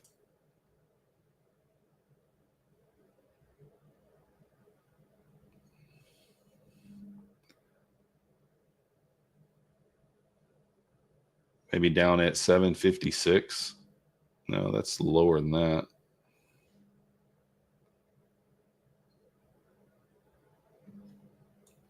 Yeah, I'm just kind of watching here, trying to look at the higher time frame to see what we might do here. May come back down and run that 732 here. Let's see if the ES holds 69 or not. It's kind of the key level, the line in the sand, if you will. The line in the sand. If ES loses that 69, we probably push back down, make one more push lower going into close. We'll see.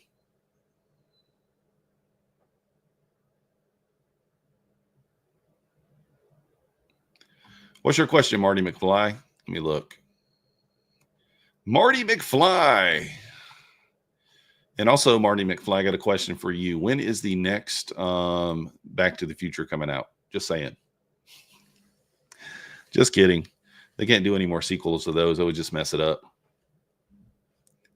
23/7/14. Interesting. I mean, definitely possible.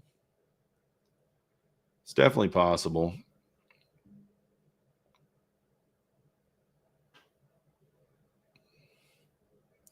I mean, one could short right here, assuming ES breaks 69, but stop kind of back above the high there, about 30 points.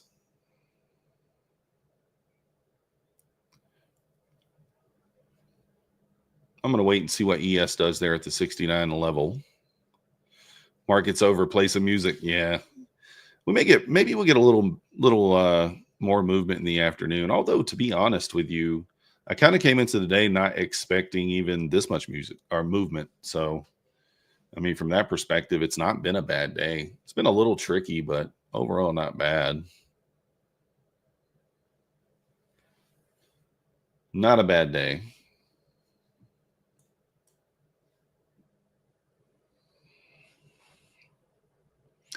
So kind of broke this little 1 minute trend line. We kind of a little bit of a wedge here on the 1 minute chart. We broke it out to the downside, but it could just be a little liquidity grab and push right back through the high up here to this wick at 835 potentially.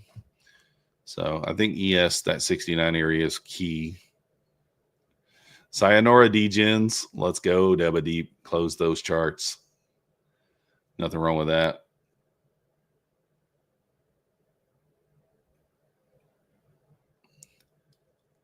We just need your question, Marty McFly. That's all. We don't know it. Predator, appreciate you, man. Have a good weekend.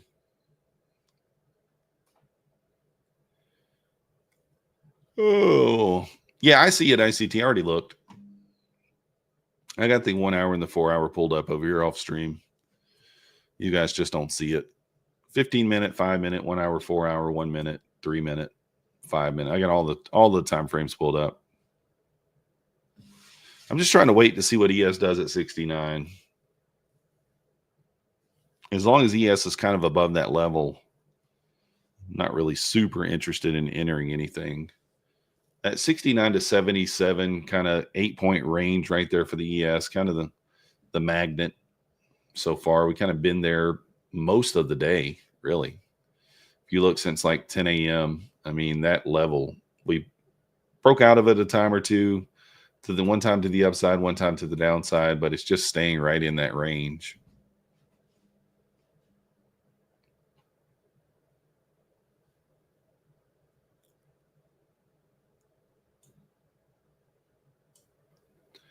Yeah, that's what I do, double deep too. I use my Tradevate connections and put them on Ninja. Works out well that way. First gap for today. Let's kind of look back and see. Yeah, I guess it was, huh? Didn't even see it. Didn't even notice that.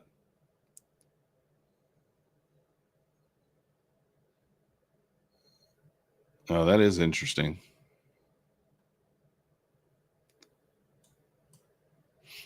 Yeah, that first gap, I mean, I like to pay attention to it a lot of times, but I don't necessarily use it for an entry. The giveaway, Aiden, was at 10 minutes after 12. You missed it. 13 minutes ago. Better luck next time.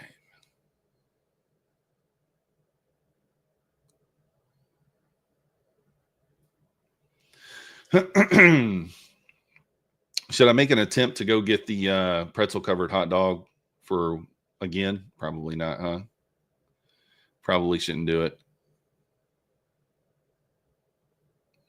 Yeah, I saw it up there at 9:38. It's up there. I see it. 9:38. Well, I have one there at 9:30. Which one are you talking about? Here? No, 9:38. You must be on a higher time frame, probably. Or are you talking about the wick back up into it? I don't know. Well, it could look different. I'm on micros here, so it probably looks a little different. Probably looks a little different there. If we lose the 69 here, I'll take the short. Might just be a little peak below and then rip back higher, though. I'm not really trusting in the short right now, to be honest, as long as ES is kind of hanging out in that magnet zone.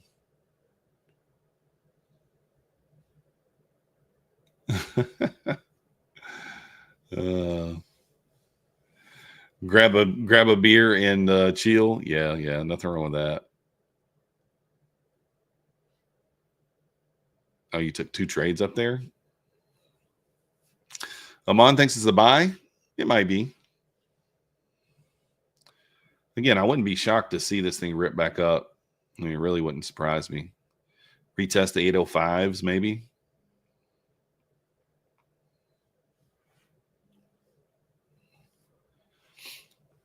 I don't know. Did we sweep the previous day low? I thought we already did. We sweep that yet? Let me see. No, it's still, what was that? Yeah, we did earlier, right?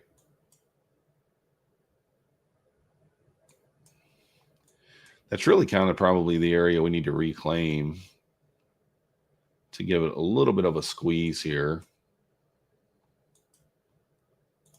Let me go back here to this other chart. Yeah, breaking back to the upside here. I do think we could squeeze ICT back into like the 10s, though. 805s, something like that. Like I said, ES is still just stuck in that range. I mean, there's really not a whole lot to do here if you want to be safe. Want to be safe, charts probably should be closed, you know? Anything in this area is a little tricky. I don't mind being aggressive, but there's no real reason for it. 64 reclaim. Yeah, 64 is a key level too. What was that, the low? Wait, what was the low? 60? The overnight low. 68? No. Yeah, on ES, I think it was down there at I don't remember where the overnight low was. Yeah, I missed it. Oh, it's at 90. Yeah, so 90. I don't know. Maybe we retest that later. We'll kind of see. You don't think we closed below previous weekly high, so we left? Should be a massive barcode rest of the day. Yeah, we're probably not going to get much movement. It's going to be tough to trade, that's for sure.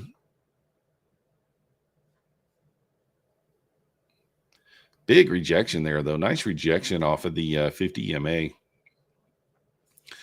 See, sometimes people say, why do you take that 50 EMA trade sometimes? Like, you know, I took it, where was it at? Did we take a 50? I thought we took a 50 trade. Maybe not. Oh, that might have been earlier in the day. And it lost. Sometimes they win, sometimes they lose. I don't know. No, I don't trade any meme coins, Gage. I don't trade any. Now, this is a nice candle. Hold on, I gotta sneeze.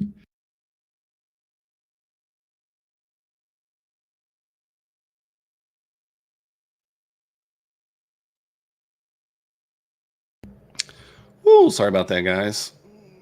I had to sneeze. Man.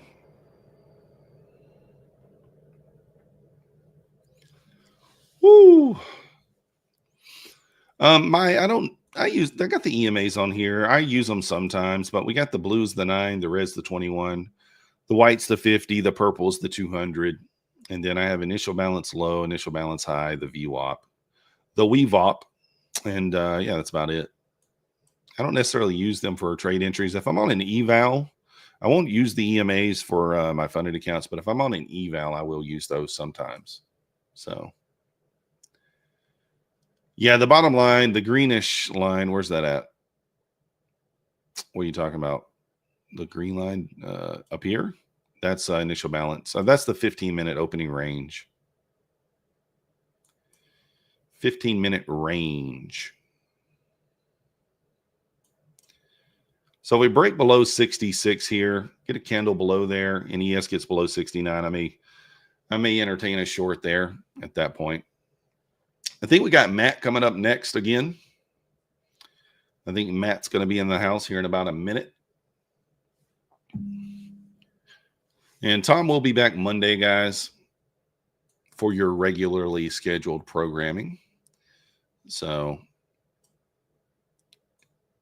keep an eye on that. Okay, Matt's running a couple of minutes late. No big deal. We'll hang out. We may enter the short.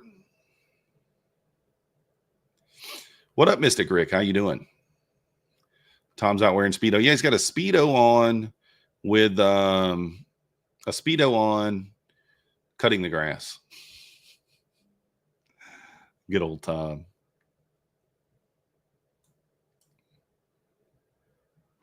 You know, Matt probably has a mouthful of chips or something for lunch. Sean C in the house. What up, Frazier? Speedo Sabo. Yeah, I got to get, I'm going to get Tom to send me a picture, you know. Yeah, Sean, it was kind of last minute type thing. Tom had to cut the neighbor's grass, you know, so here we are. This could either be a really good drop spot. We get below like the 69 level in the ES and we rip lower, or we could hold here and rip higher. So 23,587, that's quite a ways down there. I don't like to look at levels when they're more than 100 points away, ICT mastery.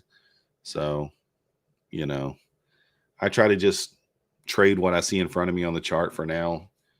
And I do look at the higher time frames, but I don't know. I'm not quite sure we'll get down into the 5s today. It's probably too far. Probably too far. Oh, Matt's in a war on Twitter. Oh, he's in a war, a Twitter war. Man, I kind of want to just stab along here, to be honest. I mean, we're holding this level pretty well.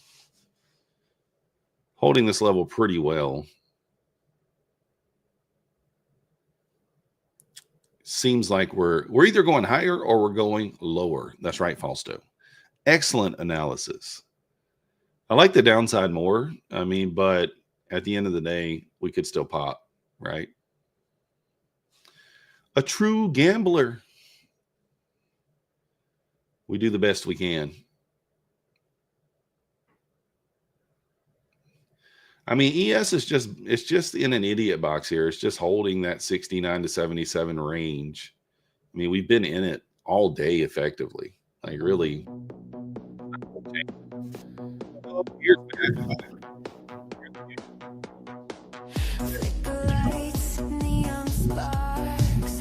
Methodical. You have to dance though. That's You have to do something like, there we go. Yes, I got him to do it.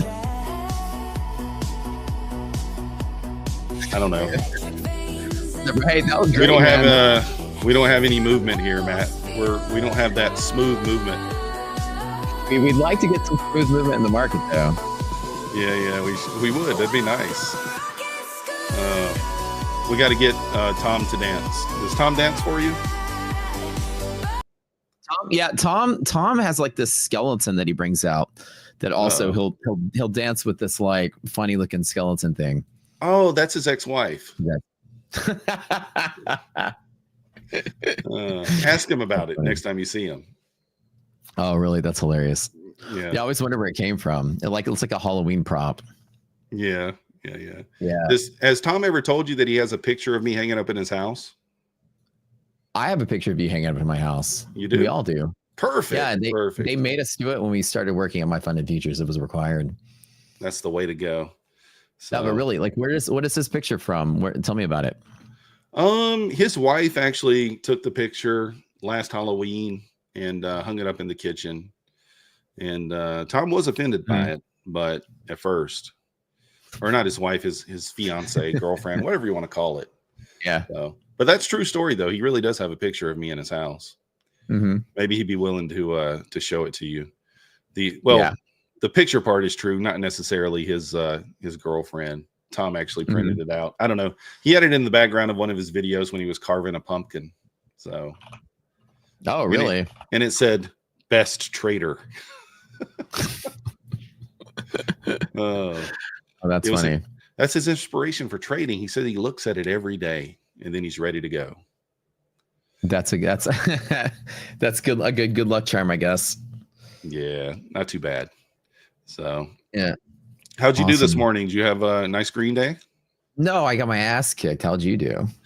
Some green, some red. I'm green and somewhere, yeah. Like 80% of the funded accounts are green, a couple are red, and then a few evals are red too. So just kind of how it is. Mm-hmm. You know, I traded them individually, so kind of spread out the risk there a little bit. Mm-hmm. So, but yeah, I'll take it for a Friday, I guess. That's smart though, to spread out your risk. A lot of traders don't know to do that. You know what I mean? Well, I didn't for a long time. I would copy trade 20, 30 accounts at one time. And if it was a bad day, it was a real bad day. So, yeah. Peter said, something's going on. Uh-oh. Yeah. Yeah. I'm trying to read chat. It happened. Yeah, this was like a thing where I was like some of my accounts essentially like right out the door. It was just like the market fell through strong pivots and then I tried to get back in. Some are red, some are green. As you see, it's a mixed bag of, it looks like Christmas in the bottom right of my screen there. And then another firm I'm trading with, all my accounts, this is the second time this happened, absolutely vanished. Like when I log in, they're all gone. It's Really? weird. Yeah. That is strange. Wow. Yeah, so they're having to fix that a second time in a row. So, well, at least they weren't red today, though. I don't know what they are because they literally disappeared. Oh, they were in the trade. Mid-trade. Yeah, oh, mid-trade. Man. Yeah. Well, hopefully they take care of you on that. Come on now. Yeah, this firm out there has been having issues with this kind of thing. You know who doesn't have issues like that? MyFundedFutures. Very true. We never really see administrative issues like that. So very, very true. Yeah. And they're on top of it. Well, I appreciate you guys having me this week, and I hope you have a great weekend and enjoy back having your conversation with Tom next week. Yep. So wait, I thought Tom was back. He is back, but then his neighbor's grass needed to be cut, and so he couldn't make the stream today. So that's cool. He's cutting the neighbor's grass. Well, that's really nice of him. It's an ongoing joke on Tom's stream. Anyone who watches Tom's stream, that's the reason I'm talking about the neighbor cutting the grass or him cutting the neighbor's grass, because every time Tom is live, very early in the morning, you can hear the neighbor outside with the lawnmower. Yeah. So, yeah. Yeah. Just one of those things. Wait, the neighbors with the lawnmower. So what Tom's cutting the neighbor's grass. Whose grass is the neighbor cutting? Is the neighbor cutting his grass? Are they cutting each other's grass? Is this what's going on? Yeah, well, I think typically the neighbor's just cutting his own grass, but you know, it's just kind of a gag. Cutting the neighbor's grass. What does that mean exactly? Chris, use your mind. Get your imagination going. So All the That's things. hilarious. I kind of wish I was cutting grass today. We avoid this market. I've got That'd be grass to great. cut. I'm not going to lie. So we got to get it done. But Yeah. Nice, man. Well, glad to chat with you. And I hope you have a best awesome weekend, man. all right, you too. We'll see you guys. All right. Reading up on chat. What's up, guys? What's up? What's up? How's it going? Hold on. Let me get glasses on here. Dude, I've had such a hellacious morning. This is the second day in a row, all my accounts mid-stride with a prop to not be named disappear from my trade debate. They're gone. I don't even see them. In the middle of trading. Also, for the first time since we got our update in Rocket Scooter, we got to see liquidity pockets in action, and we found like an error in the updating. Well, not an error, but like a design flaw. And so mid-stride, I was rushing a release so I can get it live today to test it. All we have to do is flush the cache on the application on the server side, and then we'll be able to have the updated now. So basically, we have a new release that just came out. We saw that these were updating and moving all over the place, which was not what the intention was. So I had that happen, and then I had to rush a release. I had to jump on developer meetings. Oh, and then markets breaking all of my strong pivots one after the other, and then I get my butt kicked. Some of my accounts I managed to turn green. Some of them went red. Now, the ones that went red, basically, I basically did something pretty simple. What I normally do is I long at the open with one account, spread out my risk, and then that one account fell to my strong pivot here. I added to it. And then as we fell down inside of here, I started adding in some of my other accounts. These are all my strong pivots. This is supposed to hold. This is supposed to hold. And then so some of the accounts, I don't ever trade all of them, but some of my accounts at the start of the day took a really big beating. One of them down like $3,000. And so I stopped out of everything. Once I reclaimed the pivot, I longed in some of the other fresh accounts and then made some money. That's where you see the green ones there. And then other than that, I tried to take a couple more stabs throughout the day in some of the other accounts, and they were all loss. So I had like a very slight amount of winning and mostly just a bunch of tiny losses that just kind of whittled my accounts down. And who knows what happened with the other accounts? They're gone. I can't even see. I think I was long in a handful of those as well before they disappeared. They I log into my trade debate and they're gone. So no clue what's going on. But yeah, today's the day I got my butt beat. But it happens to everybody. You just got to get over it and move on. Expiration Friday can create some kind of weird mechanics like this. So, yep.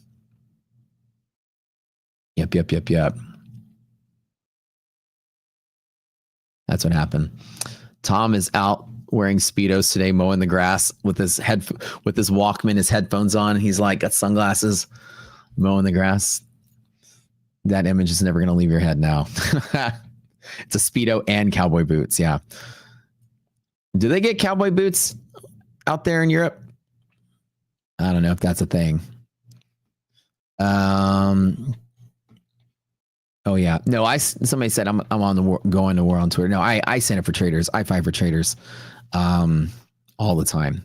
I make sure prop firms treat traders right. This is what I do. I spend a lot of my spare time getting prop firms to make their rules better, to get things better, to change their program administrative side to be fair to traders, and I fight from the trader side. It hit headlines today that I cut ties with a firm when I found out that they did something I didn't like. And so, yeah, that's how it is. All right. That's why you stick with MyFundedFutures. They don't have any issues. I never hear anybody say anything bad about MyFunded.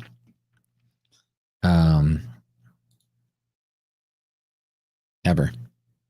Anyways, that's how that MFFU is the GOAT. That's why I love working here. What's up, guys? What's up, guys? What's up, guys? I didn't get the grass joke. If it's a grass joke, then I thought he was literally being. I don't know methodical well enough to know if he's being sarcastic or not. I really thought that Tom was out there cutting grass, but if Tom was out there doing other things with grass, then I get it. No, I get the joke. Trust me. But yeah, today is triple witching. Yes, this is correct. Somebody said quad witching, triple witching. So quad witching came from the idea that there used to be single stock futures, and a couple of years back they got rid of it. So in a technical sense, I think we're back down to triple witching now. So either case, you have basically all your expirations line up on this Friday. I don't know when they cut out single stock futures, but this is where you get basically, this is where index options expire, index futures expire, options on stocks expire. So the index futures, index options, stock options, and then the single stock futures. And that happens basically 4 times a year. It's the third Friday of whatever the monthlies are, right? Yeah. What it is. Wait, no, this isn't triple witching. It's not September. That's September. It's not quad witching, is it? We're off by a month. It's not. No, somebody said triple witching day. No, this is monthly expiration. My brain just thought we're in September for now. No, I'm sorry. I saw you guys talking about quad and triple witching. No. It's March, June, September, and December. Yeah, just regular OPEX. Sorry. Yeah, somebody said, y'all said, is it triple witching? It's quad witching. And my brain just like, oh yeah, no, it's still August, guys. We're a month away from triple witching. As I was reading that, I was like, as I was saying that, I was like, wait a minute. We're not September yet, you guys. Once every quarter. It's the end of the quarter. Yeah. And also, they got rid of single stock futures. So there's not a thing anymore. So now, when people say triple witching or quad witching interchangeably, just means the same thing. You get all your lineups at the same time. This is just a regular monthly options expiration. And with the regular monthly option expiration, you're going to get a little bit of extra. You're getting a little bit of extra kind of like weirdness that happens just for people settling out into the month positions, options going in the money, people going in and accumulating some things and things like that happen. What happens in witching? Everybody wears witch costumes and flies around on a broom, basically. And you would see some witches. No witches say, yeah. For results that are negative for tech and growth stocks, yeah, there's a lot of stuff going on today. We had some really heavy rotation last couple of days, which led me to believe that we weren't going to get a crash out day today, but I didn't think we could get as much selling as we were going to get.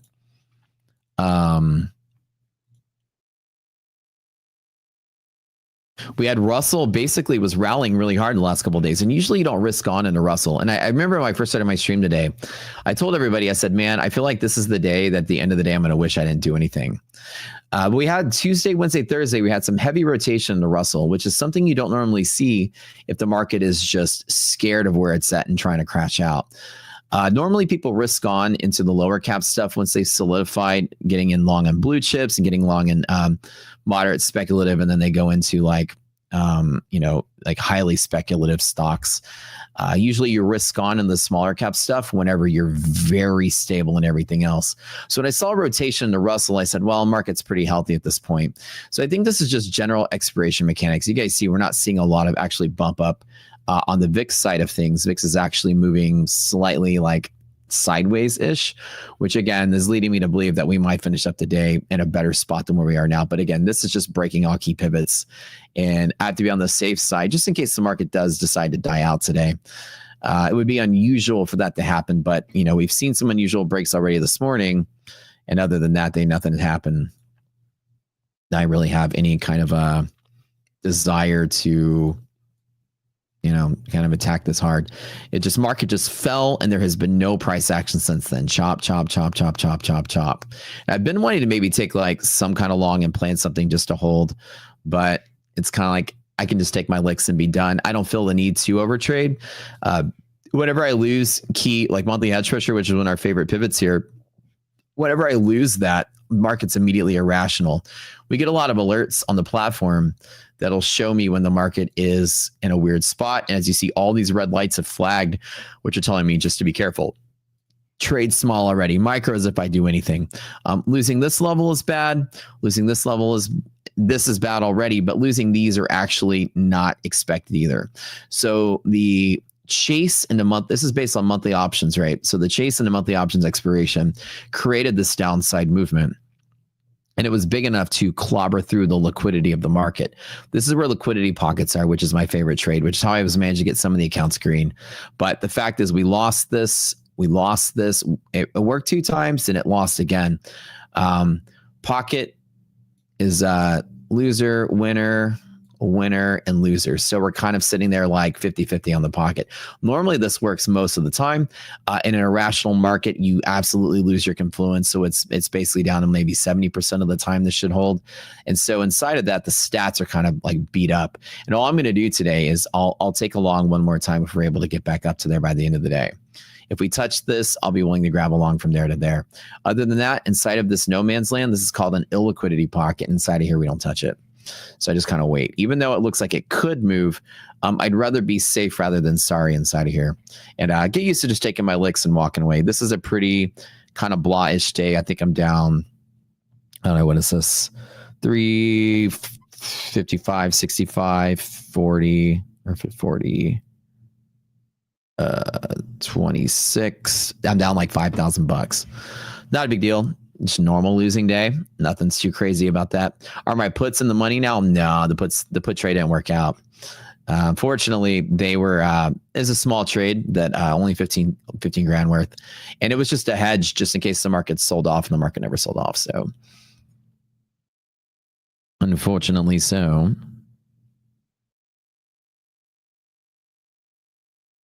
Yep, that's it. How'd you guys do today?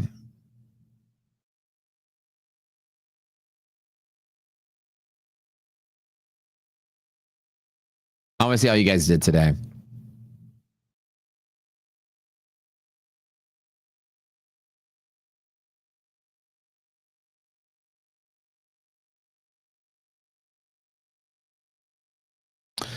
W's bad, blew up your account today, rocked you. So don't feel so bad, right?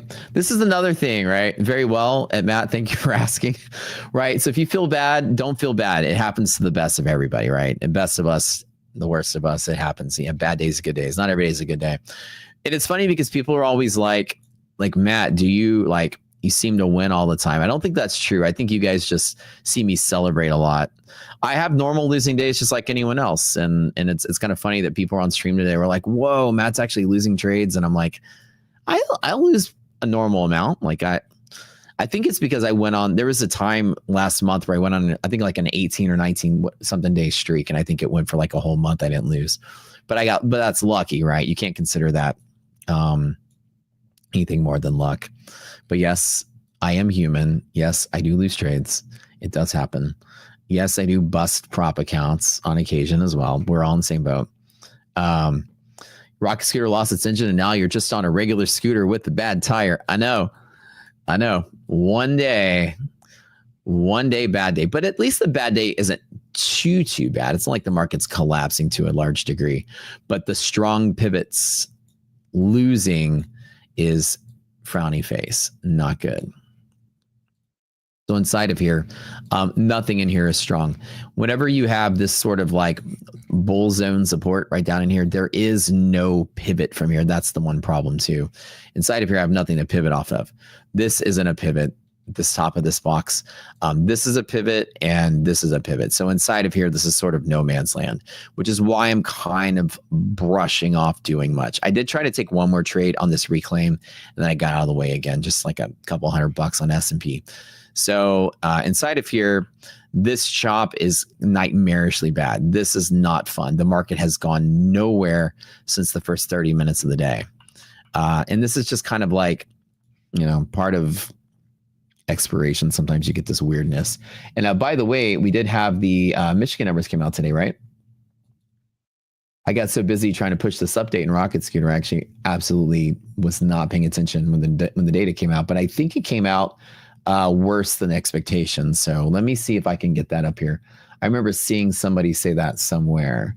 Looks like we came out at 4.9. So the Michigan numbers are forecasting 1 year inflation expectation, which is basically where we're going to land a year out from the tariffs. And the tariffs, as we saw, PPI is running like a hot 3.5, I think, or 3.3, something like that.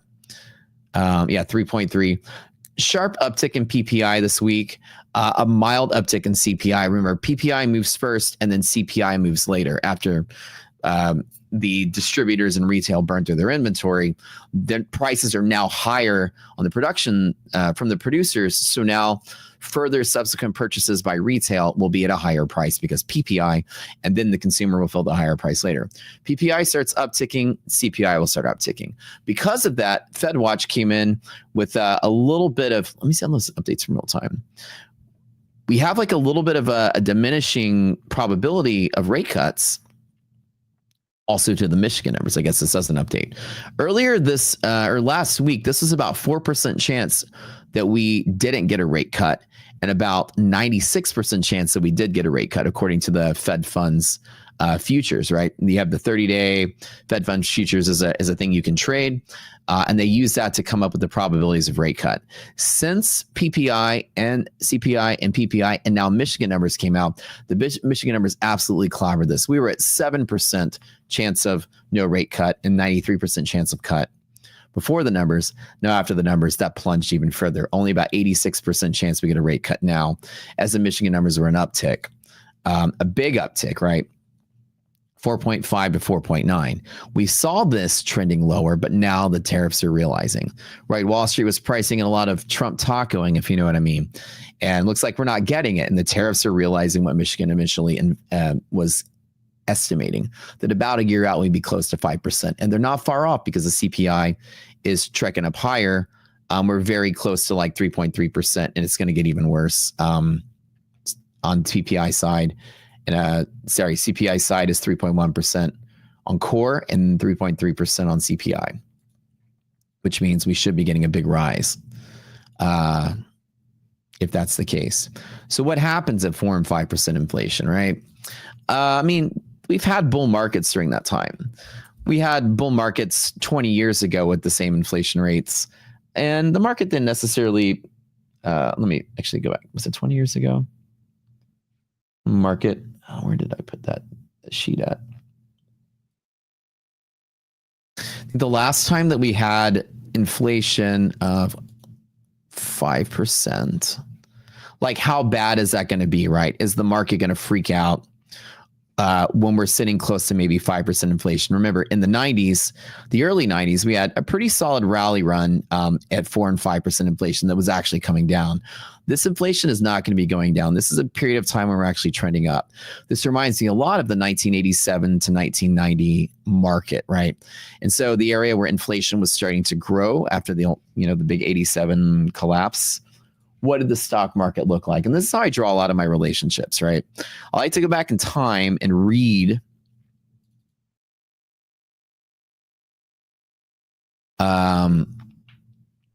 read the charts and see kind of what we did between 87 and 90. Like, let's go back in time. And between 87 and 90, right, the market steadily rose even when inflation was steadily rising. But the charts side by side, you can see that. So right at about beginning of 87 all the way through 90, we grew from 4% to 5% inflation, and the stock market wasn't really affected by that, as you would understand. Again, this is like the start of that, and then we sort of did rally, right? It didn't really cause a big problem, even though there was inflation, right, at that period of time, and people were, things were harder to buy and things just slower growth. But Wall Street didn't necessarily crash out or cause much of a recession. And obviously, we also held more than 3% inflation all the way through 95. And we know the beginning of the 90s was like a huge freaking rally all the way up into it. And then leading into 95 to 2000 was like the exhaustion point of the rally. So in periods of inflation of greater than 2%, it doesn't mean that the market is going to die out. Even 5 and 6%, we've had, times in history where we've had 10 and 12%, like when your parents were probably young. So inflation's bad, but it doesn't necessarily mean bear market. And the market is starting to rally and comfortably sit here, even though we're having maybe 5% inflation due to the tariffs. And there's also a school of thought that thinks like over time, the tariffs are actually good for the U.S. economy and will likely drive prices lower due to increased competition, right? Think about it. If manufacturers are building things here and new companies are spawning up here in the States, granted that future presidents continue carrying the torch of Trump's tariffs and don't just can the whole thing, which they could. If you believe that the tariffs will be here for a very long time, then new players to different industries will create more competition and drive prices lower to combat the prices of importing goods and the tariff being baked into prices.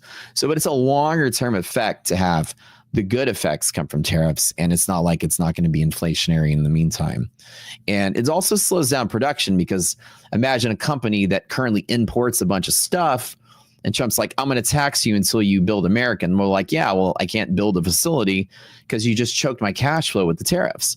So there's kind of a stalemate that happens where companies can't just go out and, you know, build an American manufacturing facility and stop importing stuff. So it's a weird dynamic that a lot of people have to kind of like understand. There's a lot more to the puzzle. But yeah, why in the Wall Street Journal, I read an article about why the tariffs have not materialized in higher prices of goods yet, as much as people predicted it would have. The effect has not been that great for now. There's an easy to understand effect. One of them is you go to Best Buy right now and you buy a TV, right? There's a TV, but you go in the back, they've got boxes of TVs just sitting there that they bought maybe in January. Let's just say that they bought TVs in January and they've been sitting there. They bought 50 TVs. And as soon as they sell 50 TVs or get close to selling 50, they buy a bunch more, like let's say another like buy them in March, right? So a retail outlet is going to buy a bunch of stuff, but the price at which they purchase, let's just say they bought them for $1,000 and then they sell it for $2,000. Okay. What if tariffs went up? Like if this is a timeline going this way, what if tariffs went up here to double the price of the TV? They're still selling the $2,000 TV that they bought at $1,000, even though tariffs went up. They already purchased the goods before the tariffs. So it's the rate at which they can clear all this inventory and then order a new lot where the tariffs are actually baked in. And then they have to raise their prices to account for it, turn that to a 3. So a lot of times with slower commerce, the tariff prices aren't realized because there's a logistical effect of they got to clear out their inventory first and then rebuy the stuff at the higher price. And then that bakes in, right? That to me is a big effect why we're not seeing the tariffs yet, because we're not exactly in a credit rich environment where people are getting credit hand over fist and just buying everything they want. We're kind of in like a slow roll economy where people are, you know, not really clearing out shelves inventories as quickly as we think. So it's taking a long time for us to go through that. I think that's a big effect why we're not seeing the prices on the tariffs. Another thing is that companies are trying as much as they can to absorb the impact. Now, seeing the PPI tick up is telling me, okay, companies aren't necessarily absorbing the impact as much as I thought.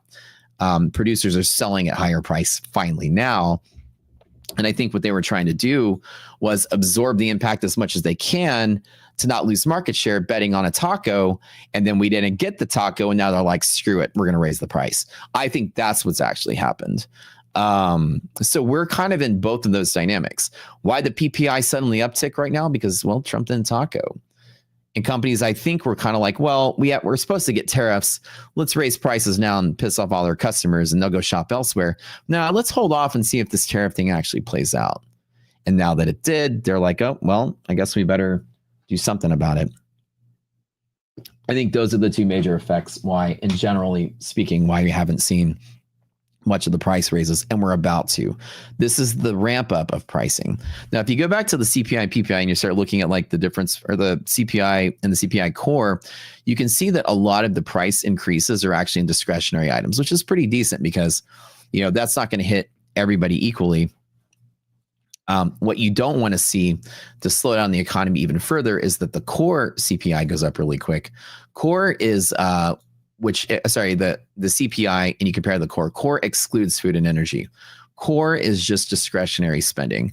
And while core ticked up just a little bit, the actual CPI itself, wherever I put it here, ticked up a little faster, which I thought I had it on here.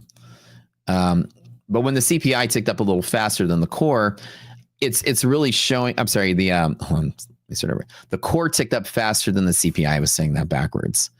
When the core ticks up faster than the regular CPI, it means that your inflation is basically set on discretionary items, which are only going up in price because of tariffs. It's really letting you know that food and energy prices aren't necessarily getting the same, the same price increases that the imported things are, right? And, you know, food and energy obviously also can be imported. But at the end of the day, you don't want to see CPI going up, including food and energy, because what happens is this chokes everybody else. People have to buy food and energy first. That's why they separate the two. It's things you have to buy versus things you want to buy. And as you see, we're getting a little uptick, 2.9 to 3.1 in the regular CPI, in the core, which is discretionary, went up. And in the regular CPI, we didn't get an uptick, right? 2.7 to 2.7, which is good, which is basically telling you food and energy aren't the reasons for the inflation, which is good because that really chokes a huge part of your population, like lower income and middle income families can't afford to go out there and continue to spend and grow the economy if they can't afford food and electricity, right? So you don't want to see those things inflating. That really kind of starves growth. If iPhones are going to cost 10 times or 10% more, then so be it. I think that we can absorb that and be fine as a growing economy. It's when food and energy prices start going up that you start to worry for big economic slowdowns because that chokes everything else, right? That's my opinion on the matter, though. What do you guys think about all this stuff? And that what happened with copper went up like crazy because people are pricing in for tariffs and now it's selling off. Well, think about copper, right? Copper went up crazy because people were buying the contract for delivery so that it can be delivered before the tariffs went into effect. And so futures contract, remember, when you buy something in a futures contract, you're getting a delivery at a certain point in time. So copper is here and I buy the contract now, I'm going to get, however many pounds or tons or whatever of copper at a point in time. If the tariffs are supposed to hit here, then I'm going to make sure I load up on that contract. That way I can accumulate equivalent amount of delivery at that exact price. I'm locking in a price. And when the tariffs were excluding copper at that point, copper just unpriced in that effect. People were trying to rush to get copper delivered to them before the tariffs hit, right? That's what happened with copper. And you see that a lot of times with contracts and futures. You guys remember that time in like 2019 when the oil contract went to negative $40? It wasn't that oil went to negative $40. It's that contract went to negative $40. People were rushing to sell that contract. It's a contract effect, right? So somebody says, but was there things people need to buy or should people still pay an inflated price? Heck yeah. So if it's like the food and energy, people have to pay it. That's the thing. When it comes to food and energy, people have to buy it no matter what the price is. So if they have to buy it and it costs more, it means they have less left over to buy the other things. And the other things start to slow down. And then that slows everybody else down. Yeah. Anyone here again, the copper?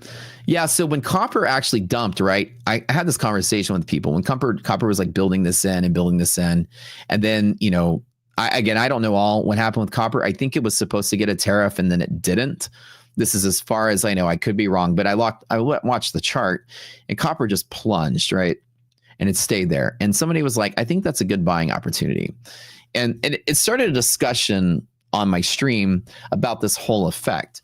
People were front loading a contract to get delivery before a tariff. And then when it didn't happen, nobody wanted that contract anymore.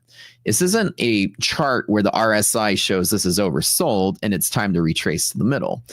In commodities, you can't trade commodities like you can like technical things, right? Commodity futures are pricing in price of commodities. And it's just kind of like, think like this.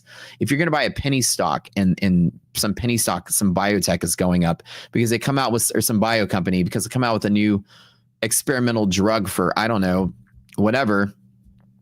And then it's, they're about to get their approval, FDA approval. Then all of a sudden they don't get their approval and the penny stock does this. It's not a buying opportunity usually in that particular case. Now, this is an investment advice, but just demonstrating the concept is that it's pricing in a potential future that didn't happen. And boy, we dumped it out. And I think copper is doing the same thing as what a penny stock was. There was a rush for demand that's no longer there and it plunged. It's not an opportunity for copper. It's not bullish for copper. It's not bearish for copper. Copper just reset to where the price should be. And it's just going to sit still until something new happens to give it supply or demand imbalances and make it move. So I can say that right now, if I were to bring up copper chart, copper is probably just going to, and again, I haven't even thought about in a while. Copper's been sitting still for a couple of weeks. Look at that. It's not a buy opportunity. It's not a sell opportunity. It's nothing. It just quickly reset to its normal price. Now copper is just sort of trucking along like nothing happened. I don't see this and say, oh, time to buy the dip. I see this and say, oh, this is a new market. What's going on now? Well, it kind of looks, decent here, but it's not picking up momentum anymore, right? Futures do this all the time, and that's what makes futures hard. And commodity futures do this even more so. A lot of people look at like gold and copper and some of these as like trending items, like oil prices. I see this all the time.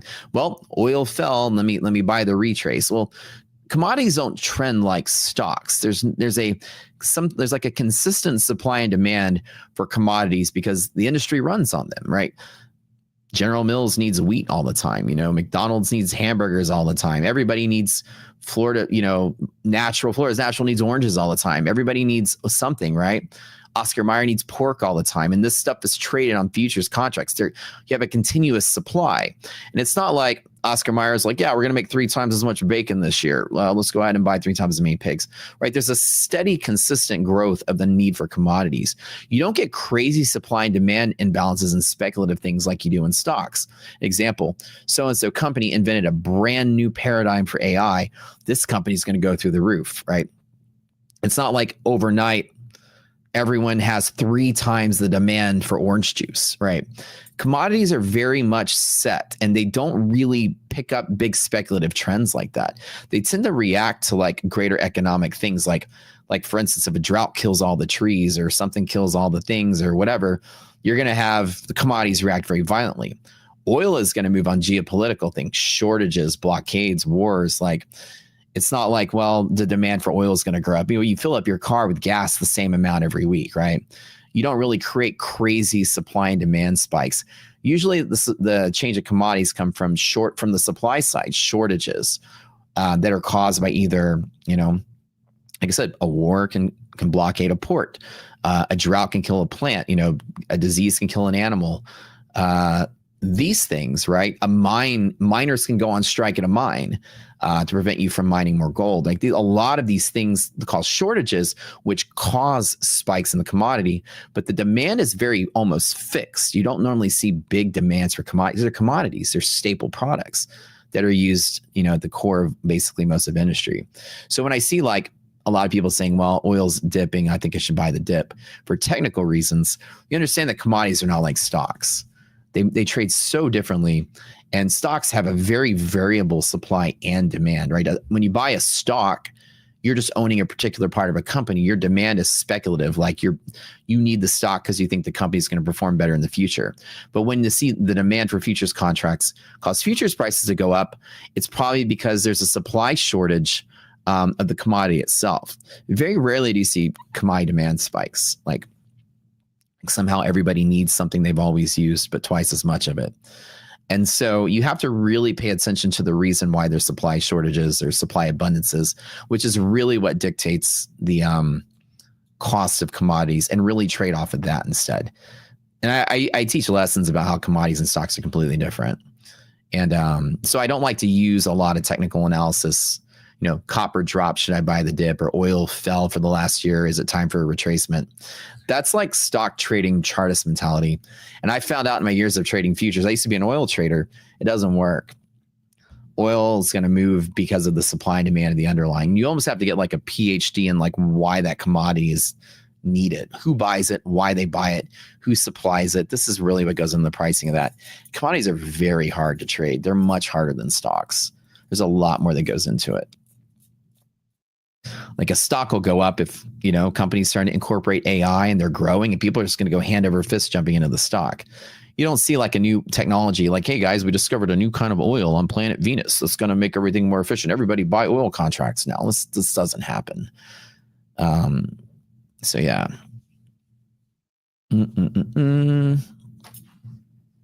But yeah, but I like being here and giving you guys some information as much as I can, help you guys some fundamentals. I've been watching the market move around and chop around. I haven't touched it since I took my losses. I'm sitting here a little kind of like gun shy. I pretty much I don't like to lose more than 2,000 or 3,000 per account. So some of them made, some of them lost, and I'm really just kind of like, you know what I mean?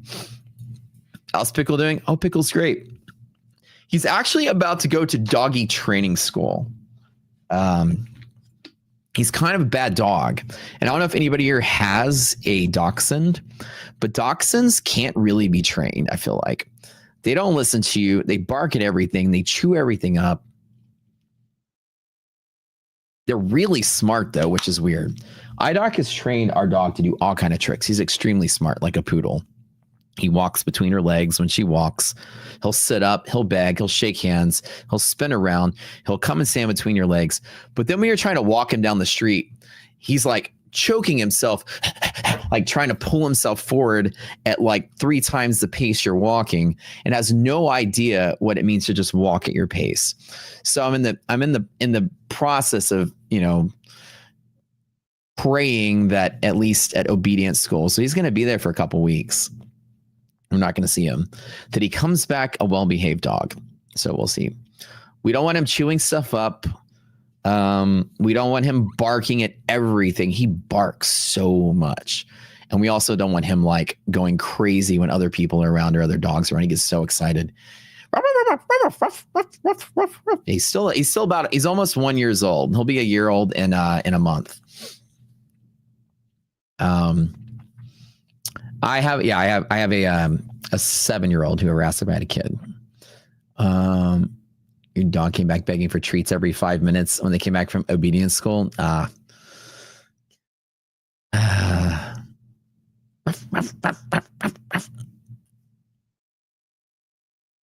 You sent yours to a 7-day boarding training and they still don't listen? Yeah. Do I have any human kids? Yeah, I have a 7-year-old human kid. Dachshunds are bred for hunting and for being annoying. As cute as they are, they're annoying as crap. But it's more along the lines of, I think it's because we never really trained him. I think he's a pretty smart dog, so I think he'll be able to be trained, but we'll see. He gets really bad separation anxiety, so he doesn't chew on things when we're there with him, but when you leave him alone and you come back, something gets chewed up. He chewed on the molding, like down on the floor, the molding around the wall. He literally gnawed one of the corners raw. It's just raw wood right there. So it's a puppy. Puppy normally acts like that. Well, right. But also he's also a year old. So he's getting a little too old for being like, unable to learn something. So this is a time to teach him something new.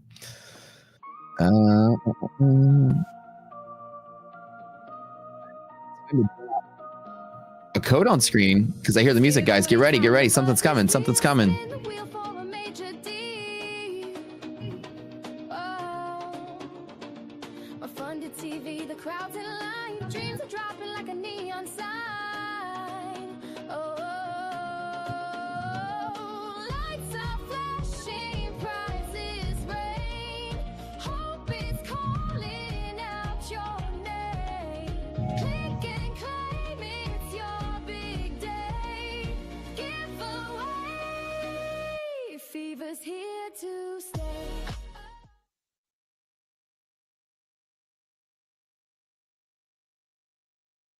Well, guys, better looking chat. 50 free resets using code FUNDAY55. I love that it's FUNDAY55 because it hasn't been much of a fun day for me in trading, but it's been a fun day hanging out with you fine folks. People say that I say that a lot. I always end up saying like you fine folks, and they say that I sound like Jack from Titanic. You guys remember the scene where he's dining with everybody? And he goes, I forgot what he said, but he was like, I won this seat in a hand of poker, and like life is great because I get to be here and dine with you fine folks. So there you go. Not working, you got to get it quick. Somebody give Matt a hug. I need a hug from both sides today.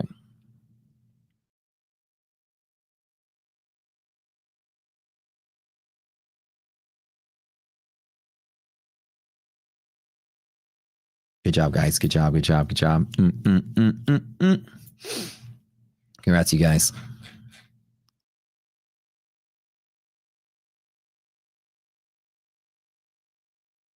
Way to go. Way to go. Codes are claimed by 50 people. Try to get faster. Yeah. They kind of make sure you have to pay attention in chat, right? This is my bad because normally I would warn you guys a little faster, but you get the music cue. And I usually try to say the word drop or hint at the word drop. And I was telling the story about Pickle and I got carried away because I was going to say something about like, I like dropping knowledge for you guys. And then y'all asked about Pickle and I got solely like distracted by talking about Pickle. Good job, guys. Congrats.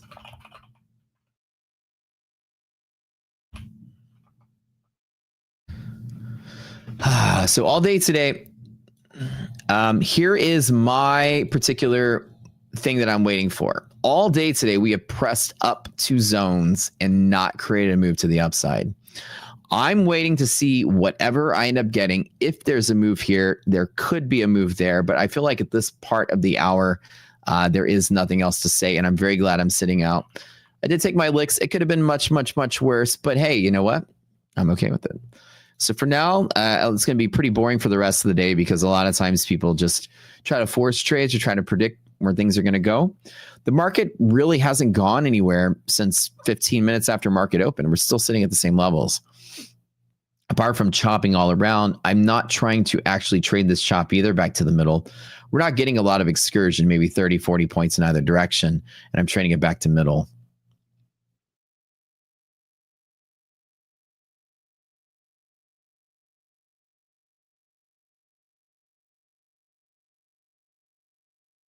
And that's it. Was that the last one for today? On this show, yeah, but on my show in the afternoon, I'm doing a ton of giveaways later on.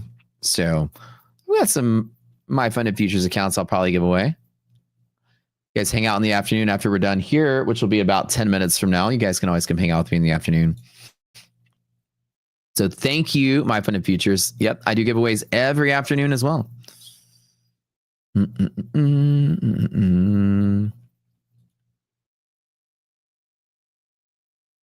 Okay.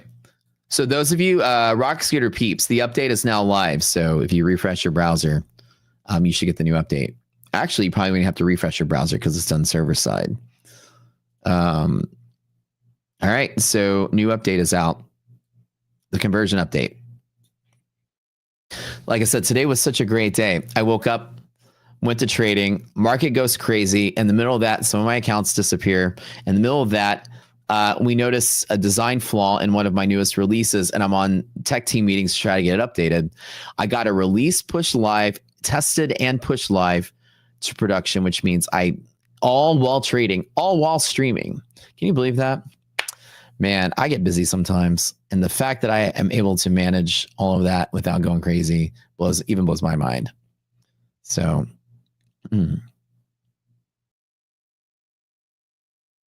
the disappeared accounts may be back. Yours reappeared about an hour ago. Okay.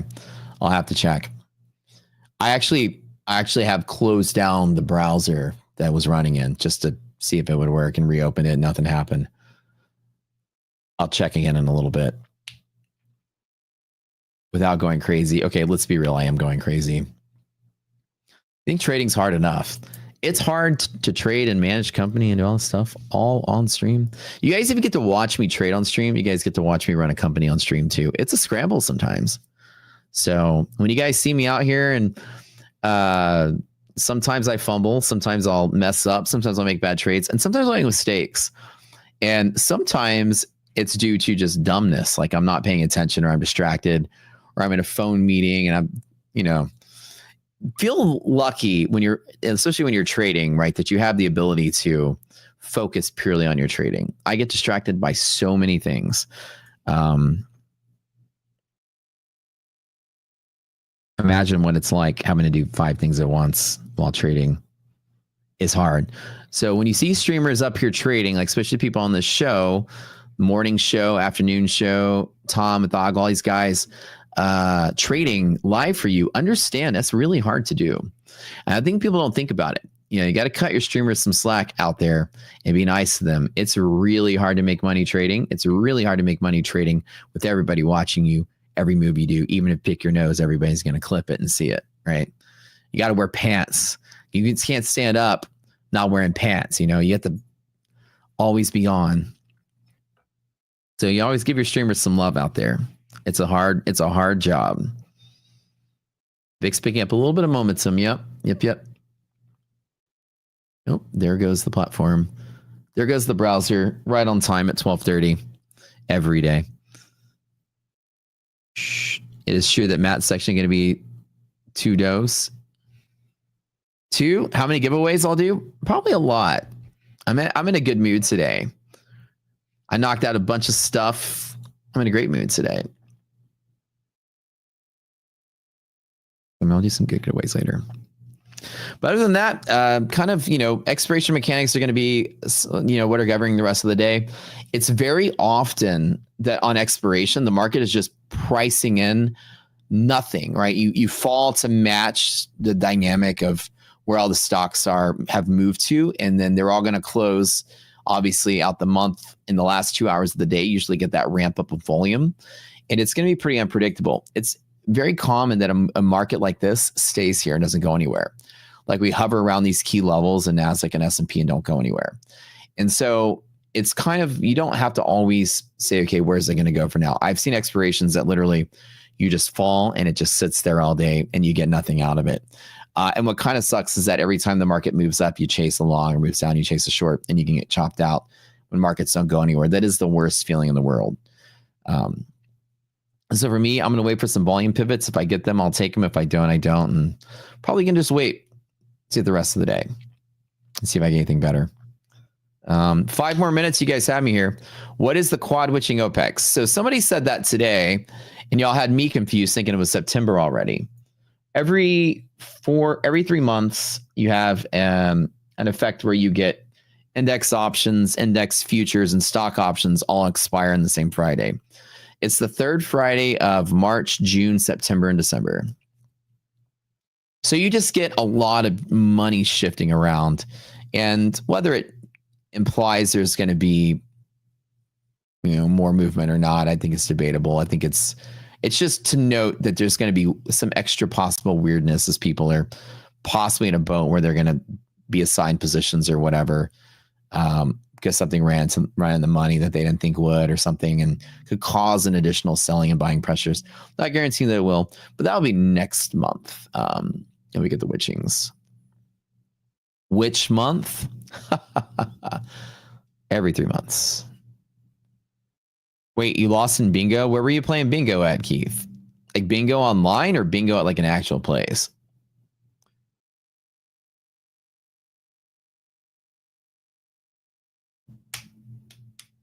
How to win the giveaways? The ones on my stream? Oh, you just got to be there.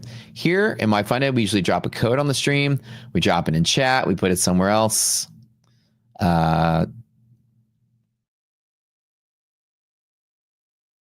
he lost bingo to you? Oh, really?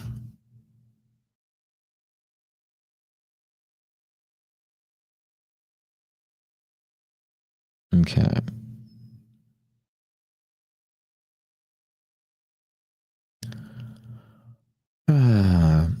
Was it cow patty bingo? Is that what you guys were talking about? Wait, where were y'all playing cow patty bingo at? I heard y'all talk about that yesterday. Was there a MyFundedFutures cow patty bingo? Did I miss out on it? Was it in the morning show?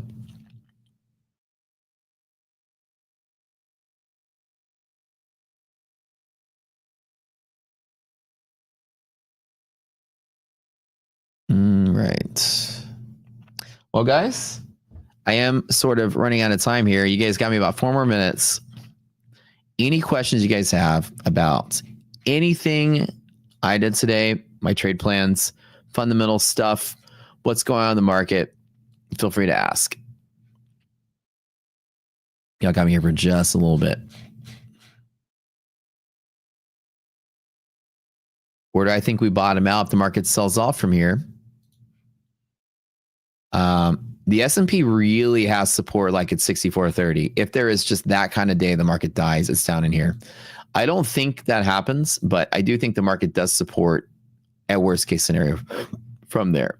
Best case scenario, we end up back up here on a break like that. anything inside of here, I'm going to kind of avoid this and just kind of pick my extremes and play them. Where do you find the replay from the Zoom last night? There's no replay. In our Discord, I'm on our Discord. The videos are already pre-recorded, so you can just go watch the pre-recorded videos. But the Zooms are live. What would I say that I could have done better today? Well, my first trade was let me long at the open and just one account with one contract and take the gamble before the market opens, and then when the data comes out, then react. And when the market opened, we dumped pretty quick and everything went bad. That's not a bad trade. I usually do that in a long market, and it usually works more days than it doesn't. So that's kind of okay. But what I could have done better, I think, is personally, I don't think I made too many mistakes. The market just lost my levels. I still traded pretty methodically. What I could have done better is be more focused. I think today it was a personal distraction. I had a lot going on behind the scenes. And so dealing with a lot of that stuff just sort of had me make some inefficient entries. Like when I was trying to take some secondary trades down here, I was kind of getting in at bad spots. Being distracted is part of that reason. But other than that, I don't think I actually did too many stupid things. I could have just optimized a little better.